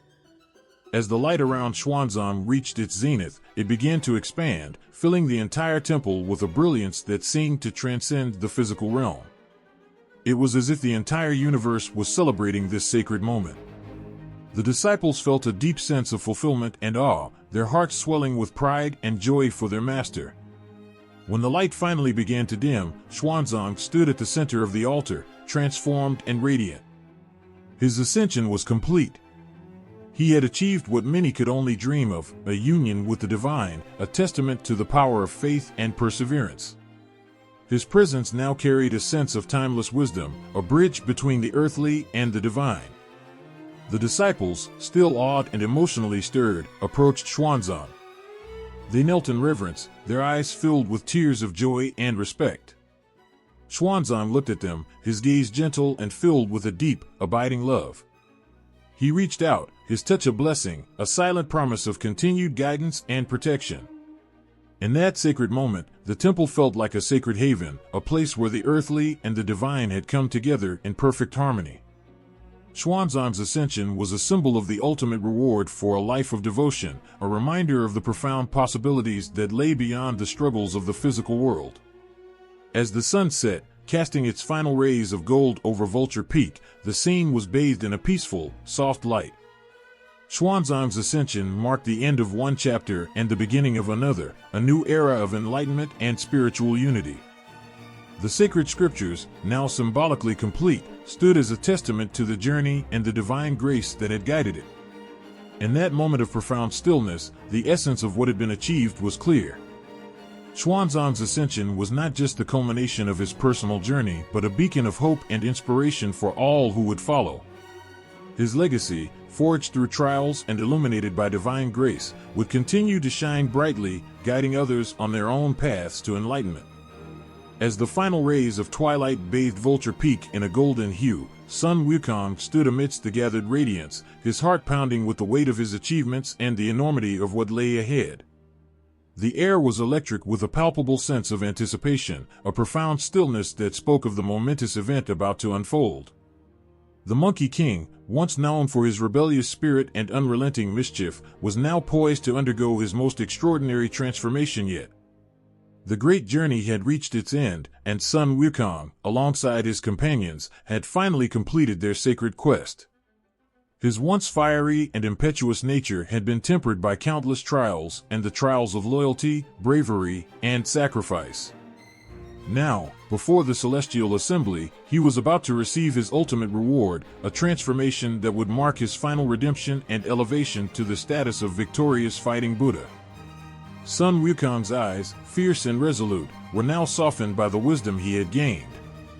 The golden light surrounding Vulture Peak seemed to draw closer, encircling him with a warm, inviting glow. His familiar form, once a symbol of untamed power, began to shimmer and change. The very essence of the moment was charged with an emotional weight that resonated through every fiber of his being. The transformation began subtly at first. The golden staff that had been his weapon of choice, now a symbol of his strength and resilience, seemed to pulse with a gentle, rhythmic glow. Sun Wukong's fur, which had once been a brilliant gold, now radiated an even more profound light. His entire form began to lift, suspended in the air as if the heavens themselves were embracing him in their divine arms. Around him, the disciples watched in awe, their faces reflecting a mixture of reverence, pride, and emotional depth. Pigsy and Sandy, who had been with him through every trial, stood as silent witnesses to this transformative moment. Their hearts were full of admiration for their friend and protector, a being who had grown from a rebellious spirit into a figure of immense spiritual significance. The air around Sun Wukong crackled with energy. His transformation was not just a physical one, but a profound spiritual metamorphosis. The Monkey King's features, once marked by defiance and wildness, now held a serene, almost regal composure. He was enveloped in a golden aura that seemed to blend with the very light of the setting sun, casting a divine brilliance over the entire peak. In a moment that seemed both timeless and fleeting, Sun Wukong's form took on a new shape. His previously mischievous eyes now shone with an unwavering, compassionate light. He was no longer the Monkey King, but the victorious fighting Buddha, a symbol of ultimate redemption and divine grace. The weight of his transformation was visible in the serene expression on his face, reflecting the immense journey he had undertaken and the peace he had finally attained. The transformation reached its zenith as Sun Wukong, now fully transformed, floated gently back to the ground. His new form exuded an aura of absolute calm and wisdom, a stark contrast to the impetuous energy that had once defined him. The golden light around him seemed to pulse with a rhythmic, peaceful energy, a testament to the divine approval he had received. As he touched the ground, the disciples approached him with tears in their eyes. They had seen him through countless battles and trials, watched him grow from a rebellious figure into a wise and compassionate protector. Their faces were a mix of joy, respect, and a touch of sadness at the thought of their friend's transformation. They knew that this moment was the culmination of everything Sun Wukong had fought for, a reward not just for his strength, but for his growth, sacrifice, and unwavering commitment. The atmosphere was filled with a sense of peace and fulfillment. The once wild and defiant Monkey King had evolved into a symbol of ultimate spiritual triumph. His journey, marked by struggles and growth, had led him to this moment of divine recognition. He was now a beacon of hope and inspiration, embodying the virtues he had fought so hard to attain. The finality of the moment was both poignant and triumphant. Sun Wukong's transformation was not just a personal achievement, but a symbol of the broader spiritual journey. It was a testament to the power of redemption, the possibility of change, and the ultimate reward for unwavering faith and perseverance. As the sun set behind Vulture Peak, casting its last golden rays across the land, Sun Wukong stood as a figure of profound peace and grace. His new form, bathed in the divine light, symbolized the culmination of a journey that had tested every aspect of his being. The victorious fighting Buddha was a reminder of the potential for growth and transformation, even for those who seemed the most unlikely to achieve it. In that sacred twilight, the air was filled with a sense of completion and fulfillment. Sun Wukong's final transformation marked the end of an extraordinary journey, a journey that had transformed a mischievous Monkey King into a figure of divine wisdom and strength. The heart of the journey was now complete, leaving behind a legacy of courage, redemption, and ultimate spiritual triumph. As the last echoes of their epic quest faded into the distance, Pigsy, known to many as Zhu Beiji, found himself standing on the threshold of a new chapter in his life. The journey had tested him in ways he could never have anticipated, and as the sun cast its warm glow over the land, a profound sense of transformation enveloped him. This was not merely a return from an arduous adventure, it was the beginning of Pigsy's own path to redemption. The trials they had faced were over, but Pigsy's story was far from complete. Throughout the journey, he had been more than just the comic relief or the hungry glutton. He had been a loyal friend and a steadfast companion, albeit with his own share of flaws and missteps. His role had been crucial, and though he often acted out of self-interest, he had proven his courage and dedication time and again. Now, as he looked back on the journey, the weight of his past mistakes and the redemption he sought were evident in his eyes. The quest had not only been a battle against external demons, but also a journey inward, forcing him to confront his own shortcomings and desires. The path ahead was one of partial redemption, a chance to make amends and find a measure of peace. Standing by the peaceful riverbanks, Pigsy reflected on the moments that had shaped his transformation. He remembered the times he had faltered, his selfish desires often clashing with the greater good. Yet, amid his many faults, there were flashes of genuine bravery and moments of selflessness that had shown his true character. These moments had not gone unnoticed by his companions or the divine forces that guided their quest. The journey had changed him. The laughter and jokes that once seemed to mask his insecurities were now intertwined with a deeper understanding of himself.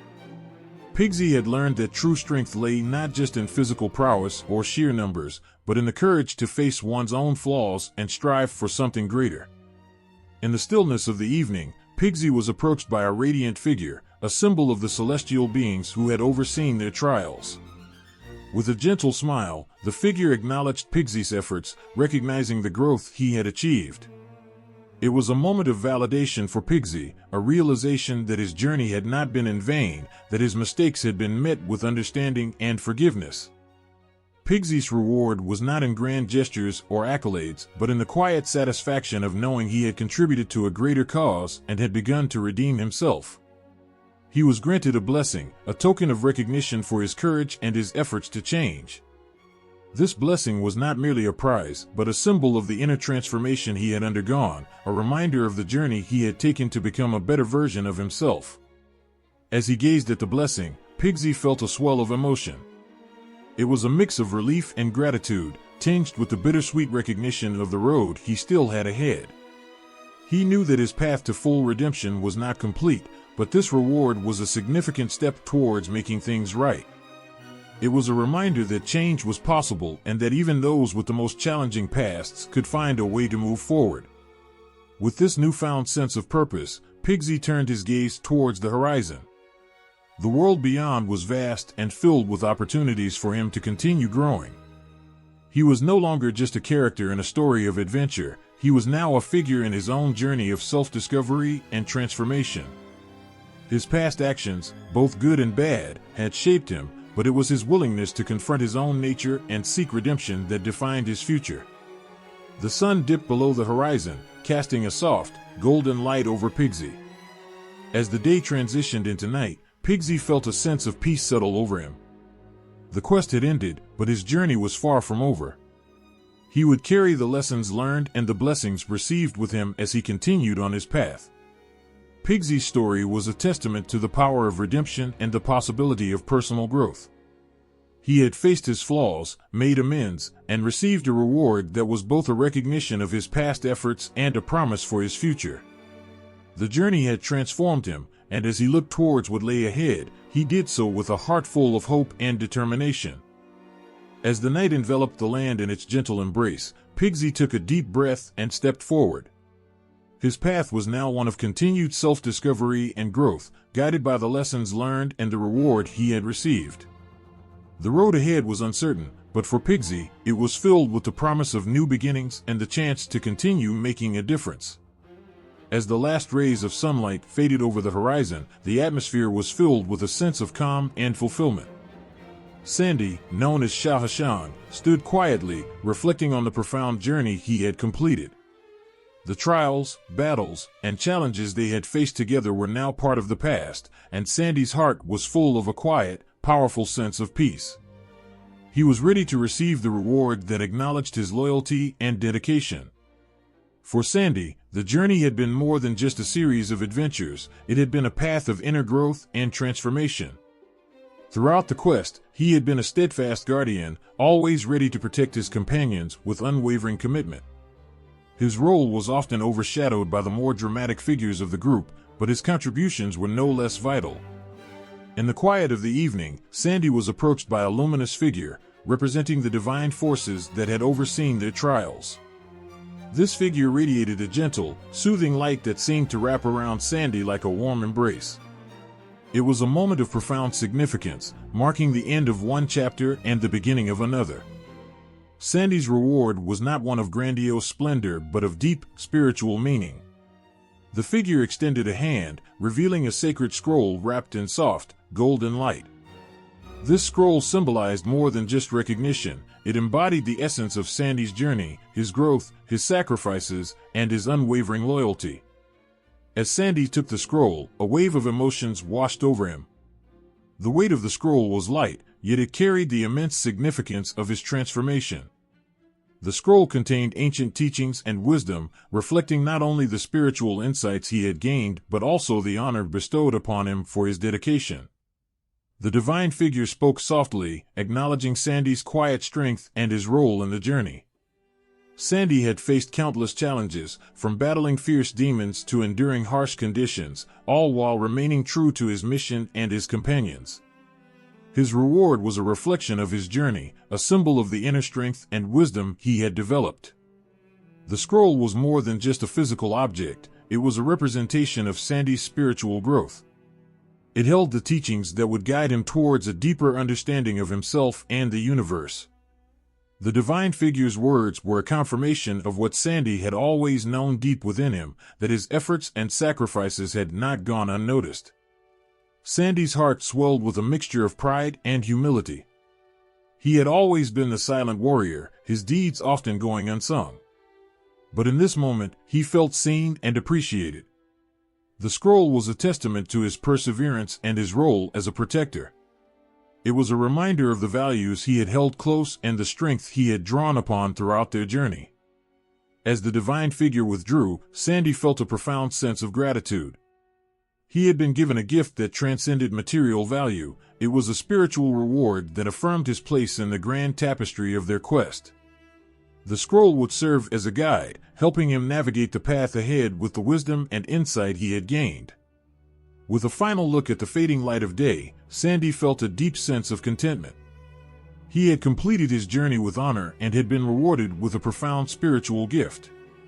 The path ahead was still to be walked, but he would do so with a renewed sense of purpose and a deeper understanding of himself. Sandy's story was a powerful reminder of the value of quiet strength and unwavering loyalty. His reward was a reflection of his journey, a blend of inner transformation and recognition of his contributions. As he held the sacred scroll close, he knew that it was more than just a token of achievement. It was a symbol of his growth and his place in the world. In the serenity of the evening, Sandy took a deep breath and looked forward with hope. The journey had shaped him in ways he had never imagined, and the reward he had received was a testament to the person he had become. The scroll was not just a prize, but a beacon of the wisdom and strength he had cultivated throughout their adventures. As he moved forward, Sandy carried with him the lessons learned and the recognition earned, ready to continue his path with a heart full of purpose and peace.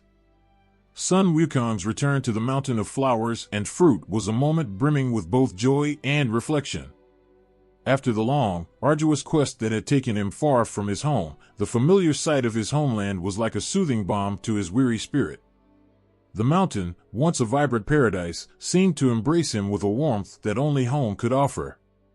As Sun Wukong approached, the monkeys who had once cheered for him with unbridled enthusiasm now awaited him with reverent silence. They were gathered in clusters, their eyes reflecting a mix of admiration and curiosity. Each face told a story of longing and hope, waiting to see the hero they had known return victorious. Sun Wukong, now adorned with the divine aura of the victorious fighting Buddha, moved with a grace and serenity that spoke of his transformation. The journey had changed him, not just in power but in wisdom and spirit. As he stepped onto the familiar grounds of the mountain, memories of past adventures and trials flooded back. The monkeys rushed to him, their faces lighting up with recognition and joy. Their cheers filled the air, but there was a new respect in their voices. Sun Wukong had been more than a leader, he had been a symbol of their dreams and aspirations. To see him return, having achieved his goals and undergone a profound change, was a moment of immense pride for them. He walked among them, his heart swelling with a mixture of relief and gratitude. The landscape of the mountain, with its lush greenery and vibrant flowers, was a stark contrast to the harsh trials he had faced. The beauty of his homeland seemed even more poignant now, a reminder of what he had fought for and the peace he had sought to protect. Sun Wukong paused at the top of the mountain, where the view of the vast world below was breathtaking. From this vantage point, he could see the journey he had undertaken from a different perspective. The trials, the battles, and the moments of doubt seemed like distant echoes compared to the serenity before him. He reflected on his transformation, the lessons learned, and the growth he had experienced. The journey had been more than a physical adventure, it had been a profound internal voyage. He had faced his fears, conquered his doubts, and emerged with a deeper understanding of himself and his place in the universe. The monkeys gathered around him, their eyes full of questions and their hearts full of pride. Sun Wukong shared his stories with them, not just of battles won but of the wisdom gained. He spoke of the friends he had made, the challenges he had overcome, and the inner strength he had discovered. His words were a blend of humility and inspiration, meant to uplift and teach. As he spoke, the monkeys listened with rapt attention. They saw in Sun Wukong not just a hero, but a sage whose experiences had shaped him into something greater. His return was not just a personal triumph, it was a moment of collective pride and inspiration for all of them. Sun Wukong's gaze fell upon the familiar landscape, now seen through the eyes of someone who had journeyed far and learned much. The mountain was still the same, but he was not. The battles had forged him into a leader who understood the true meaning of strength and sacrifice. His heart was full of appreciation for the place that had been his sanctuary, the backdrop to his earlier triumphs and his most cherished memories. In the quiet moments of reflection, he felt a profound sense of peace. The mountain, with its timeless beauty, seemed to recognize and honor his journey. The once playful and mischievous hero had returned as a figure of wisdom and grace, ready to lead and inspire his people with the lessons learned along the way. The return to the mountain of flowers and fruit marked the end of one chapter and the beginning of another. Sun Wukong's reunion with his kin was a celebration of not just his achievements but of the enduring spirit of his homeland. As he looked around at the familiar faces and the beautiful landscape, he knew that his journey had come full circle. Sun Wukong's heart was heavy with the weight of his experiences but light with the joy of returning home. The mountain, with its vibrant colors and fragrant flowers, seemed to whisper a welcome that was both comforting and humbling. He had returned not just as a hero but as a transformed soul, ready to share his wisdom and lead his people into a new era of peace and prosperity. The monkeys rejoiced, their cheers echoing across the mountain, blending with the sounds of nature. Sun Wukong stood among them, his heart full of gratitude and his spirit renewed. The journey had shaped him into a figure of true significance, and his return was a testament to the strength, courage, and wisdom that had guided him through the trials. Sun Wukong's legacy is one of the most enduring tales in Chinese culture, resonating through centuries with a timeless power. His story is more than just a legend, it's a beacon of courage, wisdom, and transformation that continues to inspire people of all ages. From his origins as a mischievous monkey to his ascension as the victorious fighting Buddha, Sun Wukong's journey is a profound narrative of personal growth and redemption. His transformation from a rebellious troublemaker to a revered protector reflects a universal quest for self-improvement and understanding. This story captures the imagination and hearts of many, making it a powerful symbol of overcoming adversity and finding one's true path. The impact of Sun Wukong's character extends far beyond ancient texts and traditional stories. He is a cultural icon whose influence permeates various aspects of Chinese mythology and folklore. His adventures and attributes are woven into the fabric of many stories, embodying qualities such as bravery, intelligence, and loyalty. Sun Wukong's cleverness in overcoming challenges, his indomitable spirit, and his eventual spiritual enlightenment are qualities that continue to resonate deeply with people. In Chinese culture, Sun Wukong is celebrated not only for his feats but also for his moral lessons. His story is a reminder of the importance of perseverance, the value of wisdom, and the potential for personal redemption. Schools and families often recount his tales to teach lessons of virtue and resilience. His journey, filled with trials and triumphs, provides a roadmap for navigating life's challenges and embodying integrity. Art and literature have also been profoundly influenced by Sun Wukong. His character has appeared in countless adaptations, from traditional operas to modern films and television series. Each portrayal brings a fresh perspective on his legendary exploits, highlighting different facets of his personality and expanding his reach to new audiences.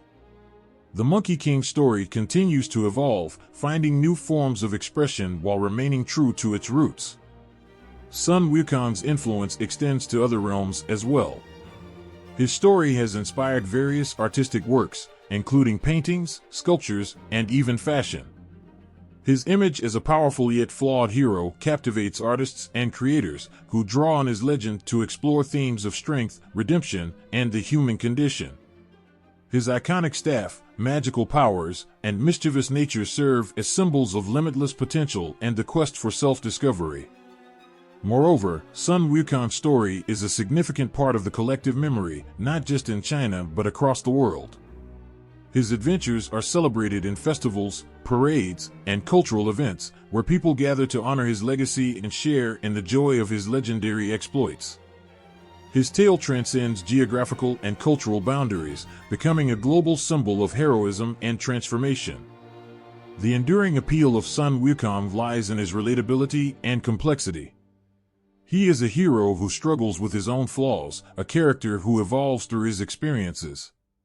His story is not just about supernatural feats, but also about the internal battles that everyone faces.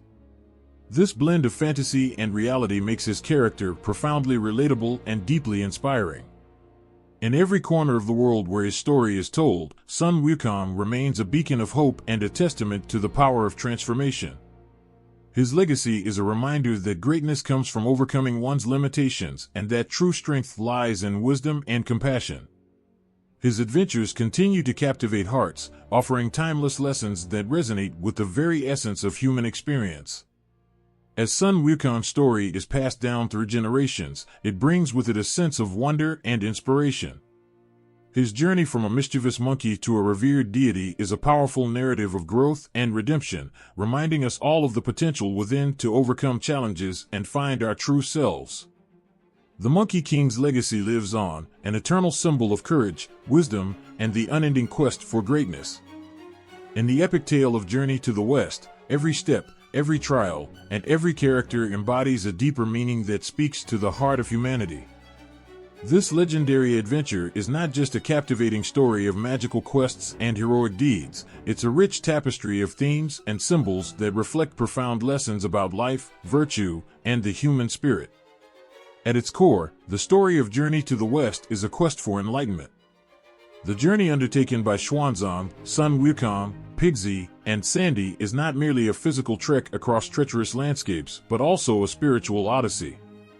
The trials they face symbolize the inner struggles and growth required to achieve true wisdom and self-realization.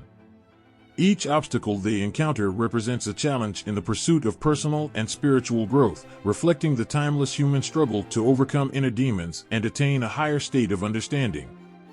Sun Wukong, the Monkey King, is more than just a powerful warrior, he embodies the transformative journey of self-discovery. His initial rebellion and defiance against the heavens symbolized the chaos and untamed nature of the human spirit.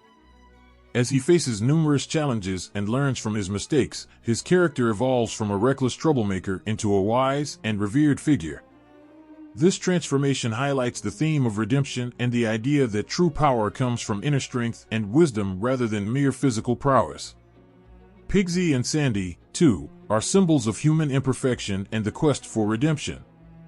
Pigsy's flaws and appetites reflect the struggles of material desires and weaknesses, while Sandy's loyalty and strength represent the virtues of perseverance and dedication. Their journey alongside Sun Wukong and Xuanzang emphasizes the importance of teamwork and the understanding that everyone has their own struggles and strengths. Through their trials, they learn to overcome their own shortcomings and contribute to the greater good. The demons and monsters they face are not just obstacles but also symbols of various vices and challenges. Each demon represents a different aspect of the human condition, such as greed, pride, and ignorance. By defeating these demons, the travelers confront and overcome these darker aspects of themselves and society. The battles they fight are as much about inner conflict as they are about external confrontation, illustrating the idea that true victory comes from conquering one's own weaknesses. The journey itself, with its many trials and tribulations, is a powerful symbol of the path to enlightenment. The treacherous landscapes, dangerous creatures, and deceptive illusions they encounter represent the difficulties and distractions that can impede spiritual growth. Their perseverance through these trials underscores the theme that the path to wisdom is fraught with challenges, but overcoming these obstacles is essential for achieving true enlightenment. The sacred scriptures Xuanzang seeks are more than just holy texts, they symbolize the ultimate truth and spiritual knowledge. The journey to obtain them represents the quest for understanding and the deep desire to connect with something greater than oneself. The successful retrieval of these scriptures signifies the culmination of their spiritual quest and the realization of their inner potential. Throughout the story, the theme of loyalty and friendship is ever present. The bond between Xuanzang, Sun Wukong, Pigsy, and Sandy demonstrates the power of unity and mutual support. Despite their differences and flaws, their unwavering commitment to one another and to their mission highlights the importance of collaboration and trust in achieving common goals. Their journey teaches that true strength lies not just in individual capabilities, but in the collective effort and harmony of a united group. The epic's rich symbolism and themes offer profound insights into the human experience. It reflects the universal struggles of self-improvement, redemption, and the pursuit of enlightenment. The characters' growth and the trials they face resonate with readers on a deeply emotional level, reminding us of our own struggles and the potential for transformation and understanding within each of us. Journey to the West is a timeless tale that continues to inspire and move hearts, not only through its captivating story but also through its deep exploration of the human spirit. The themes of wisdom, redemption, and perseverance are as relevant today as they were centuries ago, offering valuable lessons that transcend time and culture. From the first moment Sun Wukong, the Monkey King, bursts onto the scene with his fiery spirit and unparalleled strength, his story is one of audacious rebellion and boundless energy. Yet, beneath his wild antics and formidable powers lies a journey of profound transformation, one that tugs at the heart and resonates deeply with the struggle for personal growth. Sun Wukong starts as a character of breathtaking defiance. With his supernatural abilities and a fierce attitude, he defies heaven itself, challenging the very order of the universe. His strength is unmatched, and his arrogance is equally monumental. He sees himself as invincible, untouchable, and, most of all, unconcerned with the consequences of his actions. He takes pleasure in his own prowess, often indulging in acts of rebellion and mischief. But as the story progresses, something remarkable begins to happen.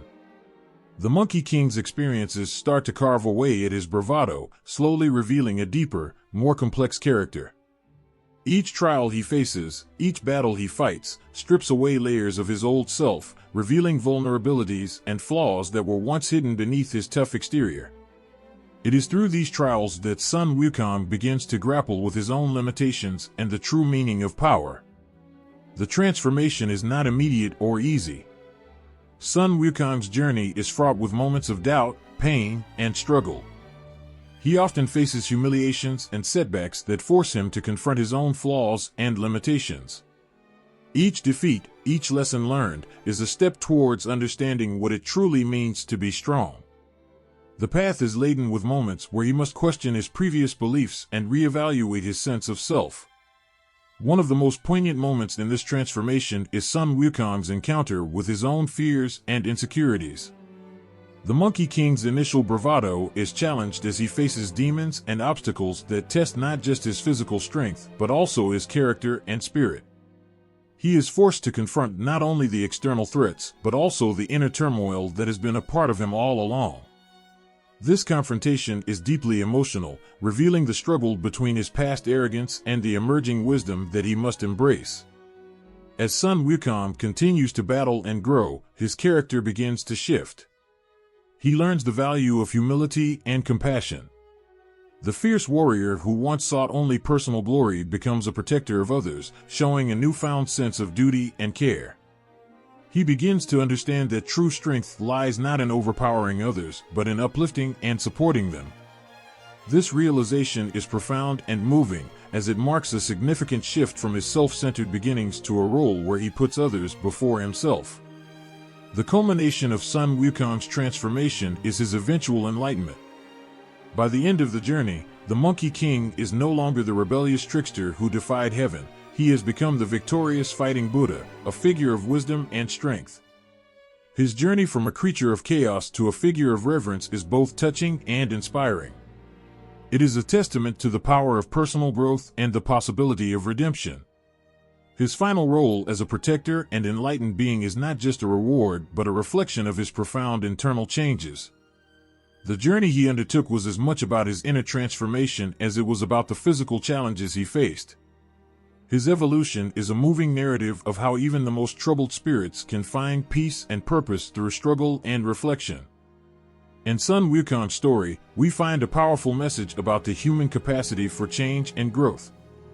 His journey is a testament to the fact that no matter how far one has strayed or how great the flaws, redemption is always within reach. It is a story that resonates with anyone who has faced their own battles, struggled with their own demons, and sought to become a better version of themselves. The heart of Sun Wukong's transformation is a reminder that the journey towards enlightenment and understanding is fraught with challenges but is ultimately rewarding beyond measure. As the sun sets on Sun Wukong's epic adventure, a profound realization dawns. His journey is not just a tale of mythical battles and wondrous feats, but a mirror reflecting humanity's own quest for meaning and enlightenment. From the chaotic beginnings of the Monkey King to his ultimate transformation into the victorious fighting Buddha, every step of his journey is imbued with lessons that resonate deeply with the human spirit. The heart of Sun Wukong's tale lies in its metaphorical richness.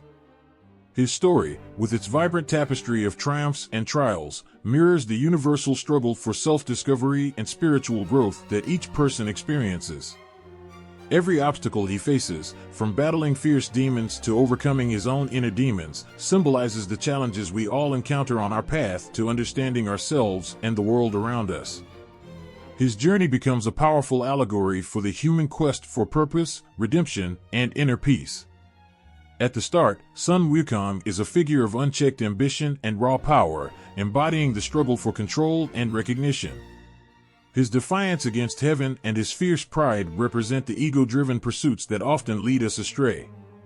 The Monkey King's early journey is filled with triumphs that come at a cost, highlighting the pain of achieving greatness through arrogance and self-centeredness.